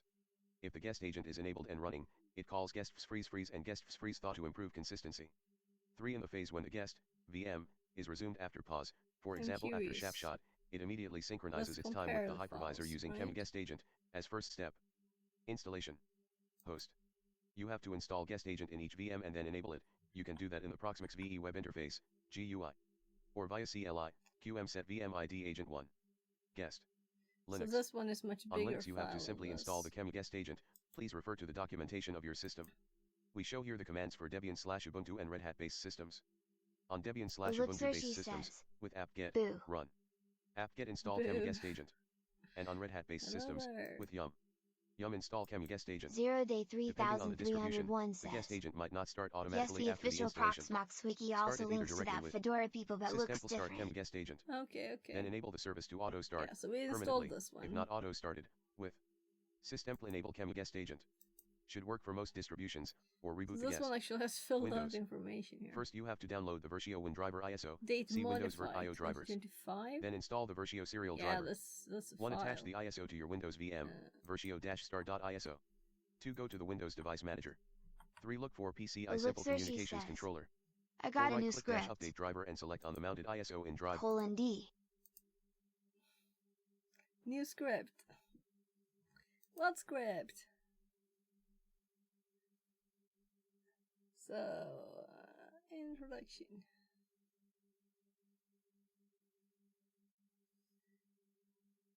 Installation. For my game I'm making. Oh, right.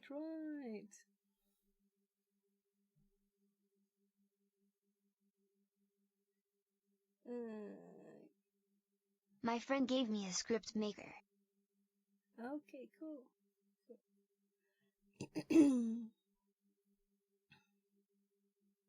I made the monster walk. Okay, cool.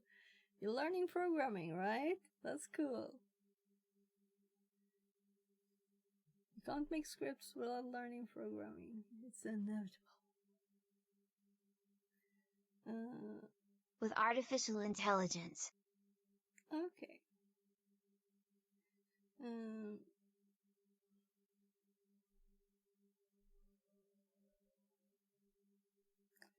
Yeah. So, Debian based, Red Hat.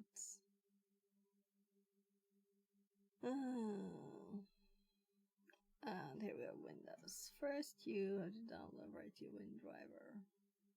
And we did that. Installed the Virtue driver. Serial driver. We just run the program on the CD on the ISO.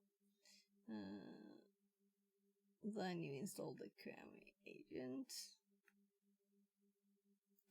This is the directory.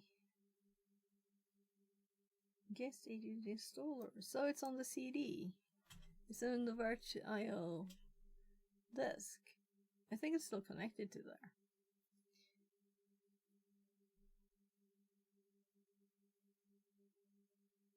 Yeah, so here, let's check this out. So,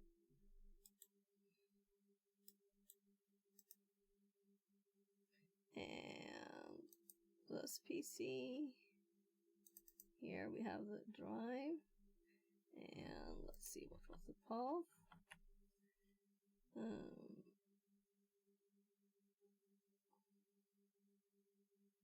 Directory guest agent.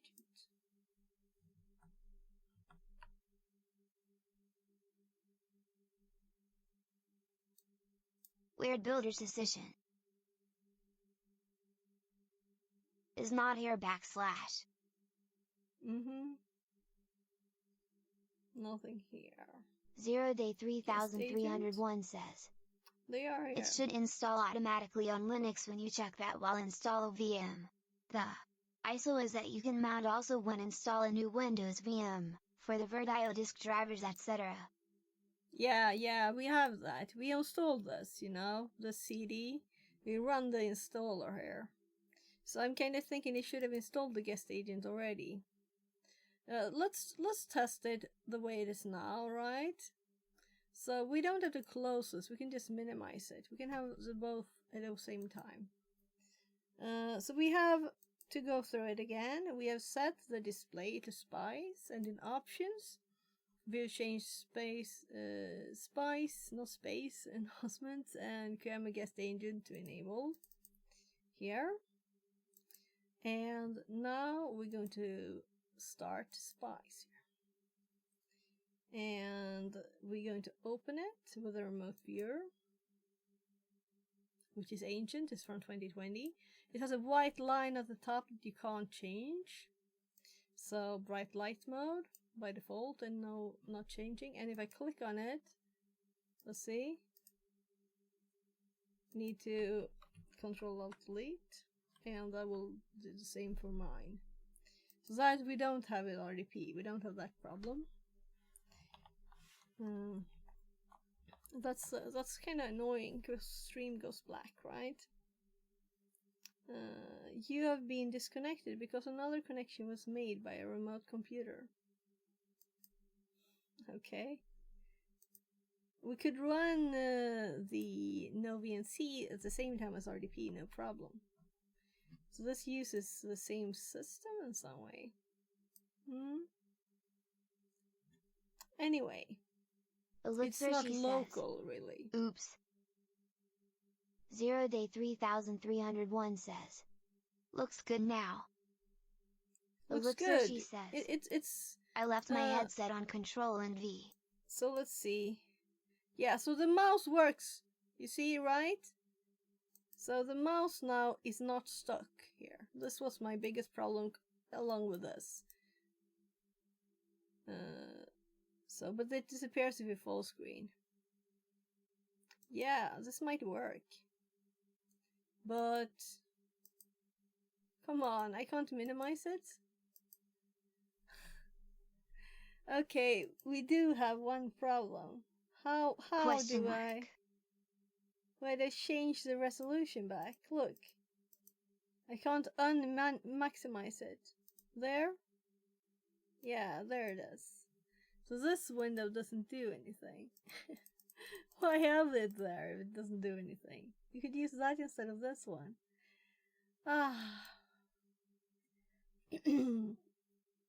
So I did not run this one. I run the other one, right? So I run this one. This is what I run. Let's delete this one because we already have a working one. Laugh. Translated from Slovak. Bruh. And we did not run this one, but it's probably installed already, I'm thinking. It should have been. Ads.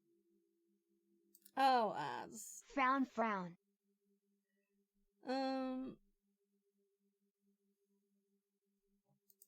So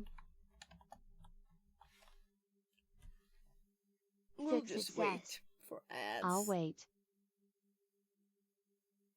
There's a message saying, tell me to pause, and I will pause. Ellipser, she says. So I have a problem. Are you back from ads? 0day3301 says. Yes, but you're opening from the Windows host. I use Debian as host. It looks the same besides of the white theme. Okay. Also, these had no mouse over. So you have to click them, and then you notice there are menus. Also, power down, pause is not there.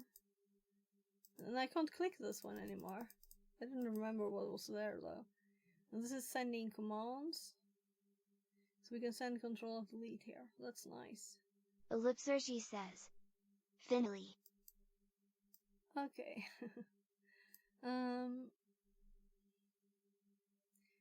yeah, so we're going to try cut and paste, copy paste. And I put notepad here for this purpose. So let's just copy something. I'm just grabbing anything here and pasting. And it worked. Thank you very much. Thank you. We have it working there. So now we have it working, and we will update the installation instructions, right? My other script does not compute with player. Okay, yeah, I don't know anything about it. I don't even know what type of script it is, you know. So I can't help you with it. And we're doing like a thing. We're going to install AD. But you're welcome to ask things. I just might not know anything about it, okay? So let's just copy something here that is from the machine and open Notepad here and paste. And it worked. So that's good. We have working copy paste, and it doesn't anymore steal the mouse. Blame to see. Translated from Spanish. Blame to see. Oh, that was a bad translation. CLPA. Yeah, I don't know what CLPA is. CLPA. C. What's that? So let's just empty the recycle bin because it has something in it. And we're gonna upgrade the instructions for this. It's a movement script BC. I want realism, so I made a script from hand. Okay. And I tried this again, that doesn't work. So I guess if you didn't have RDP, this might be good. So what if I opened several programs and I use tab? So we have this, and we have Notepad. And now I'm going to Alt Tab and see if it switches between them. Good, it does. And also if I hold, I can always see these. That's what I want. Clap. Is there anything else we want to test? I think that's kind of all the things. As long as we don't add files too. But we already made share, right? 0 day 3301 says. Audio? I do not want audio. That would be horrible. This makes me not have to mute it. Very nice. There's nothing worse than bling, bling. Can't imagine anything worse. That's a problem with my Kali VM too. You know, you backspace at the start when you log in and it goes bling. I'm not gonna use audio for my AD server, right? What would that be? Testing Rickrolls. We could watch this video in that case. So I added an audio card before, and I removed it again. So... Ellipser, says. I think finna die. What? You out of power or something? Let's see here. We're gonna make a new snapshot. We're gonna update the notes, right? So we did take screenshots. So on our client, our PC installed the Spice client, and now we have a next step.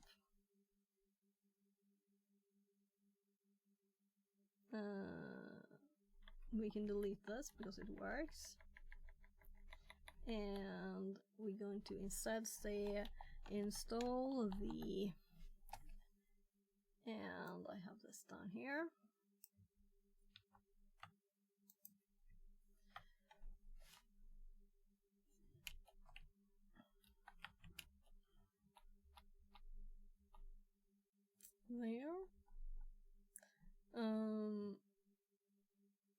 No. Why did I put this one here? It's one more thing to do here. Go to hardware and USB device. 0 day 3301 says. Add audio device. Haha, yes. Just if you need audio in Kali for YouTube etc, but it's not made for goods quality. Yeah, so why would I watch YouTube on Kali? I don't know. I mean, if I have my PC. So I'm gonna add this that's important before, right?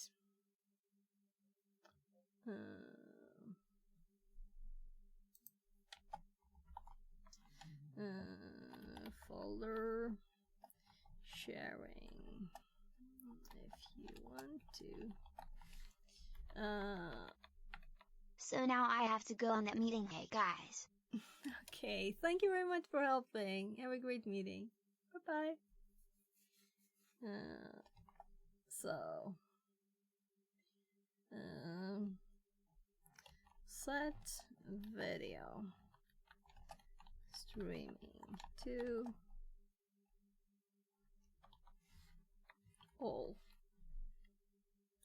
We could actually do this, right? All.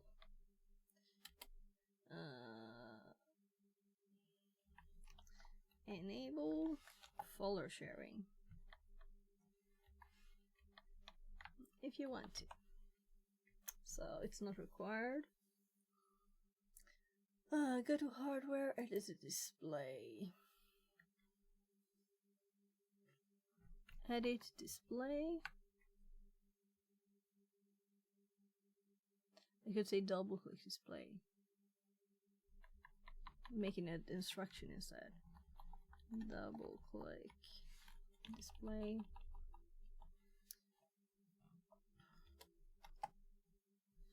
Oops. There. Graphics card.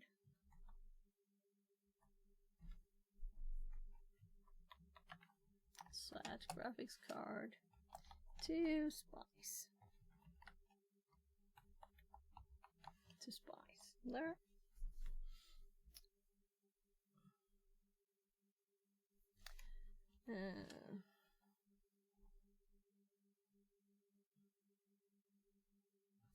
Maybe set memory.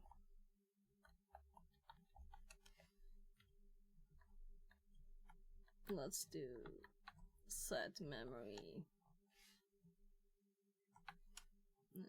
to 32 MB. MIB? I'm very curious what they mean with MIB. Mega E bytes? No idea.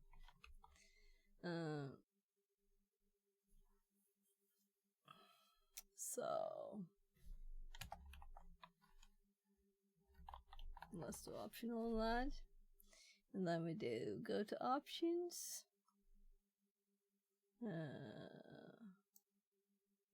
Double click Spice enhancements, and we go into setting of Spice in Proxmox. And before I do anything more, I'm gonna just cut this, and this is done.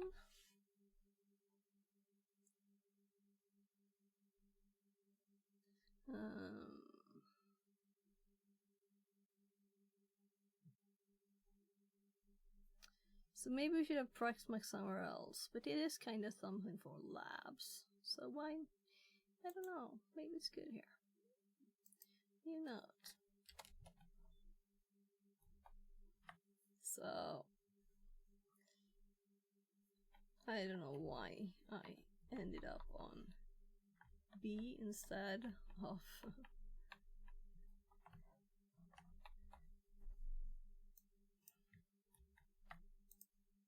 in the settings.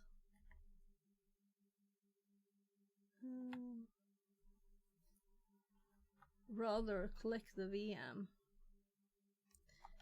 Click the VM you want to add spice to, because it's nothing called settings. So this is like step 1, really, right? 1. Go to hardware, double click display, go to options, so click, yeah, so we can remove the columns there. I changed stuff. And we have illustrations of all the things. Go to hardware.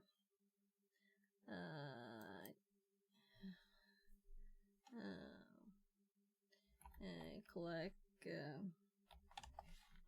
add, and all of these things need to be, yeah, right, so hardware too.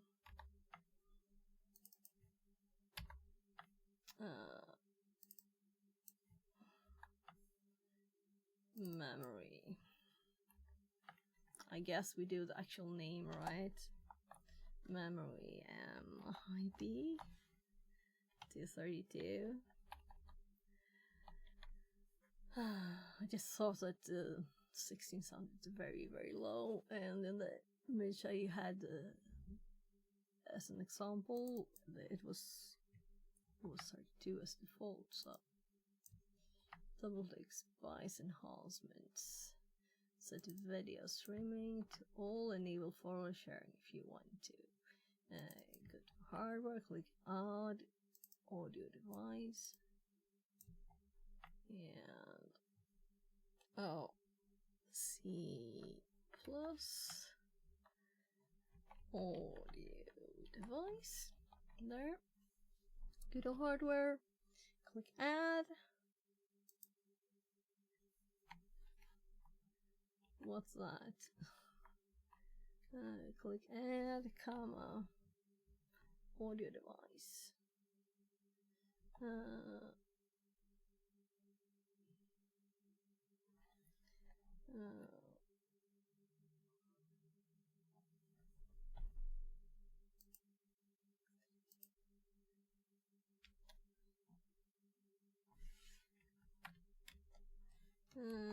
Click add.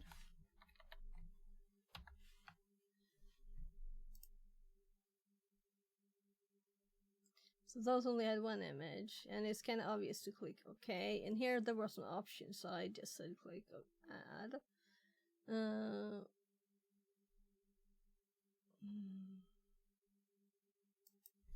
Yeah, I'm gonna change this because I don't want it to be different. So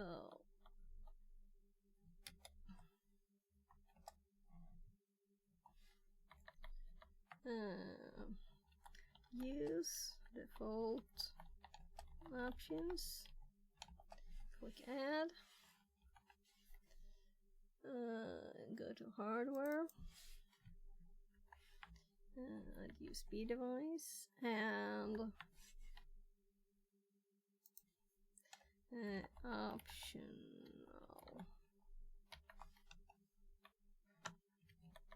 So we don't need this. And this we might need, but not yet, and not on the 80 server, for sure. Maybe on Kali, because of network cards, right? Like Wi-Fi. If you want to play with that, make samples, things like normal, playing around with stuff. Forwarding your Wi-Fi card to the VM. We already saw that it worked because we saw the devices that were connected to my computer in the list for what you could add. And I don't even know if you had to add the USB device for that.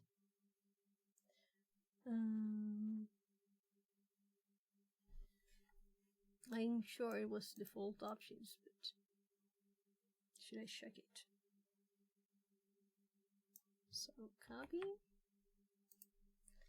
And I shift enter there to keep the indentation and the numbering not messing up. Look, it's already messed up there somehow. So maybe if I only click this one, it will just a space here and will update, right? And here is space, it will update too. So on the client, our PC, install the Spice client. Linux, Windows. To enable file sharing, we also need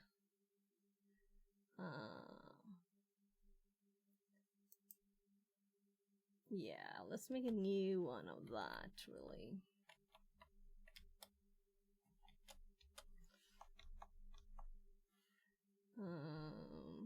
One dot space. It will automatically do it. I've been so annoyed at that. It's funny now when it's actually useful. So we have not done anything about that yet, but this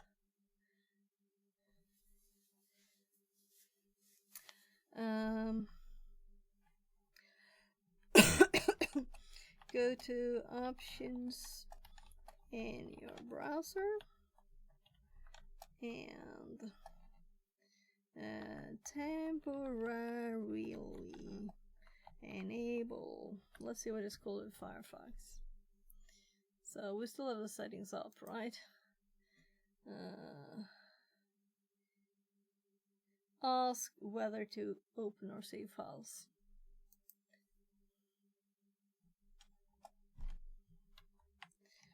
Ask whether to open or save files. Well, let's make some uppercase words. Well, it's actually not called that, so let's keep it that way.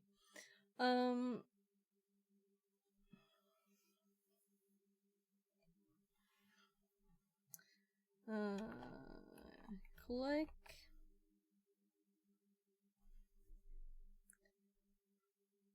yeah, this is a new point in the list. Click spice. What should I say?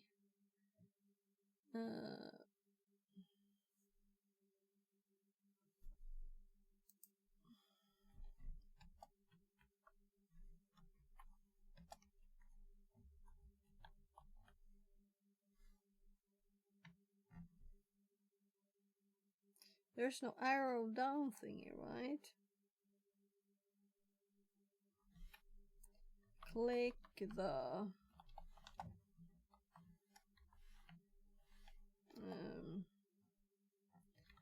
arrow down menu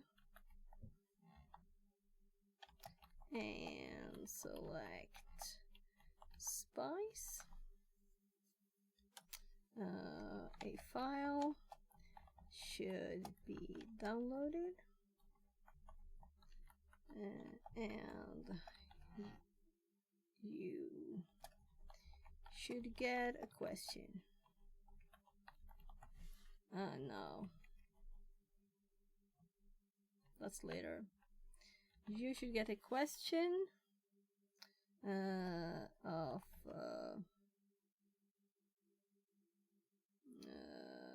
whether to open the file or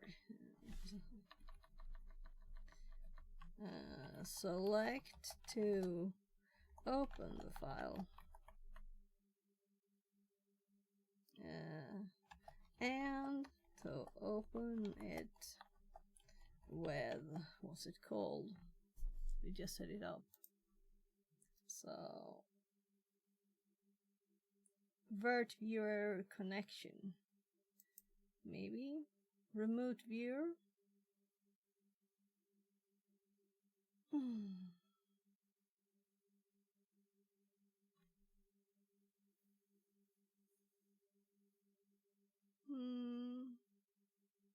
Let's delete it.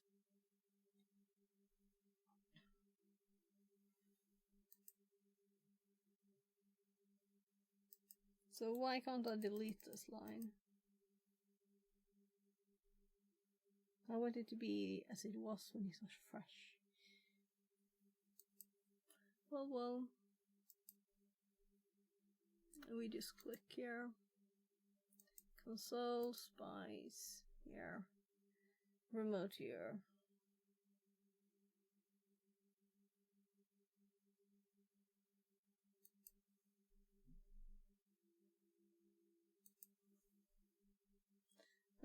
Open the file and open it with remote viewer.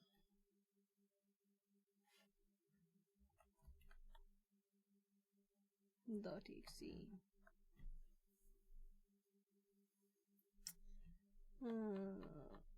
I'm not 100% sure, but that's what the file's called, right? I think it said something more.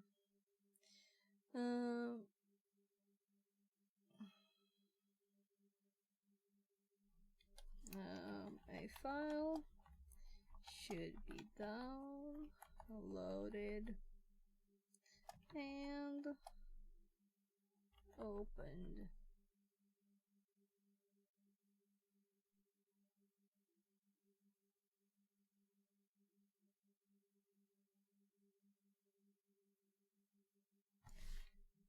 And open so you can see the desktop. ...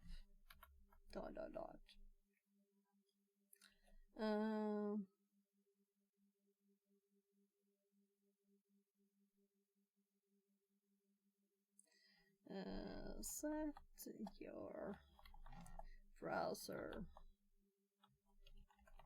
options back.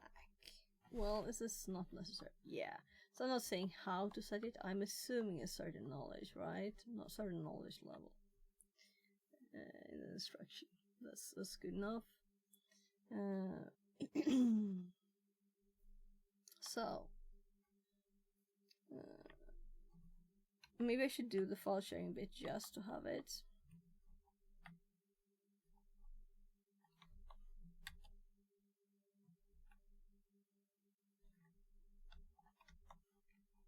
Oh. That was a problem. So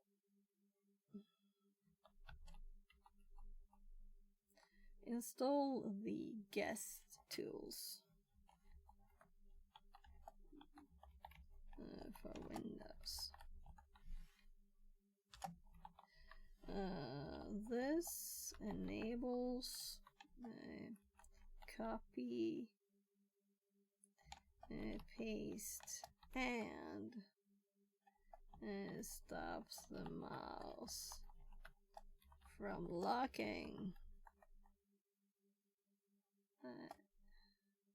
inside the very nice.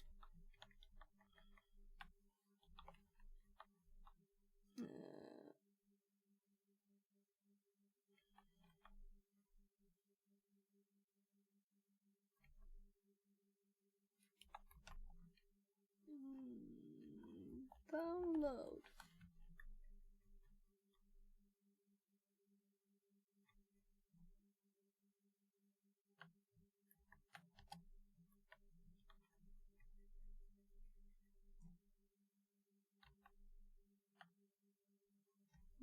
Go to. I'm sorry for the slow speed here. I'm soon done. Download, ready, and I put a space there by mistake. And there.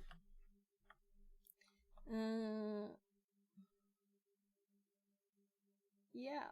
So I'm not putting restart and stuff. I don't think we really need to, right?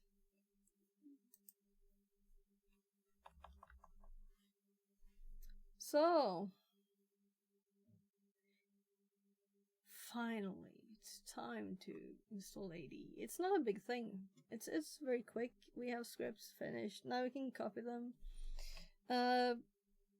Unfortunately, I'm not gonna use Spice, right? So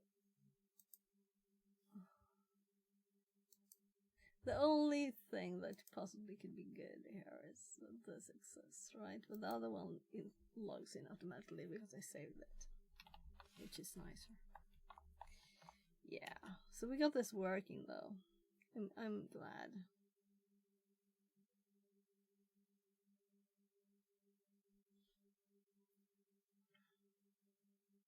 Will it auto expand the size or not?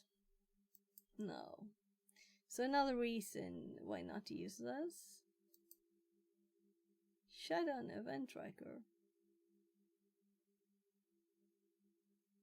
Unknown reason.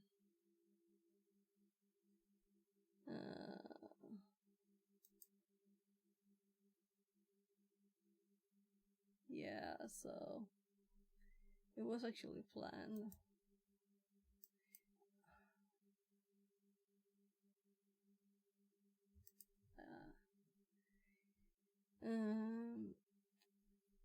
I've moved this up so many times now.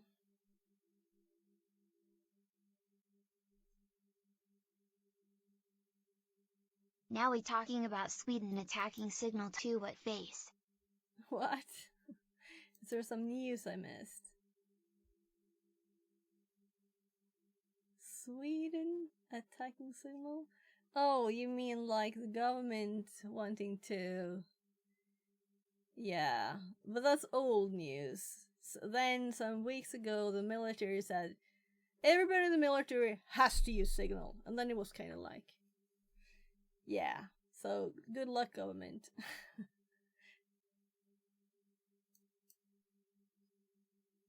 I feel that way anyway. I don't think it's a big, we don't have to worry much. Knowledgeable people saying stop.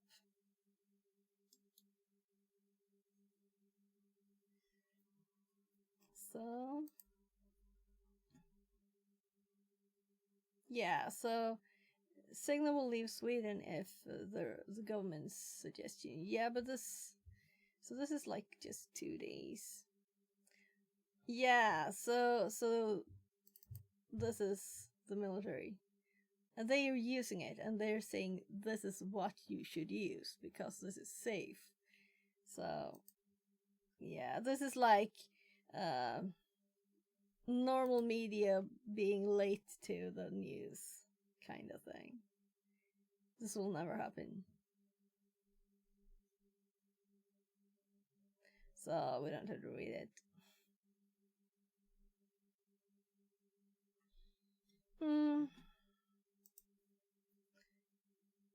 Yeah.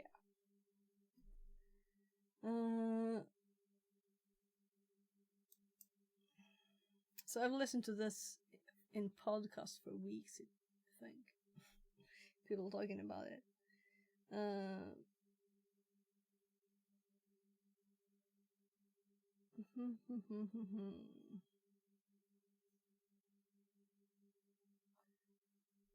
Let's remove the pink. It always makes it hard to read. I'm kind of thinking, is there anything else we want to mention?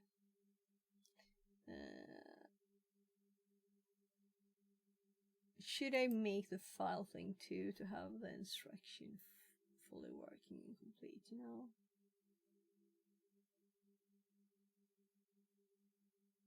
I don't really want to, and I don't see any use for it, so I don't think I will. Did I say where to download all the files?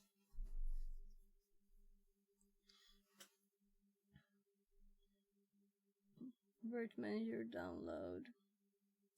I know what we are not mentioning here, the drivers, but that's in the installing Proxmox, so we need to change or add. Add that.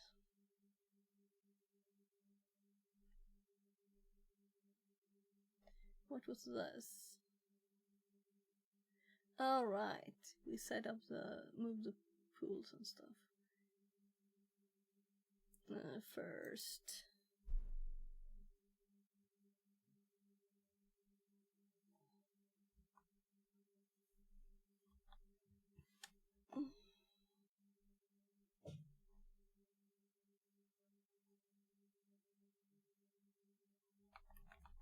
check the repo resources.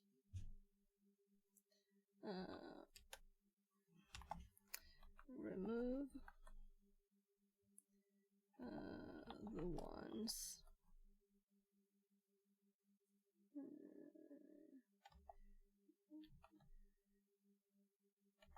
called enterprise.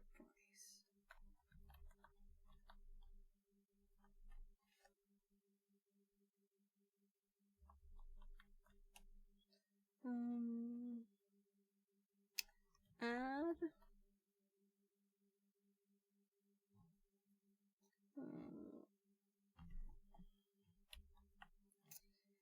PDE, no subscription.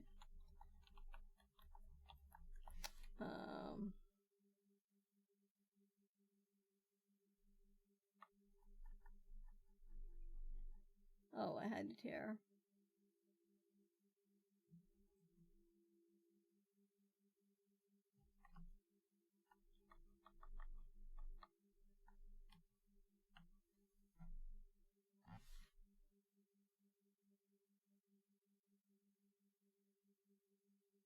Well, that's good enough. Updates for us. So I think I will just set like... I haven't got any screenshots of this yet, so why not have a right click of this, right?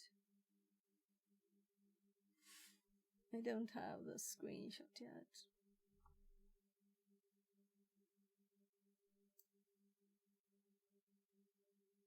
I don't have any screenshots really. Like what version it is. It's only this big screenshot, right? Oh yeah. We do have that big screenshot. That's the only thing. And it's nothing really more than this. So set up the disks. Uploading an ISO. Oh.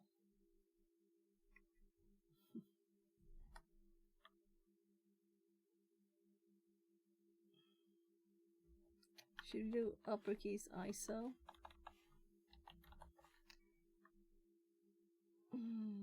I sure I already had this somewhere.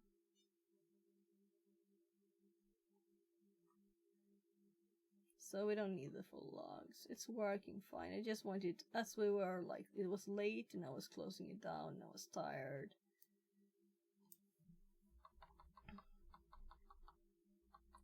So I'm just gonna keep, well, this is stupid. I should just type it instead. I'm just lazy. Is this too lazy? Too many. I've used so many characters to do this now.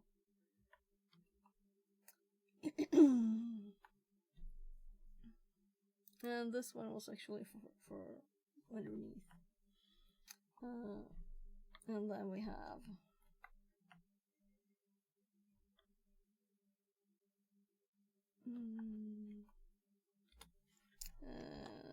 go to the shell. And we're gonna put numbers on these, right?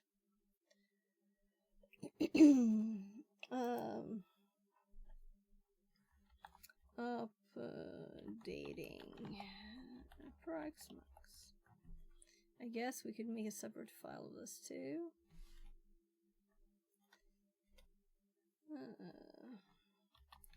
First, check the repo resources.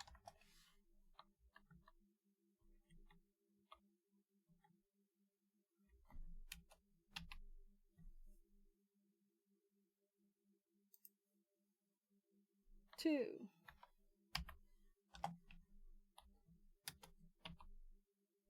go to shell. 3, run a video update. 4, run. I could have used put those in the same number, but why not do like that, right?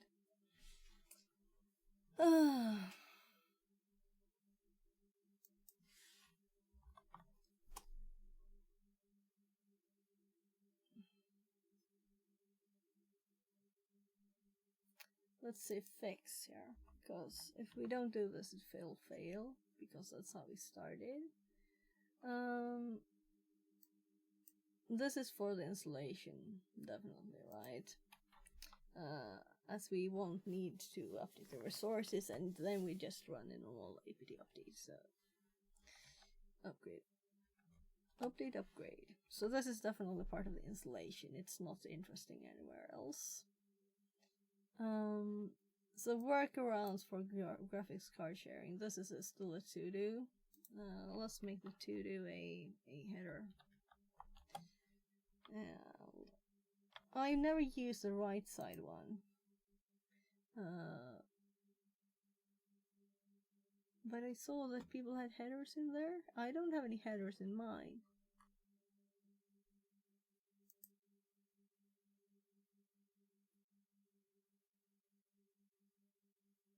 What? Outline of 5. Brain Pam EXE.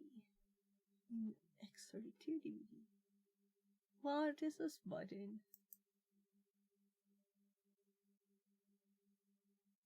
Ooh. So it actually worked when I clicked it. Now you can see updating Proxmox and to-do here. And then we're going to add uploading an ISO. And we're going to add that. And then we're going to add, well, resizing partitions. So uploading an ISO feels like it's afterwards, right? Download Proxmox. Flash the ISO to USB, boot to USB, follow the guide for installation, go to UI. And well, let's do uploading an ISO here. So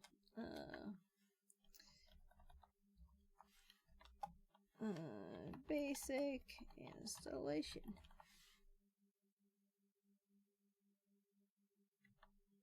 So starting to get there. Uploading ISO. Let's do this one. Click on local ISO images.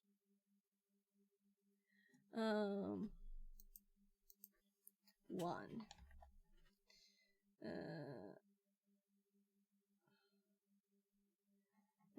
Expand the server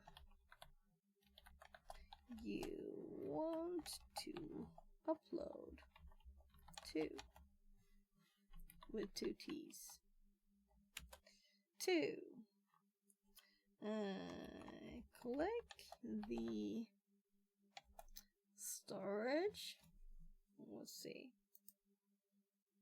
So in disks here we have these, and you know it's on disks, right? Here on disks we can see.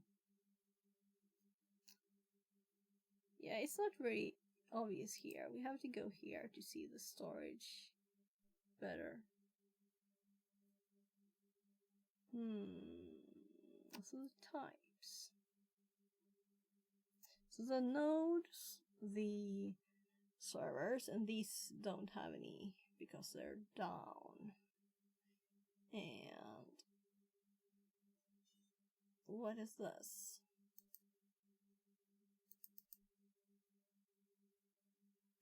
This is what I was looking for. I didn't see the local network here.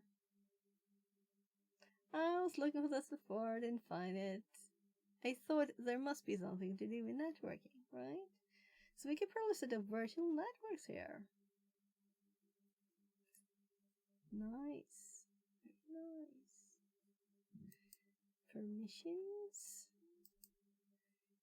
and add group user. So this is a network card, the physical one.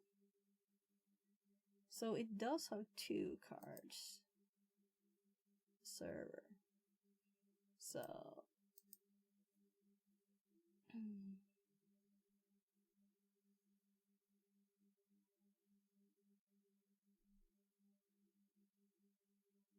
so let's go back to storage. I just derailed for a second. Here we have something called SDN.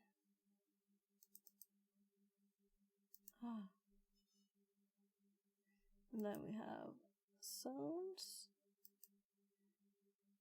VNets, options. Oh, we can set settings here. iPad, VNet firewall. So now I have to keep clicking here. You noticed firewall before, I think.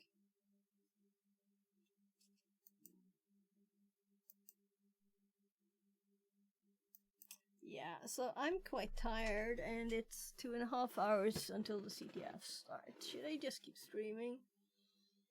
It's not like I'm going to go sleep and take a nap.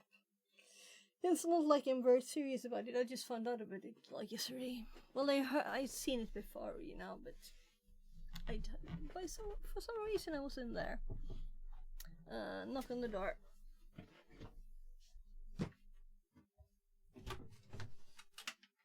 Yes, ma'am? Bingo.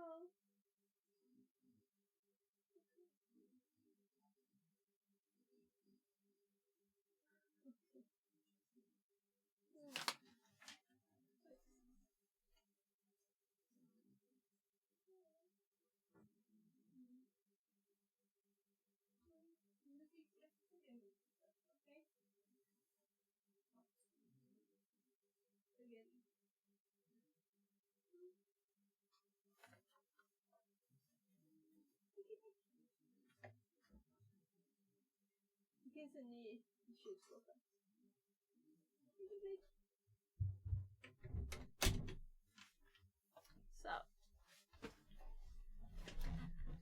support, yeah. Obviously, we need subscription for support. What's HA? I can see a heart there, like health.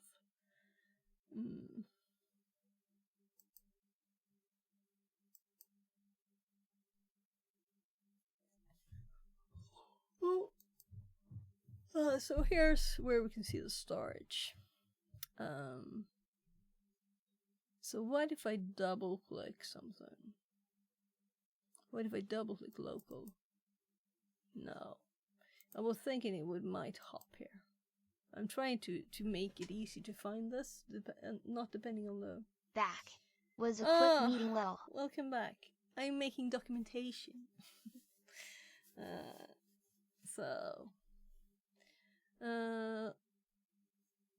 It might not be the most fun thing for everybody. Click the storage. We're gonna say storage. Click the local storage, maybe? Local storage. Let's actually do it local storage.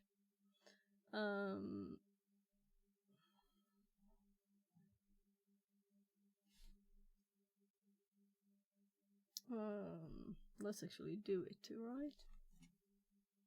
And then we have ISO images. ISO images.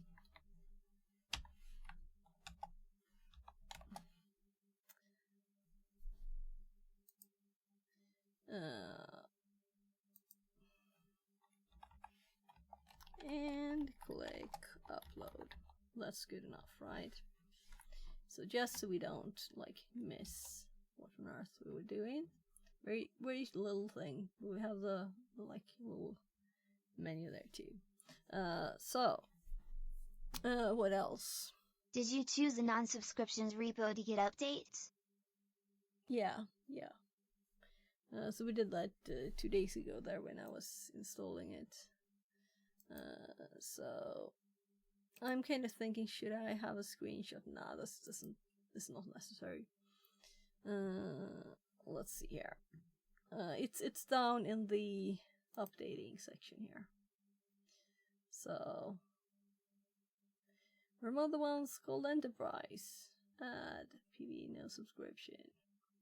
Get a shell. This is how I did it. I know it had one, but it looked like very tiny output windows. So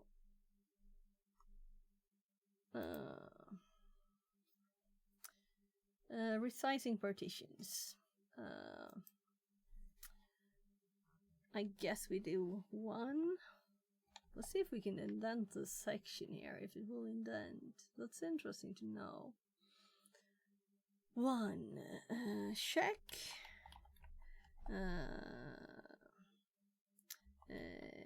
Partition info.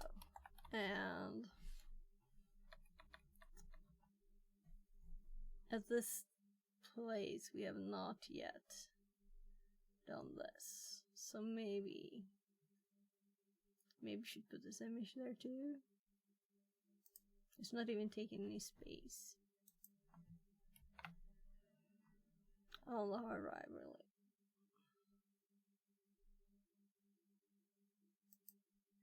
Nah. Let's just say a little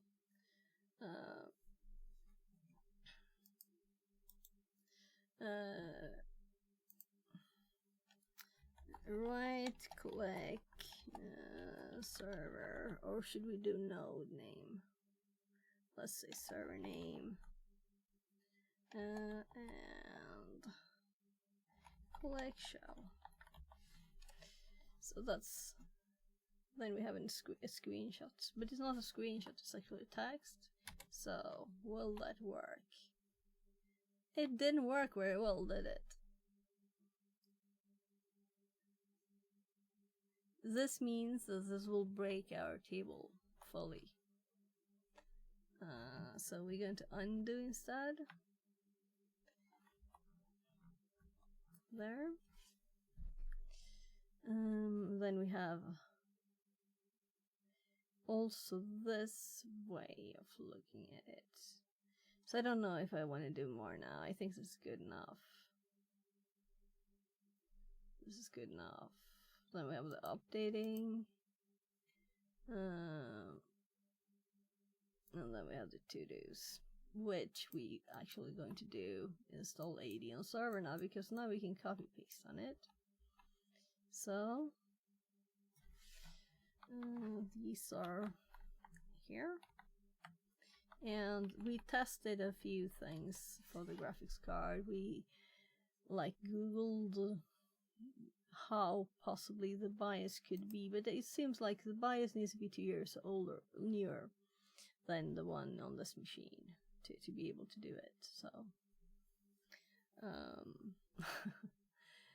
yeah, so I mean sharing the PCI card.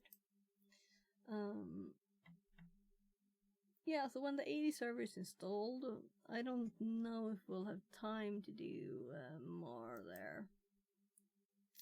But this is how we'll connect, because this is quicker, easier.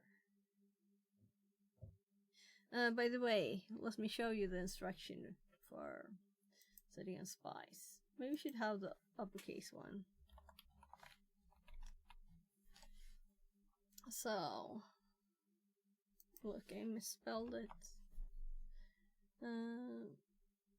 So there's a full instruction now with details. The only thing that's not detailed is this, because I don't want to do file sharing, so I'm not looking it up. Otherwise, it's like quite detailed.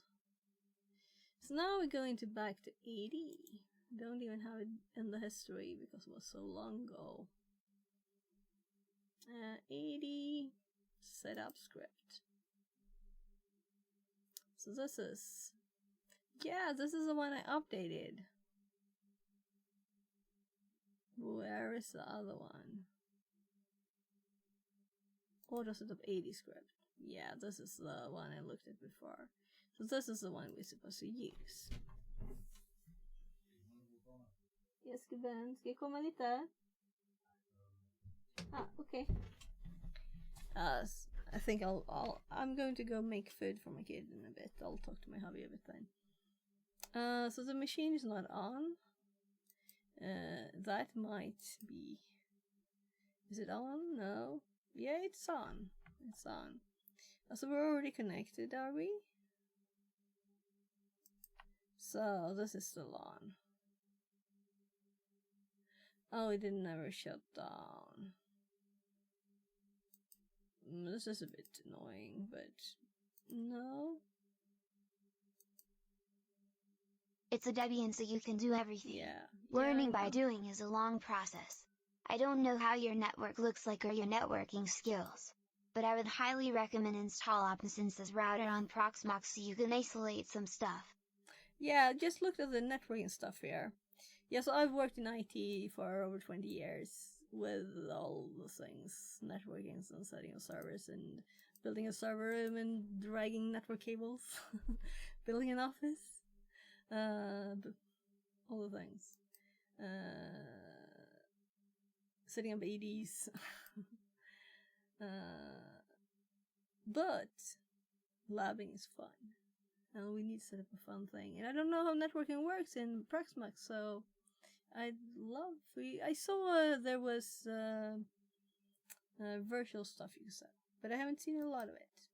Why didn't this shut down? Didn't I manage to click the thing?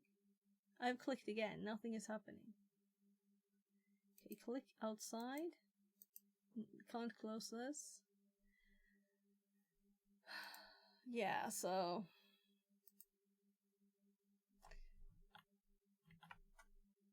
Now it should be able to connect. Let's just connect.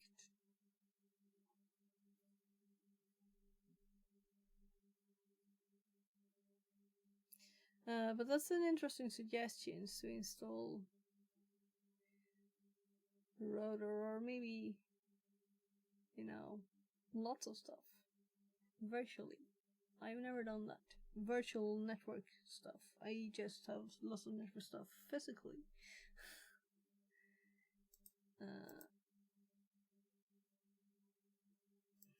So, is it updated? I'm just gonna F5. So it's on.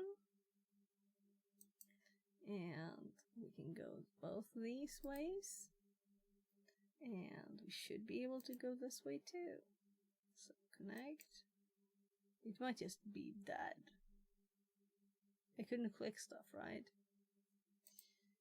So let's go Spice again. And yeah, right. Let's auto open them now. I set it to ask every time because we were labbing with it. Yeah, so it's still on the start menu and I can't click it.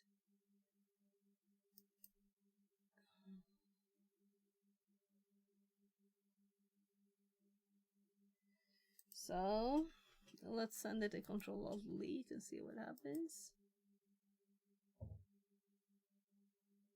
I have over 15 VLANs in my network. For NOC/SOAK/PV/DMZ/lab/IoT and so on. Segmentation is quite important for security. Yeah, it is. So you have a lot of stuff. I mean, I don't have 15 computers, and I think I have a lot of computers or devices. So I wouldn't need that many networks because I don't have that many devices, right? So tell me more about your lab setup and all of the things. You have like, do you have home, like sensors and stuff?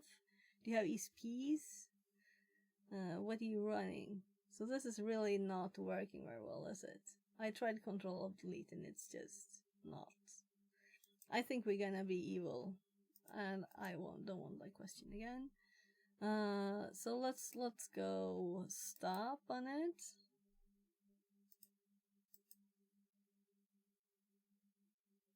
And we will start it once before we do the snapshot. I was gonna do the snapshot now. So it is off. Let's start it.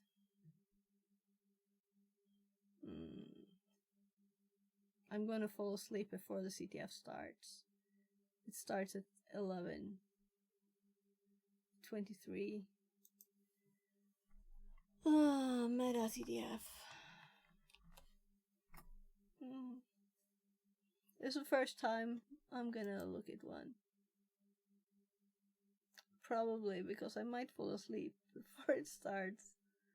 Here. This.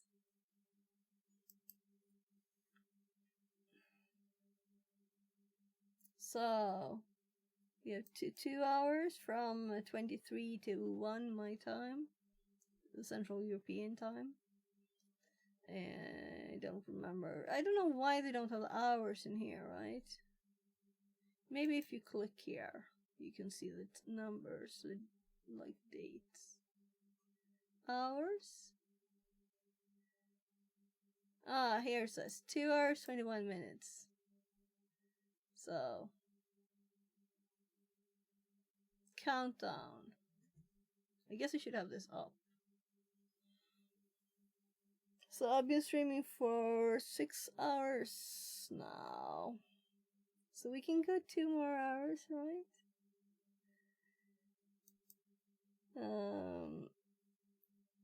This we don't need. Yeah, I don't care. Haha 26U rack for Proxmox servers, HPML 350, the big ones. And my old gaming PC is my options. Not many end devices, but a lot of VMs, and I like to monitor that with a firewall. Okay.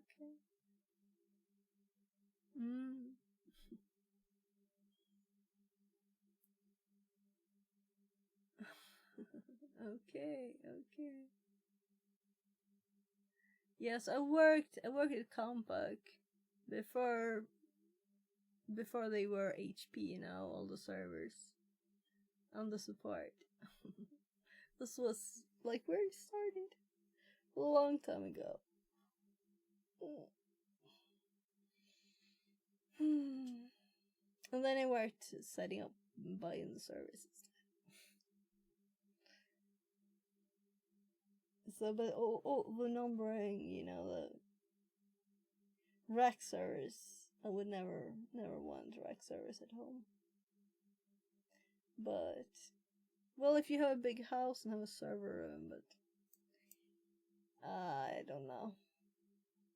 You can probably do enough with desktops and virtual and SFFs, like on wardrobes. I'm not saying I have that. So my kids' Minecraft server is in SFFs. Yeah. HP1, probably. Oh. Well, thanks so much for the help. By the way, let's look at the networking here, right? So I noticed that this one had am I blind? Yeah, I'm probably blind. I'm so tired. Yeah, there we have like zones and stuff. And was there something in here? I think I saw it before. Network. This is just network. Create? What's create? But I want to get rid of it, TBH. Now I would get that CPU power with one nuke or something. Only 400 gigabytes RAM is my problem to get in a little machine. Lol.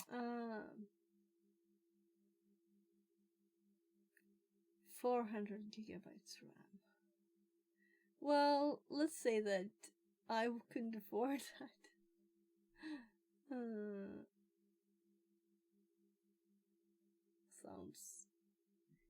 Sounds like fun to have lots of stuff to love with like that. I'm using this PC I found in the trash quite a few years ago too. But it works. And it's an i7, even if it's a 2600 one. Yeah. By the way, can we see like the specs of this machine system? Hosts? Oh, it's just a host file. I keep thinking it's something else. Nah, we can't see much about the hardware here, can we? System log. Oh, this is nice too. This is just a rebus, right? Oh, this has happened since we started. So it didn't have any updates before. Should we do the with the server run the graphical update one? Let's refresh it first.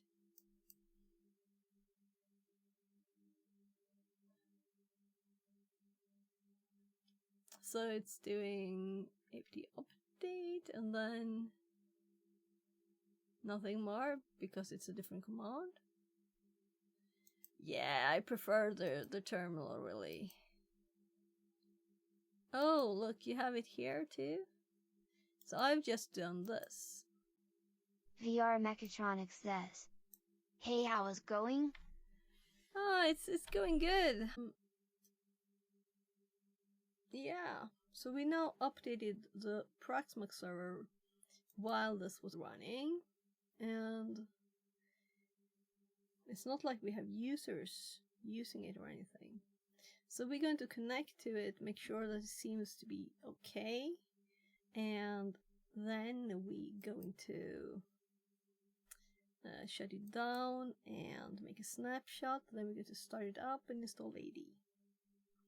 So that's what we're gonna do.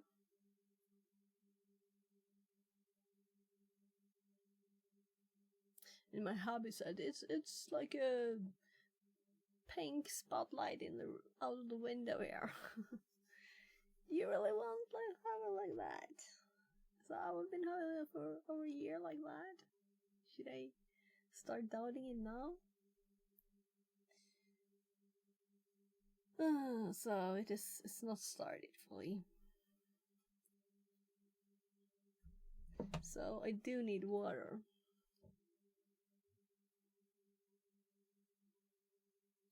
I'll actually go and get the water and see what happens with this, because this is not normal.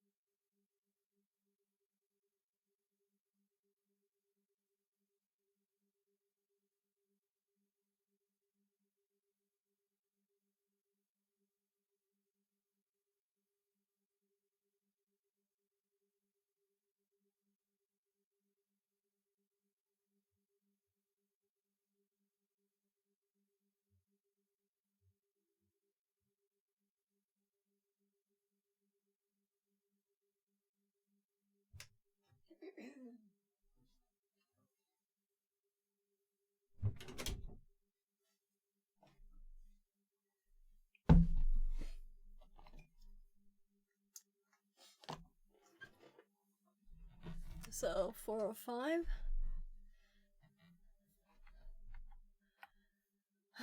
It's still up. Yeah, I'm kind of thinking we're going to go back to this one.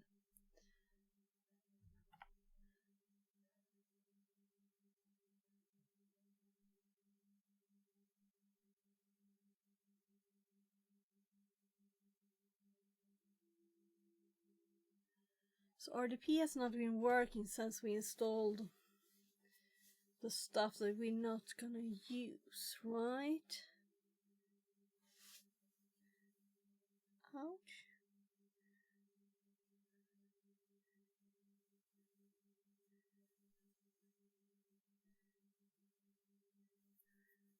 505. So we saw the desktop there for a second, and then something stole it. That's what I think. I think it was stolen. I think the RDP was stolen by spies. And that we will connect with spies, no problems. And this is the reason.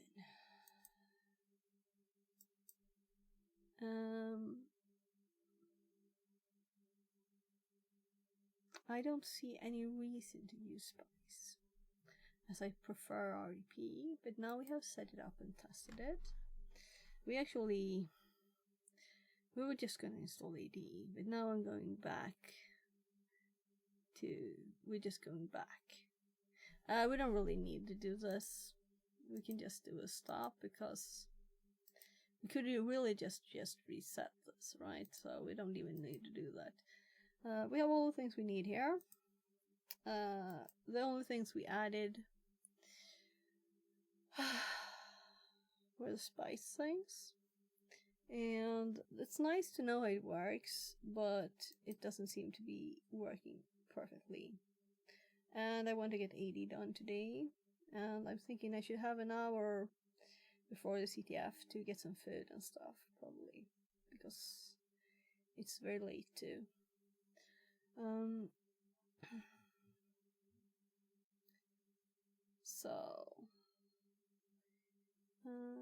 Options, and we have camera guest agent is disabled. Oh, so it did roll back all the settings. Very nice. I don't have to set these manual. The display is the default. Everything is good. It's saving all the things in the snapshot, not only the hardware. So if we were to increase processors and go back, it will reset it. So this is just ready to go for installation of AD. Let's start it and connect with RDP and make sure it works, so it's not anything else that's a problem. The one thing I would want to install is to also do, I did close this tab down. Well, a lot of Proxmox here.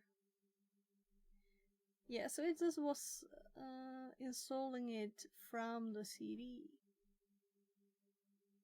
So let's hop to the notes, and this bottom Proxmox.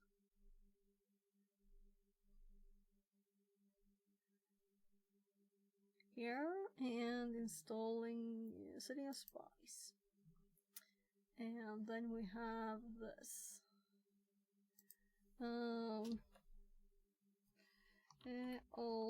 Alternative way. Use the files in the. And now we're going to look by RDP here.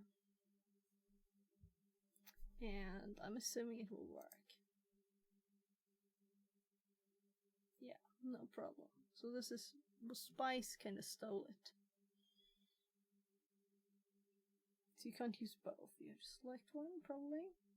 But also, it could possibly work with the other one. So it won't take more than 2 minutes to test this, so I might. What I'm thinking is, first of all, I want a directory name for the nodes. So we downloaded the file. Right, the file here is deleted too, which doesn't matter, it's fine. I want to go to D and guest agent and this file. So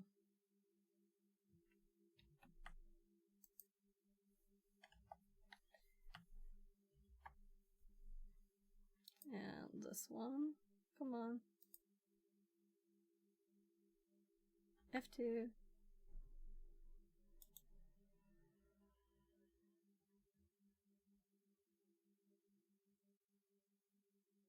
Can't I copy the file name? Because I can't rename it, you know? That's so annoying. Windows! This is not good. You should be able to F2 it and get the string up so you can copy it. Now I have to type the darn thing. If I don't copy the file. Create shortcut is good enough. Then we can copy the file. Damn. So let's paste it here. This is part of the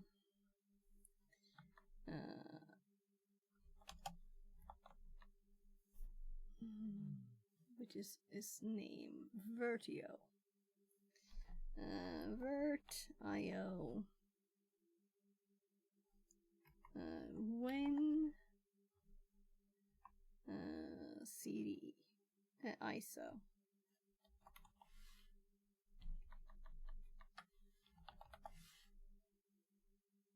Oh, Vert.io there. So let's just quickly run this file and see if we get the same problems and the same working things.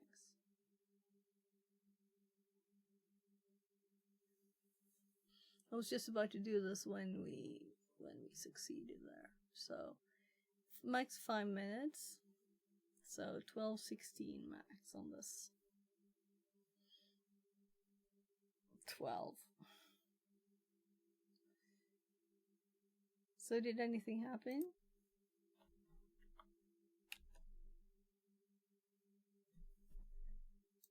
I'm like, is it done? So we are working. My god, I'm so stupid. We did this last time through the thing, that's why. So we're gonna have to disconnect this. We're gonna have to enable the display again. Spice. I didn't do the 32. And again.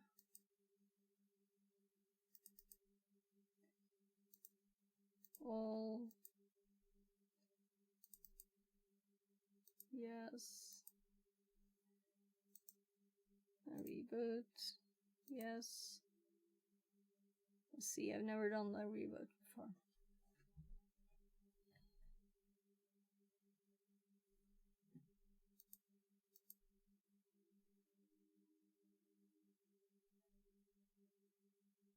And file downloading.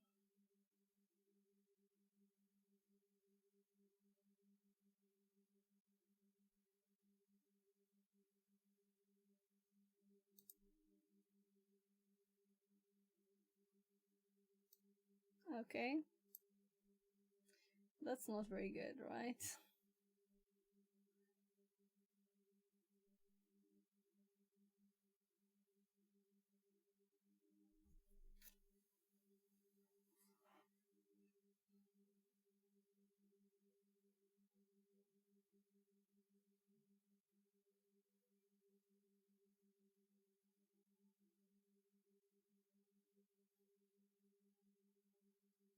Windows Boot Manager.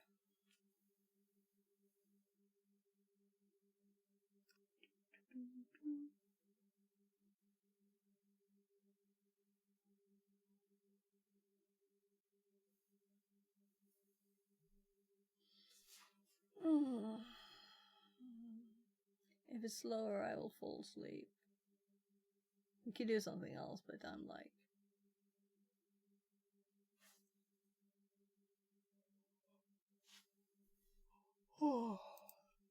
So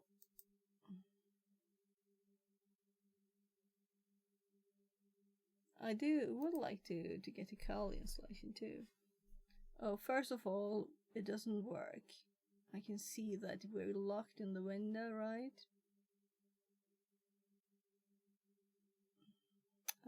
Let's run the installation once more from here. Maybe it doesn't work very well when it's not using this and it's not enabled and whatever, you know.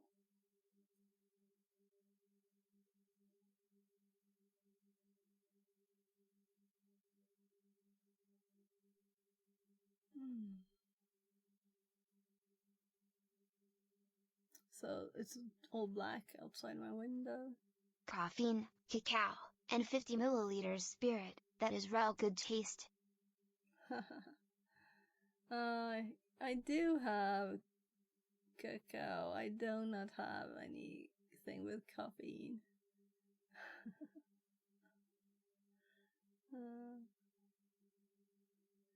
So let's see. How many times did I move this? Because I reset it? Yeah, probably. Let's open this. Let's open this. Let's open that. Let's go here. Let's run this one in the right place, right? Oh, look, we got an actual thing here now. I think it was the same. Anyway, so if it is installed, oh yeah, I can't get outside the windows. It just started working when we run another executable.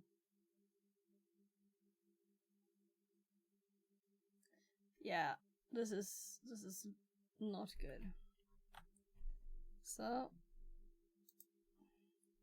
I said I'd give it a maximum of that number of minutes, so now we're resetting it. Snapshots, rollback. That was just a quick test. So I'm actually going to remove the alternative way from the notes because it didn't seem to work as well as the other one. Though the other one crashed.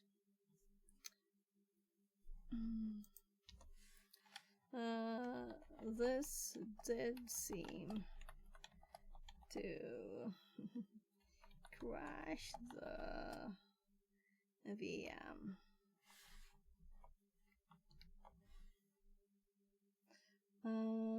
Actually, let's Control C, Control Z.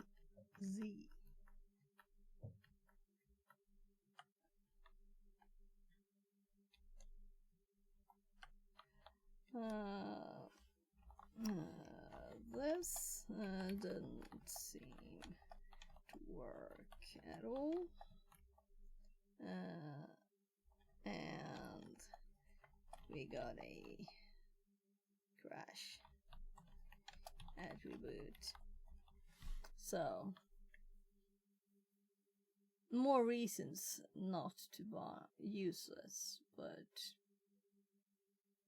I'm thinking to register company in Norway, because of no income some months and don't have to pay any taxes there.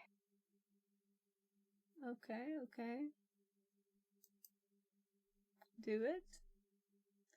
Especially if you want to study there. It's good to have as much connection as you can, right?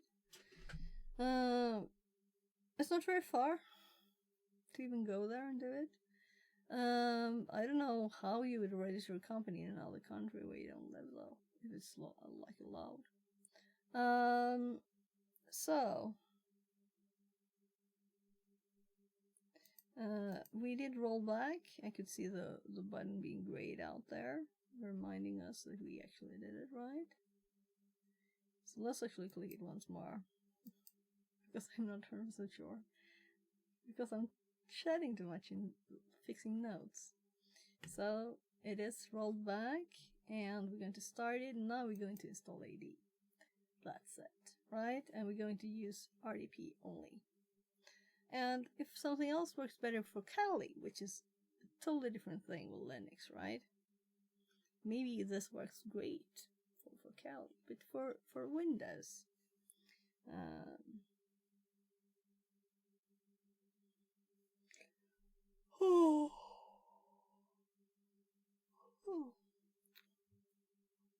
So if we had not enabled RDP, maybe we wouldn't have had any crashes, right?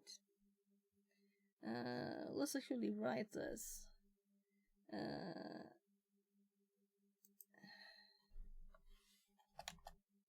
Might be a conflict with RDP.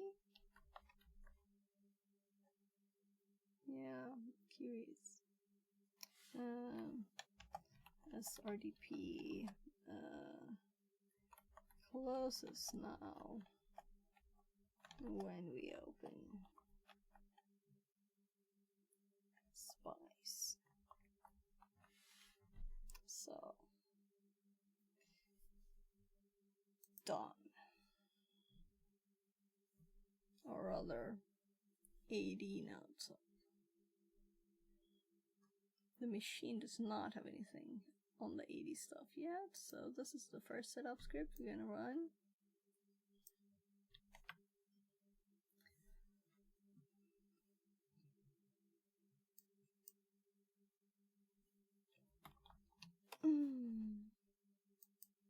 My battery's running out again.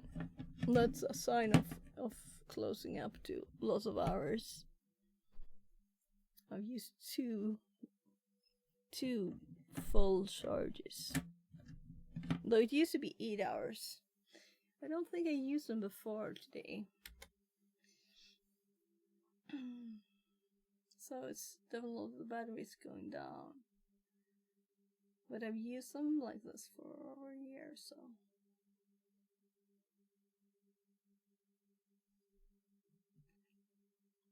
So I'm assuming perfect functionality. Yes, we are not using anything but the drivers now. The shortcuts is actually in the right place too.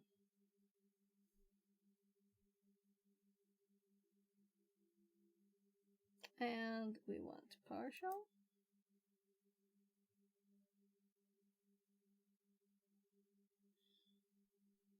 And we're going to make a folder here. New folder. 80.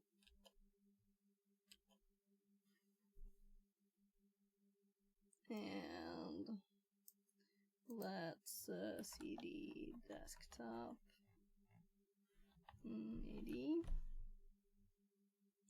And let's actually fix the size of the letters here. Font 28. Okay, so I just cd'd to that, as this is where we'll put the files. Let's make a new text document and call it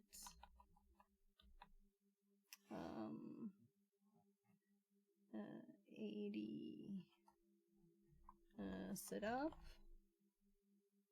.ps1, and we're gonna change the name, and I'm making a copy of it, and calling it 2. So this file, we're going to add it, and it will automatically go for the noise editor, not Notepad. But it's also a bit slow to start, right? And by the way, let's actually fix the... Does PS Windows is 7 better than standard? PS Windows is 7. I'm sorry, I don't understand the question. Let's fix the size of the font. PowerShell. Oh, PowerShell. It's just 2 different ones, and we have tab complete in PowerShell. It doesn't always work in CMD. So script, console tokens, font size. So I did 28 on the other one. That seems a bit big, right? So let's try 24. Yeah, why is it so much bigger in this one? So let's go with that.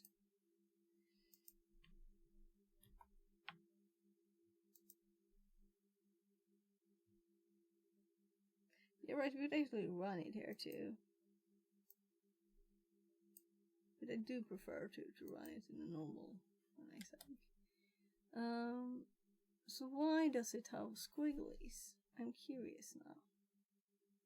String is missing a terminator. Yeah, it's missing a terminator. And I totally missed that. It must be a copy-paste thingy, right? So, already it did its job. I also updated the notes, so...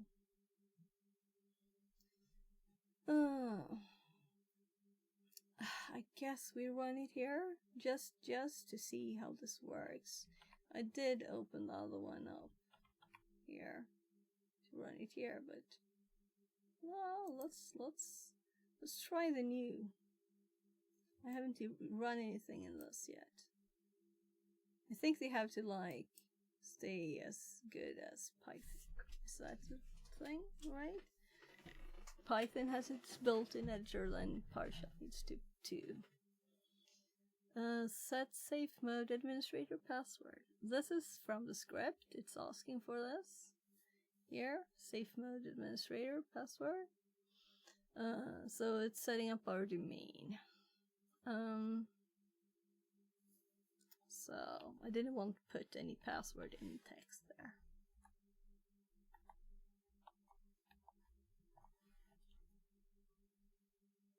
So it's not a very secret one, it's just hopefully crackable. No, it won't be. It won't be crackable. Maybe I should put something like password 123. This is actually random, uppercase, lowercase, special characters and numbers. But it's not very long, but it's kind of long enough, right?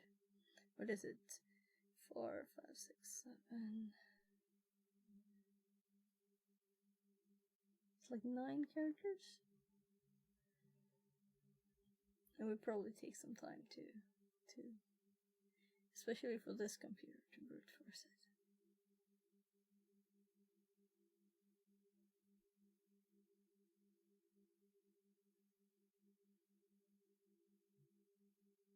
Oh yeah, this is prettier than the other window.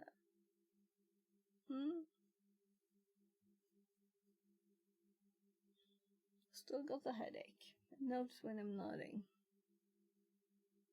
It's 1.5 hours left to start time of the CTF.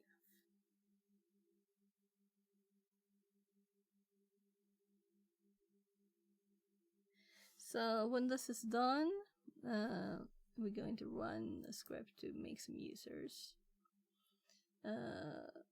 Was kind of the plan.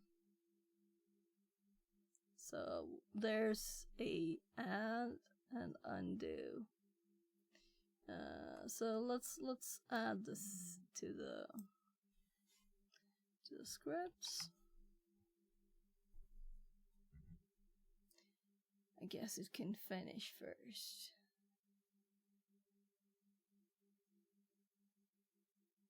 So I was gonna edit it there, but let's edit it here. So we have this is just getting information. So I deleted these because we went back and forth a lot of times. And just running them.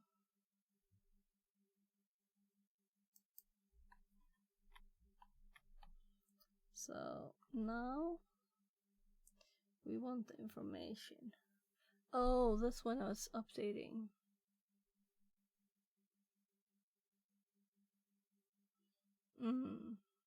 Yeah, because we managed to block errors, but then we want output. So we have a to-do here to add if this exists afterwards. It failed to delete it.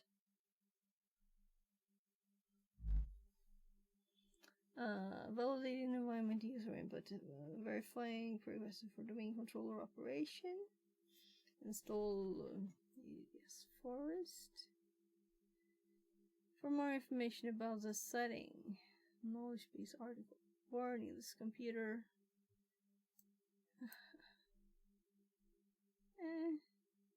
So let's say that I kinda regret doing this, right? So now you can see more.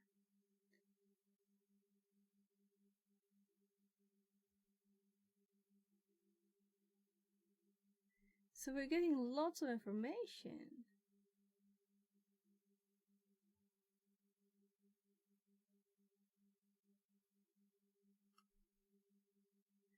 Yeah, do you know why we're getting more information? Because I use an actual domain.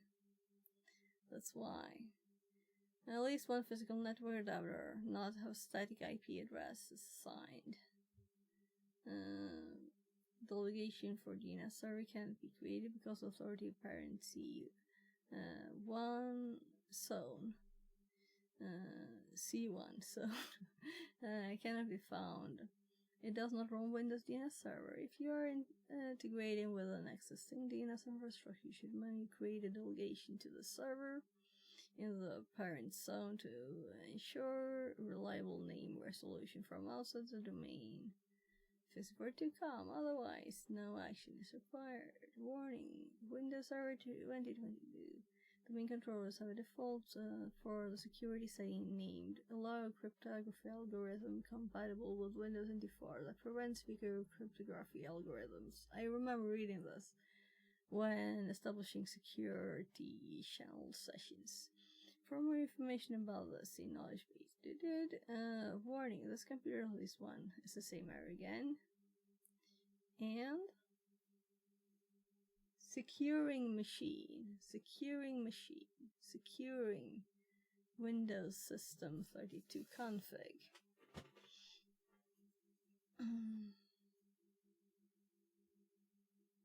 So it gave the same error message twice. Makes me think it might be some kind of odd loop. But there was another message in between. And it said it didn't have to. And securing Kerberos policy. So to go quickly through what the script does, it does only do a few things. So it's just setting up 3 variables here. Domain name, NetBIOS name, and safe mode administrator password. That's all. And then it does install Windows feature 80 domain services, include management tools. And then it does install 80 Forest, ADDS Forest.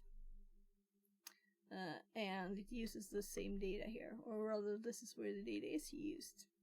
And it installs DNS too, and Force.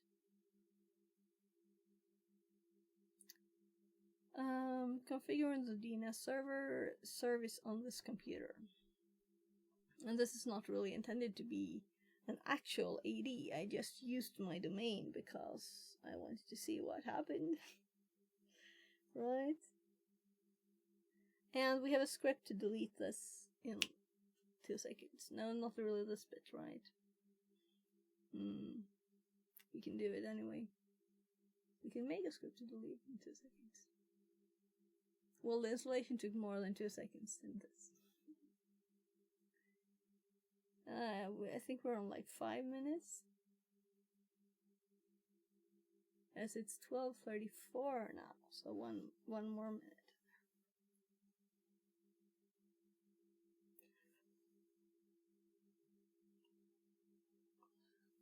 So it is not a good computer. This has 2 gigs of RAM and 2 cores.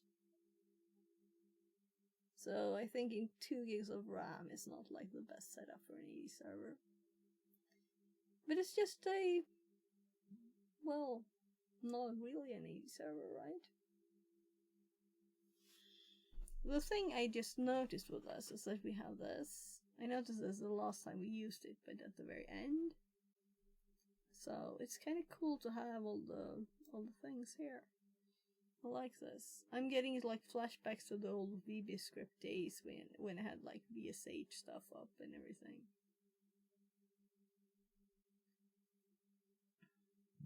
I didn't even remember that. They're like going old style here. And it will operation completed successfully. Reboot required false. Success, status success, and you're about to get signed out.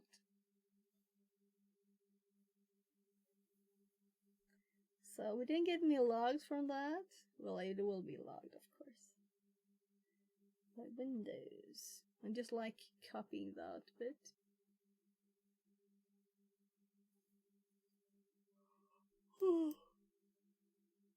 Your remote computer is restarting.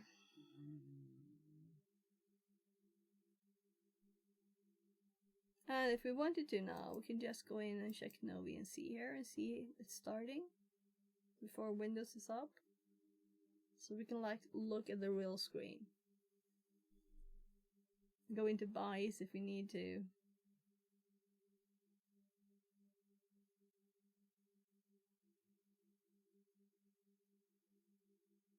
Is there even bias options on these? I'm curious now. I have to do it. Why didn't I think of this earlier? I don't think there is though. Right, we have all the settings here instead. But I'm curious to see it not being there. So we always have Windows up now, right?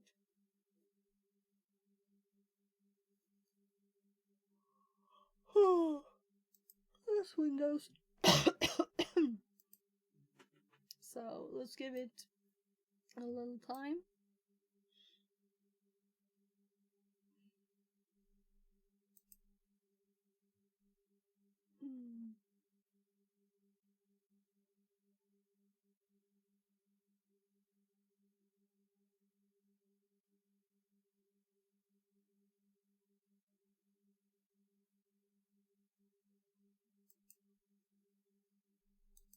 I'm like, can I clean stuff up? No, we don't have anything useless. Your credentials didn't work.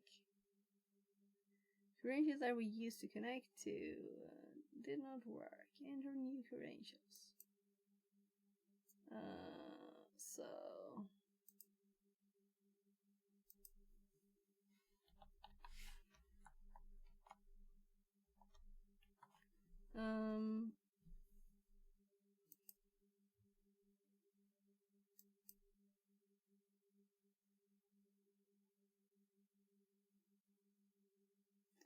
it's the same information though, but it needed that.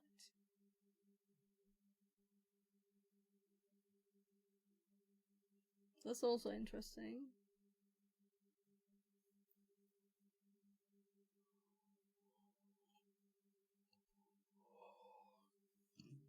As we installed AD,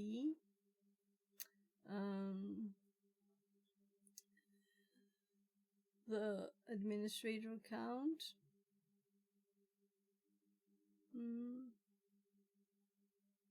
So there should be two now. The machine one, which we should be still able to connect to, right? That we did. Then we have all the domain stuff now. I guess we should create users that are actually not only test users, right? But we will set up like more test stuff.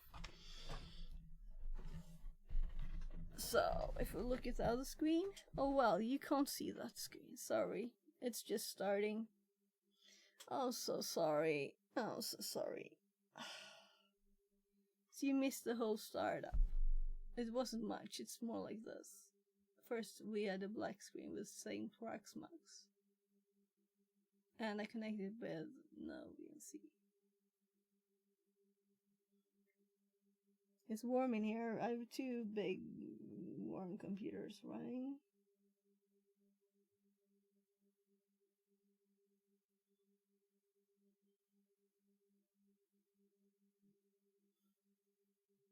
Yeah, so maybe I should just leave this going. Let's say that it was much quicker on my PC to do this.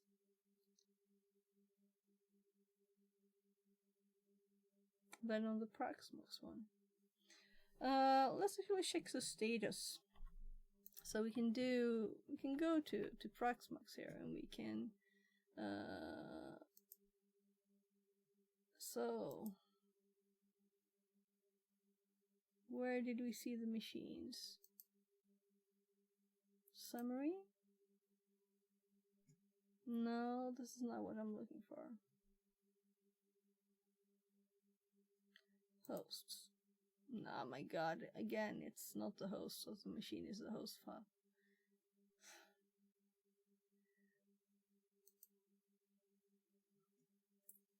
So where do we see all the machines and their data?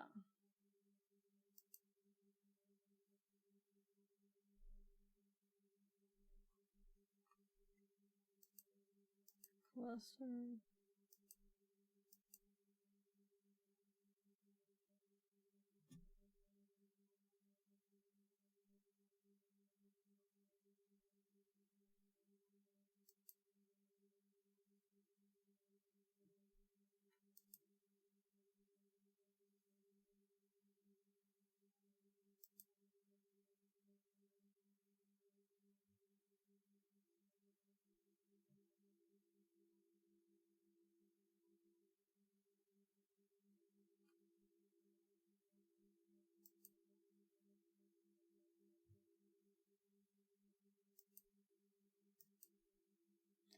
I must be blind not to find this.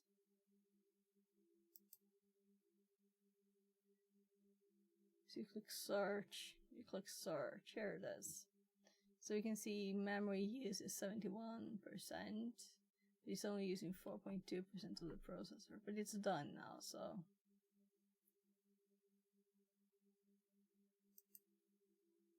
There.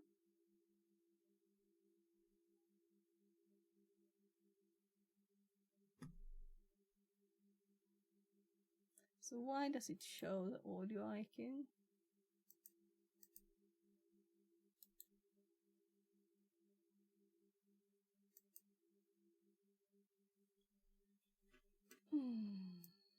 This is a server. Why would we want that?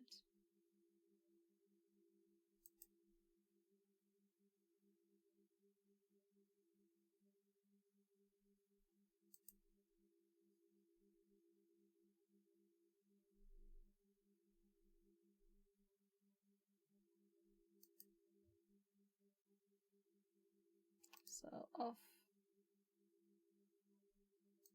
There. Let's check 80 out. And the easiest way to see that we got some new stuff is to check the admin tools, right? Well, we already noticed that it worked. So we have Active Directory stuff here now. So I'm gonna put some shortcuts here. Meaning I will right click and just do taskbar. Into taskbar. Into taskbar. As this is a lab machine for 80. It's just good to see all the things there.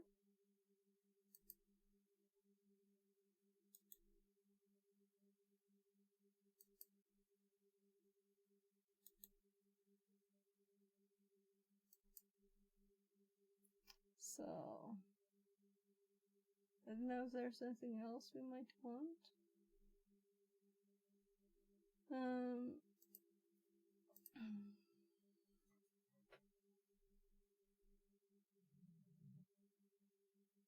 Users and computers.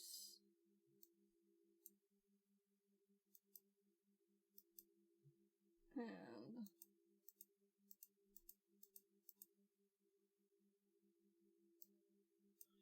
here we can see our computers is empty because we only have the domain controller for now. So we're going to install a Windows 11 machine, or maybe more machines. So we have some clients, and I failed bypassing the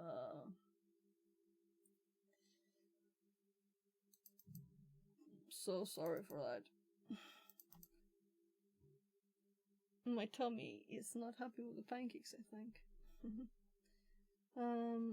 So here we can see that we don't have much. We have the administrator and the guest, right? And there's some groups that are defaults. So we're going to run the script to add stuff to the AD. And I'm kind of thinking maybe we want to add some stuff before we do this. So it's adding an S angle because I was testing. Let's just call it Sophia instead.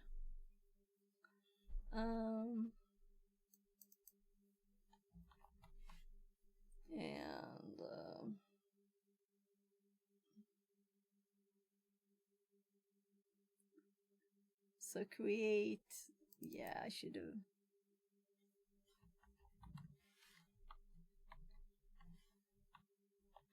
Shouldn't have changed the name maybe. Then we did JDo. And yeah, silently continue. We don't need these anymore. We're going to rewrite it. Let's do it in the editor, right? Let's try it out more. Oh, this is the undo one. So I was thinking it was too messy. It's not that hard to Oh, there's a CSV file too required. Where's the CSV file?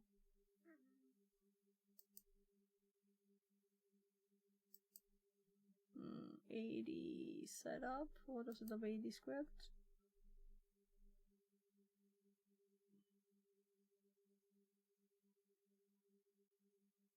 Here, but I didn't add the second line.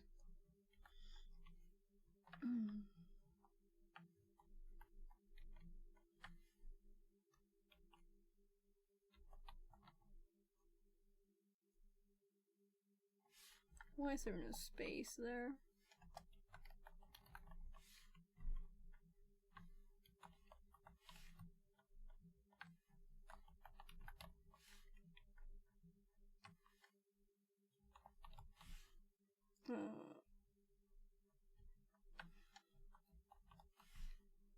Oh gosh. As you can see, here we don't have the right domain.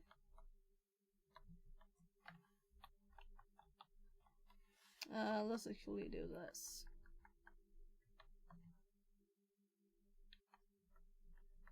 Let's leave this as it was. And put this one here, because this is like where it belongs.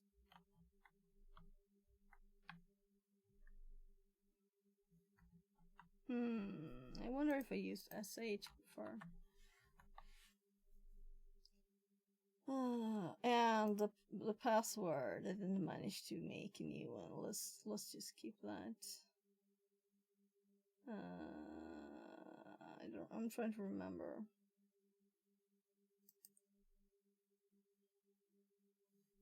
So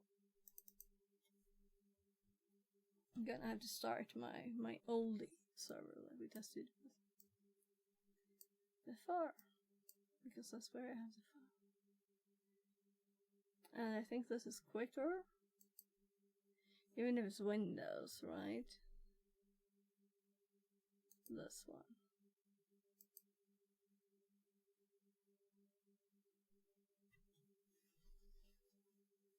So now we have two AD servers.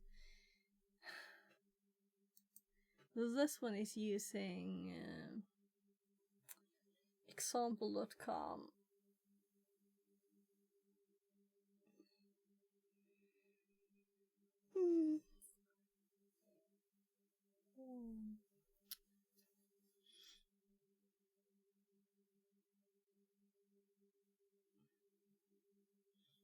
I'm keeping track of time. So we have like, if I want an hour rest time and eating time and making food time, I'm thinking I'll grab some noodles. Just pull some noodles off.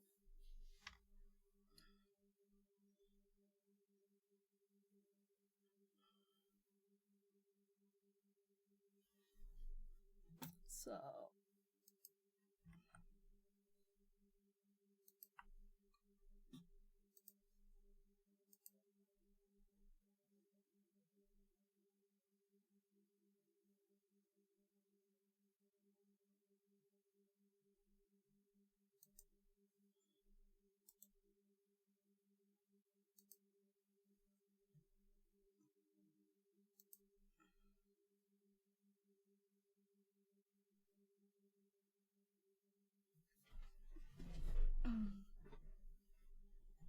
I just noticed that cyber insecurity was online because I was kind of checking out raid targets, but I think they're probably stopping now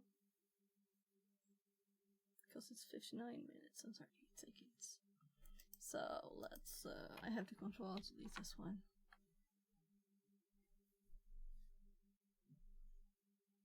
Test.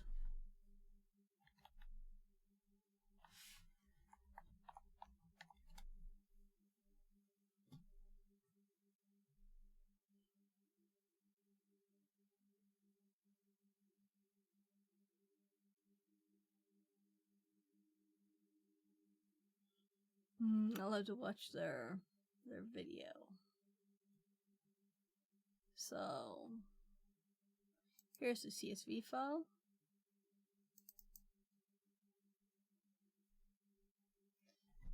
So let's just, yeah, it's CN users.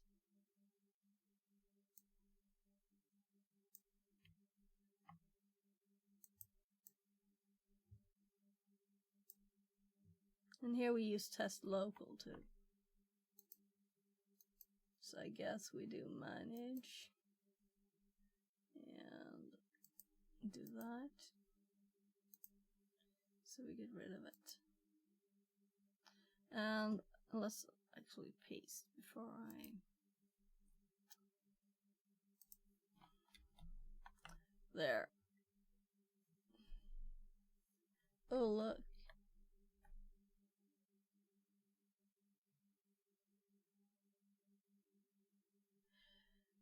The most important thing is that when we use users, we must use CN because it's not a normal thing. Users is special. And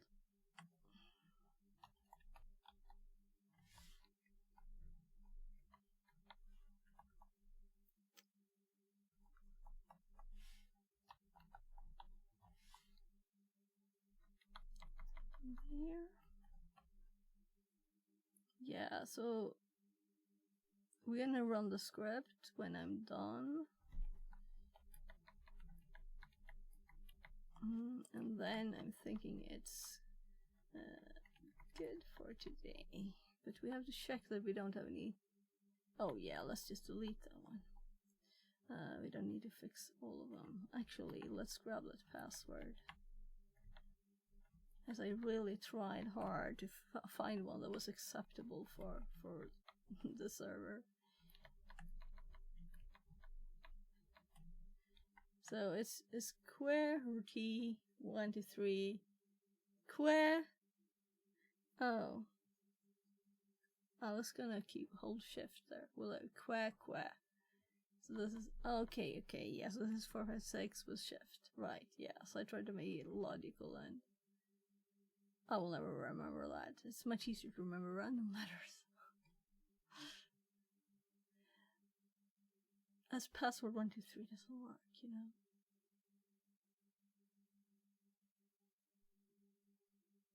Yeah, so I'm kinda wanted to not miss that stream. I should have taken a longer break and could have listened to that. Should have rated them when they started.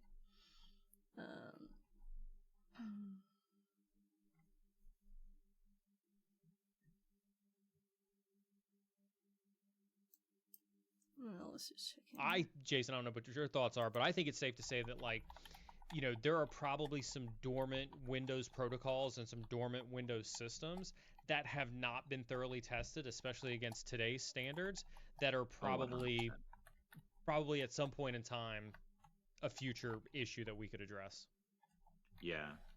I mean, you think about, you know, just the level of information that we're constantly finding out, and we're like, gosh, I didn't even think about that from a year or 2 or 3 or 5 years ago. And, you know, somebody somewhere has found, you know, the workaround on it, the exploit side of it, and then is using it. So I would always keep your eyes and ears open for those types of things. Absolutely. All right, Jason, I think that wraps for today. Everybody, don't forget, you know, Fix It. I appreciate your thought. We're about to stop streaming, but I appreciate the thought so very much about go find somebody else. Take the cyber and security energy and go find somebody else to raid, but I appreciate the thought, Fix It. You know, appreciate you coming on this week as well as sharing what you guys are seeing over there at the BitLift team. Chat, don't forget, exclamation.point IOCs, exclamation point threat, and exclamation point SMB are commands in chat for you to get the latest threat brief from the BitLift team. Jason, I'm going to be streaming tomorrow morning, Tea with a Hacker. I think somebody called it hot. I'm not even going to try to say that on stream. Hot hacker with a T.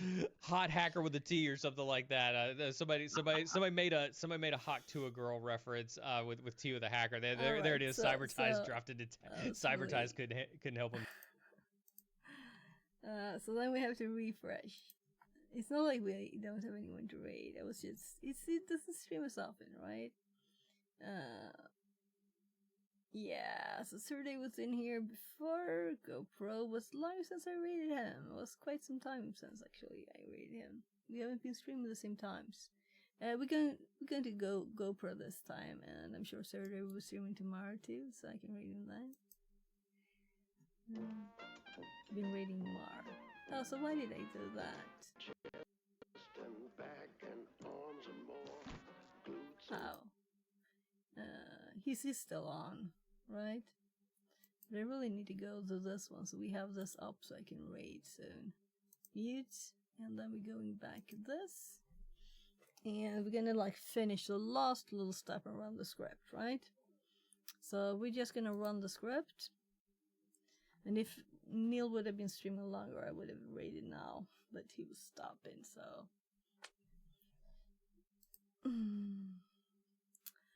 Right, so we need to copy this to a file there, just confirming fixit42, fixit.com for to come, fixit42, fixit42, CN users and OU sales. And there's no OU sales now. So for the 80 folder that I did double click, even if it's slow, maybe we should give it some more memory, but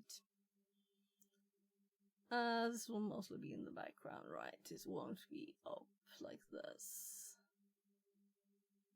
The showing stuff. So, limited amount of memory, it means limited amount of memory for everything, and this got 16 gigs, so. Text document, and Control A, users.csv, possibly. Let's do that.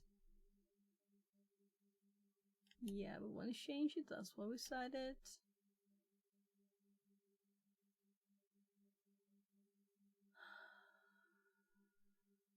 Is it opening something else in Notepad? I don't know. Yeah, Notepad, please.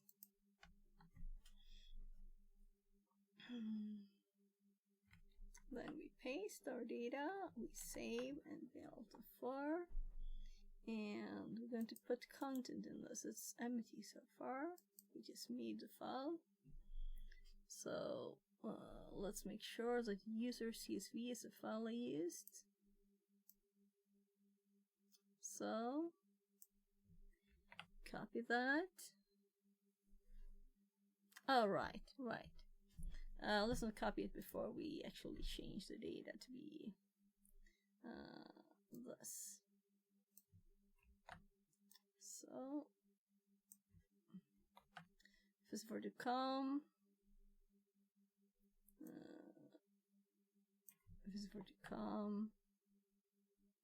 that's the only things.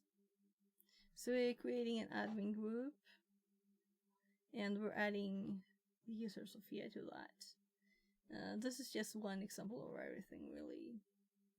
We're generating users from a file. We can do the same with groups. We might later, but for now, let's just put something in there so it's not empty. Actually, maybe we want to take let's save the files, and then we go back in here, and then we run it. Meaning, I'm going to close everything, close the server, and we'll restart it. I'm gonna close it and make a snapshot, right? We can make snapshots live. I don't like that. I want them closed down and nicely ended. Also, it will be interesting to see how long it will take to start this time when it's already been started. Planned, continue. And I'm sure Alt F4 would have worked here too, right? Because that's how I usually stop server, and this is a usual way to connect to an actual server. Yeah. So, we're going to go to snapshots. Is it here we have them? I'm not that good at this yet. It's on the server. Right. So we're gonna take snapshot. It is not finished closing down yet.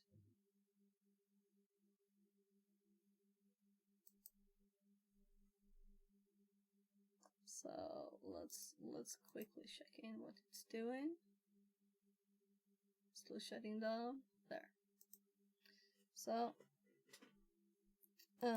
now let's take a snapshot and call it 80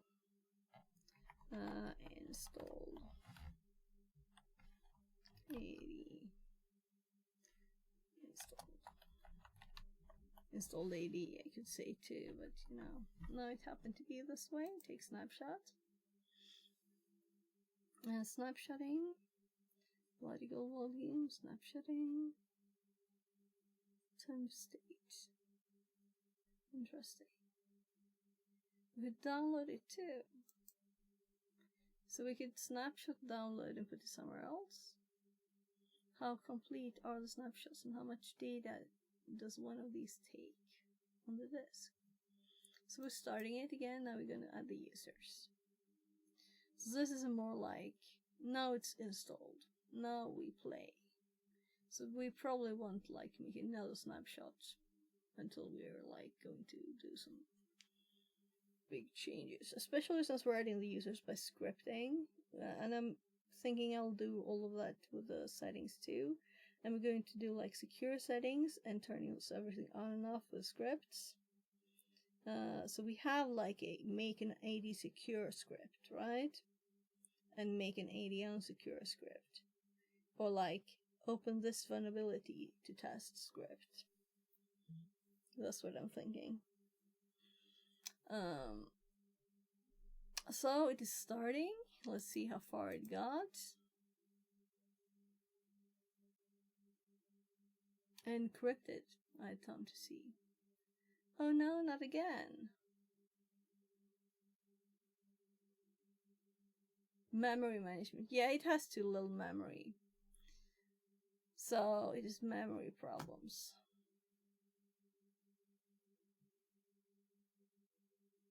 We need to give it more memory then. Let's do 3 gigs then, I guess. Yeah.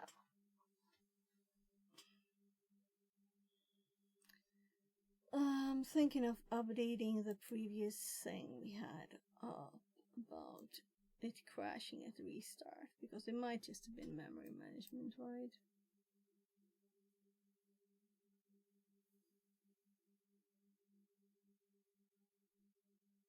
So, as we just did a snapshot, we can just roll back. We don't need that in our logs, right?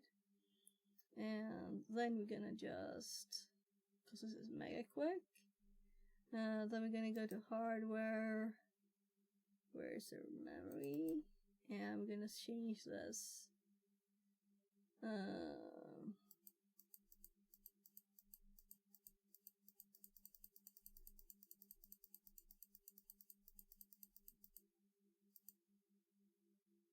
372.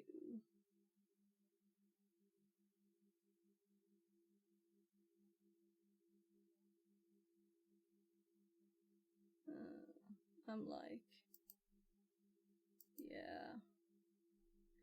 So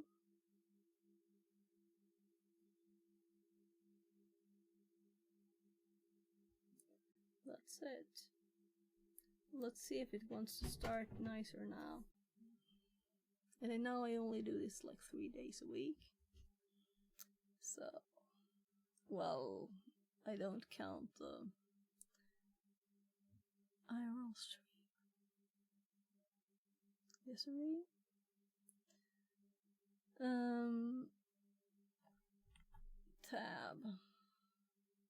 Tably tab. Connect. Status symbols like some spinning thing on top here would be nice too, right?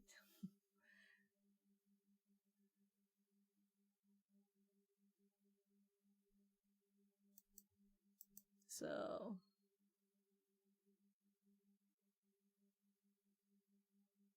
yeah, it's just starting. It's no crash or anything. So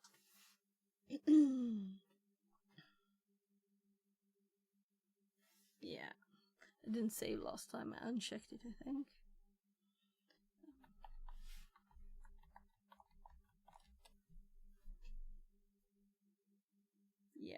Yeah, so don't ask me again. We have to check it again for this new machine, which is the same machine but with AD. Securing remote connection. So I remember RDPing on my laptop on the bus on my way to work with a like old Nokia phone with a cable connected to like the serial port of the PC, and RDPing to the servers, and no problems. You don't need that good connection. So, we have a problem. Can you fix it? That's kind of fun. Oh, we also had RSID thingies. That was on EA, actually. Come on now. Come on, computer. Show me that you're live.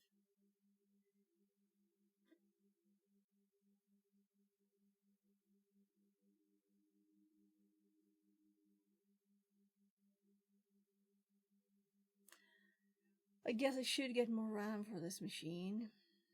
It's not like we're running a lot of clients if they all require a lot of RAM. So we couldn't install Windows XP without adding 4, I think. Windows XP. Windows 11. Yeah, it's the same feel. I get totally the same feel for Windows XP and 11. Now, I liked XP before, long ago. Kinda.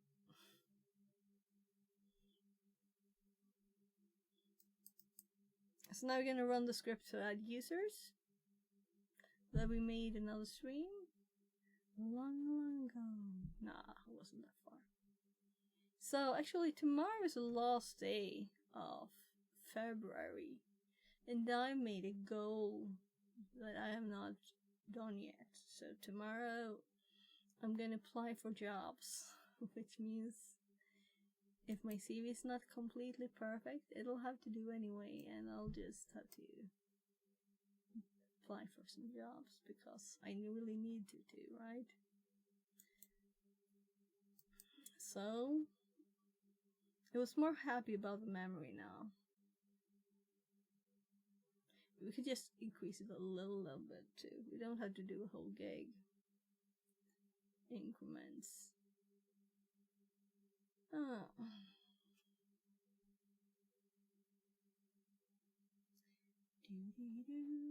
Yeah, I think I'm more awake.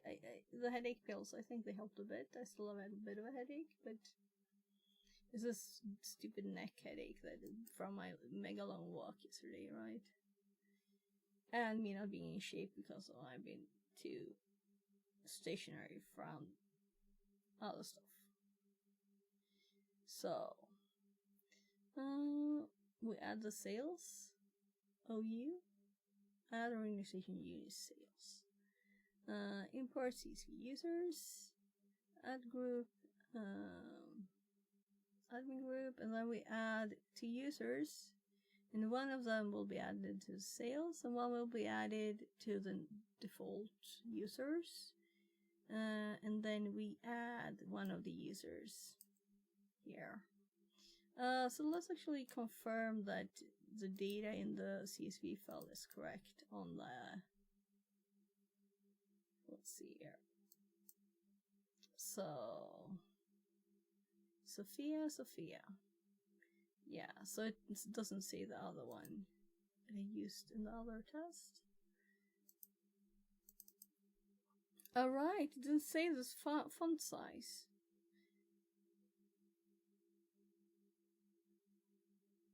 I'm like, did we reset it? No, I don't think so.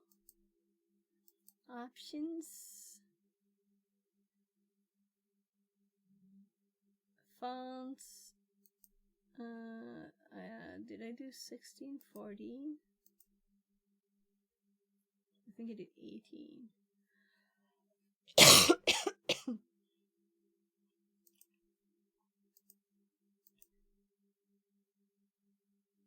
Oh, this is a bit big maybe, but so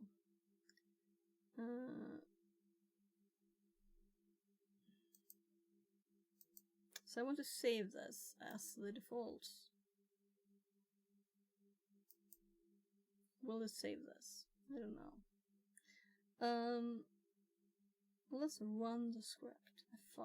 Yeah, so default kind of like normal run button, F5. And I kind of regret doing it in here, but let's scroll up the whole darn thing. It does the things. Then it prints. So.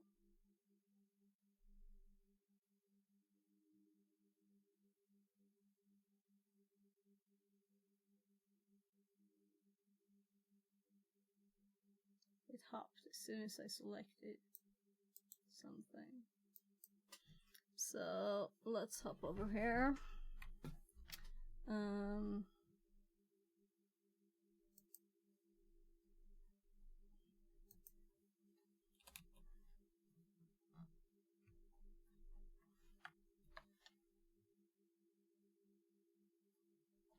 Well, let's do SH. We could do PowerShell. As that's what it is, right? And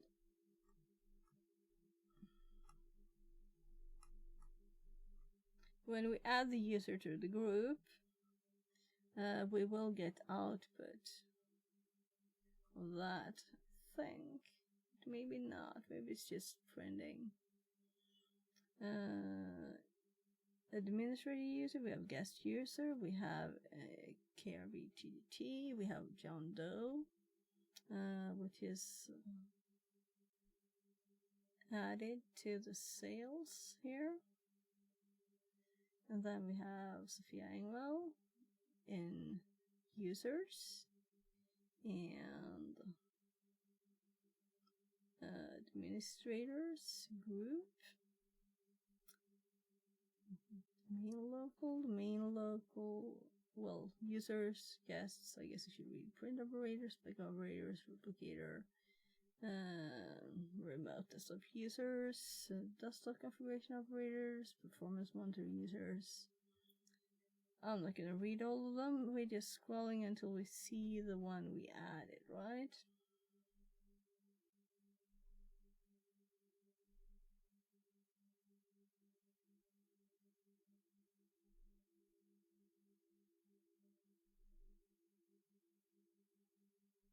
Group policy owners. Oh, there's a lot of groups. I could text search for sales.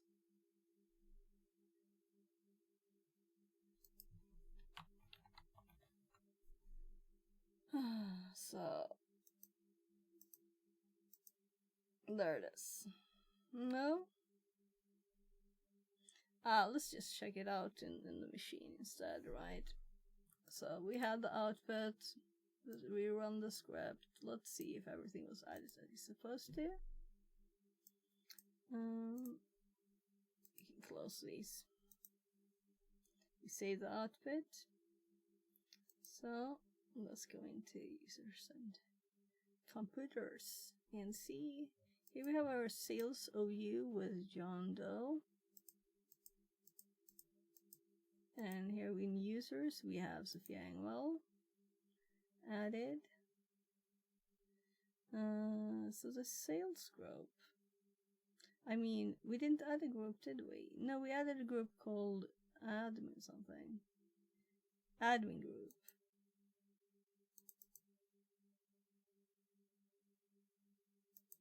Where we added Sophia Engwell. This is the one we added. Yeah, so it would end up on top. Admin groups, that's what we added. Just to have something to add as an example. So we also have a script that we can delete it all with, but then we have to update all the things. And we kind of want stuff in there now, right? But we have tested before on the other, my local Windows server 80 that we set up a few days ago. So now we have an 80 with some stuff in it that we can play with more. And I'm not going to snapshot this, but we have the saved one. I'm actually going to close it down because the computer is warm and I want to close it down so I can sleep later in this room. And I will have 40 minutes until CTF starts.